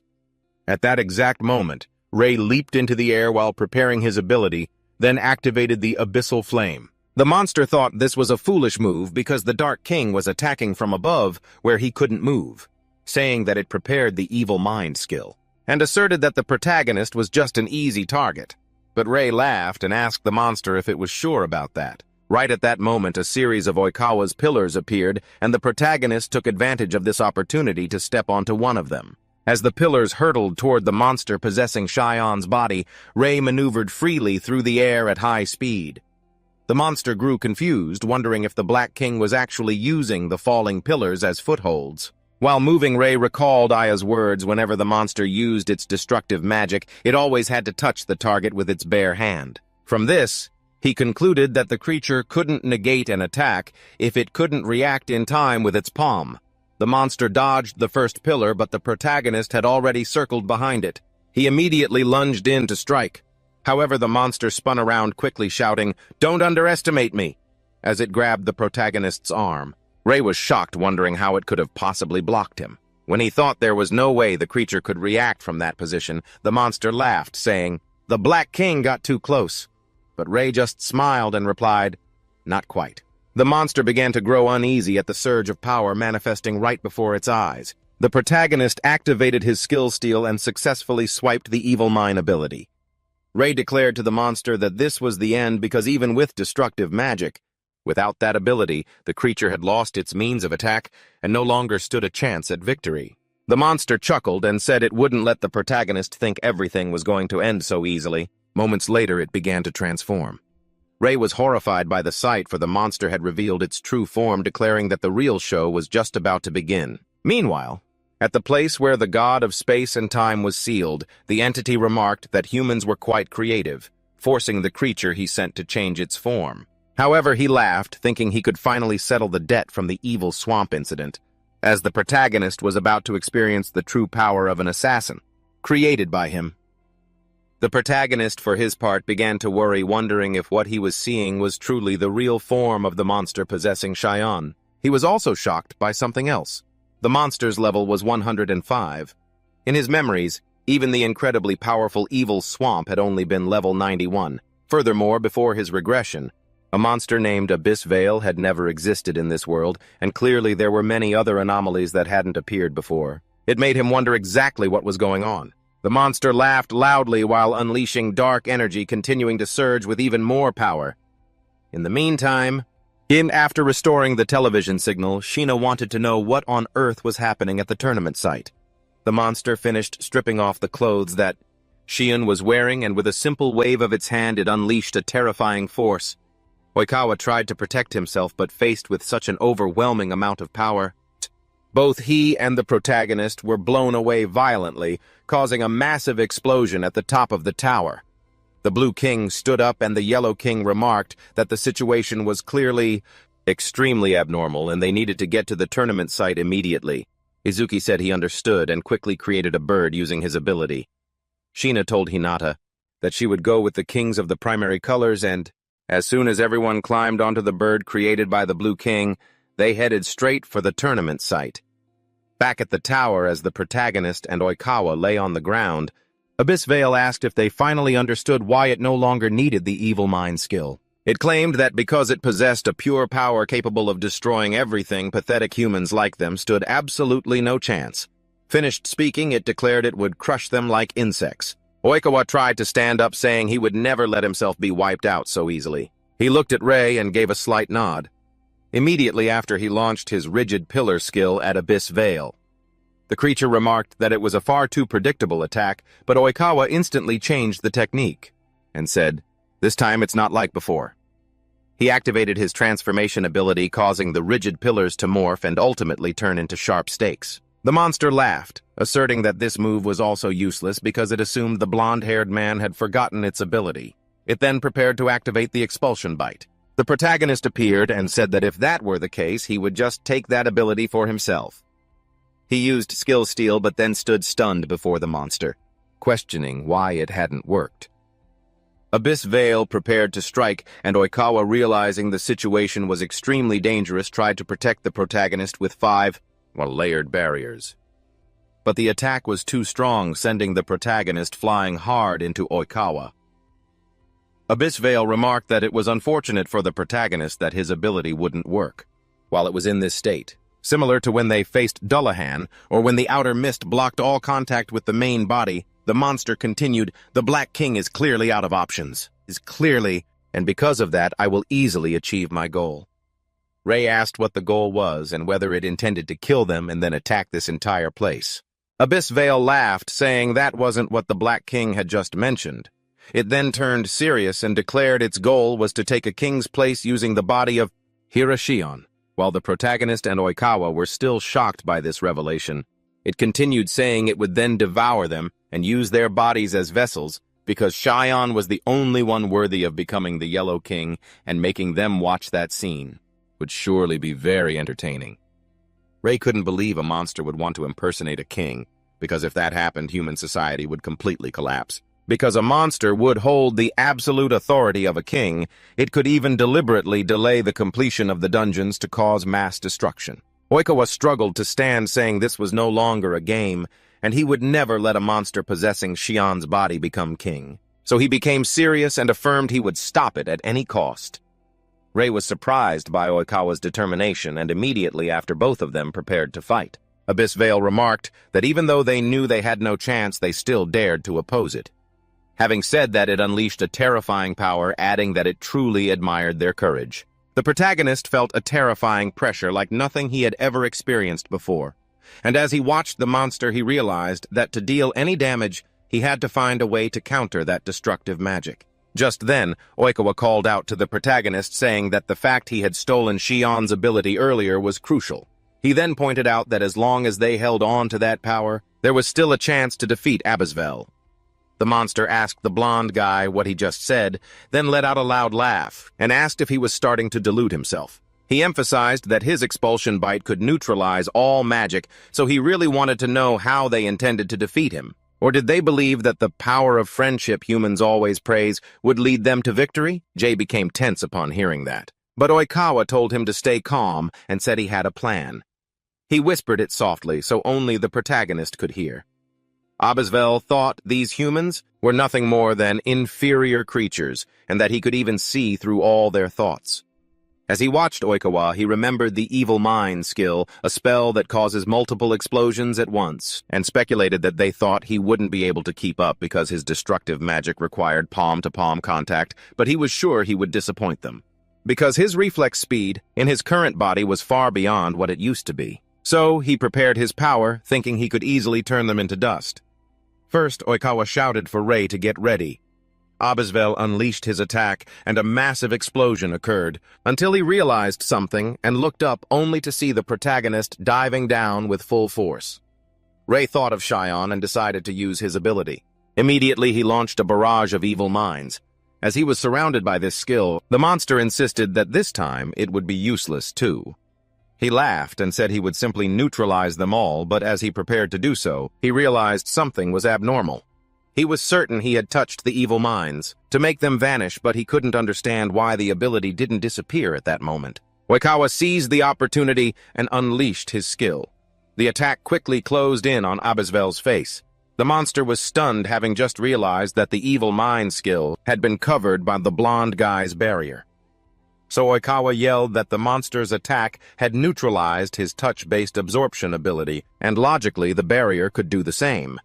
He then declared that he would not let someone like him destroy the ability of Shion, his friend. He immediately dropped the barrier, and the evil minds instantly surrounded Abyss Veil, triggering a series of consecutive explosions.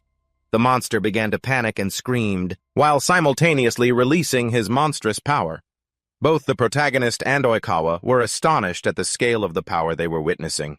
It was so immense that it spread even outside the challenge tower, and it could be seen from a very great distance. Sheena anxiously asked if the Blue King's bird could fly any faster, and he told her to stay calm because they were almost there. But then he himself became extremely terrified because he was seeing a source of evil, power leaking from the tower. After destroying the top of the tower, Abisvel declared that he would destroy them at any cost. Ray started to worry, thinking he had never felt such dense evil magic. Oikawa called the protagonist and said thank you, which confused Ray. The blonde guy looked toward Abisvel and said that if not for his words, he surely would have fled from this battle long ago, and that all this time he had been running away even when facing others directly like his father or Shion, and he had even been deceiving his own heart, always hiding from himself. But he emphasized that it was the protagonist who helped him realize the importance of continuing to fight even when facing one's own weaknesses. So he called the protagonist and asked him to pour all his magic power into the next attack. Ray wondered what he meant. Oikawa said he knew that after this blow there would be nothing left, but even so he should trust him. After that, he told the protagonist to aim for the center of Abisvel because he believed that if they hit that spot, then he would handle the rest. Ray took a deep breath and shouted that he understood. The monster also roared at the two lowly ones and declared he would crush both them and their pathetic hope. As he charged, the protagonist prepared his skill and told himself he had to do this. At the same time, he placed his full trust in Oikawa and gave it everything he had. Therefore, he poured all his magic into a single evil mine and made it grow massive. Oikawa also prepared his ability thinking of Shion, hoping that wherever he was also watching. And just as the protagonist launched the evil mine, Oikawa immediately covered it with a barrier, shaping it into the form of a spear. Abisvel tried to stop the attack, but then began to worry at the massive amount of power radiating from it, because it felt like 3 people were attacking him at once. Abisvel screamed that he couldn't erase this entire attack, and finally he was struck, head-on, triggering a terrifying explosion. Ray called out to Oikawa asking if they had won. He took a deep breath and, seeing the sky completely clear, replied that yes, they had. Meanwhile, thinking of Shion, Ray sent his thanks, then ran over to Oikawa, telling him they'd actually pulled it off. Oikawa insisted it was all thanks to the main character for using Shion's ability and that the rest was just the result of their training. He then recalled a moment with his friend, who once talked about combining their skills, saying that if they could manage it, they would create an even more powerful ability. Back then, Shion was so excited thinking that if they practiced together to achieve it, they would have an incredibly cool trump card. Oikawa had thought the idea was brilliant, and Shion had been just as eager to see it come to life. Then Shion once asked if Oikawa truly wanted his father's recognition. The blonde-haired man had been caught off guard, but quickly nodded in agreement, after reminiscing about those times. He called out to the protagonist with a laugh and offered his thanks once more. Ray smiled and said it was nothing, but they were both startled by a curse-filled voice echoing toward them.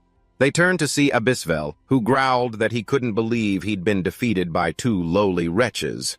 Ray screamed, asking if the monster was still alive, and he replied that this wouldn't end so simply, because he was going to use his remaining magical power to show them something. Immediately after, the monster spoke with a different voice, asking the protagonist what he thought of all this. He froze, recognizing that voice. Just then, a dark source of energy appeared beside Abisvel, saying he had expected this pawn to last longer, but in the end it was a massive disappointment.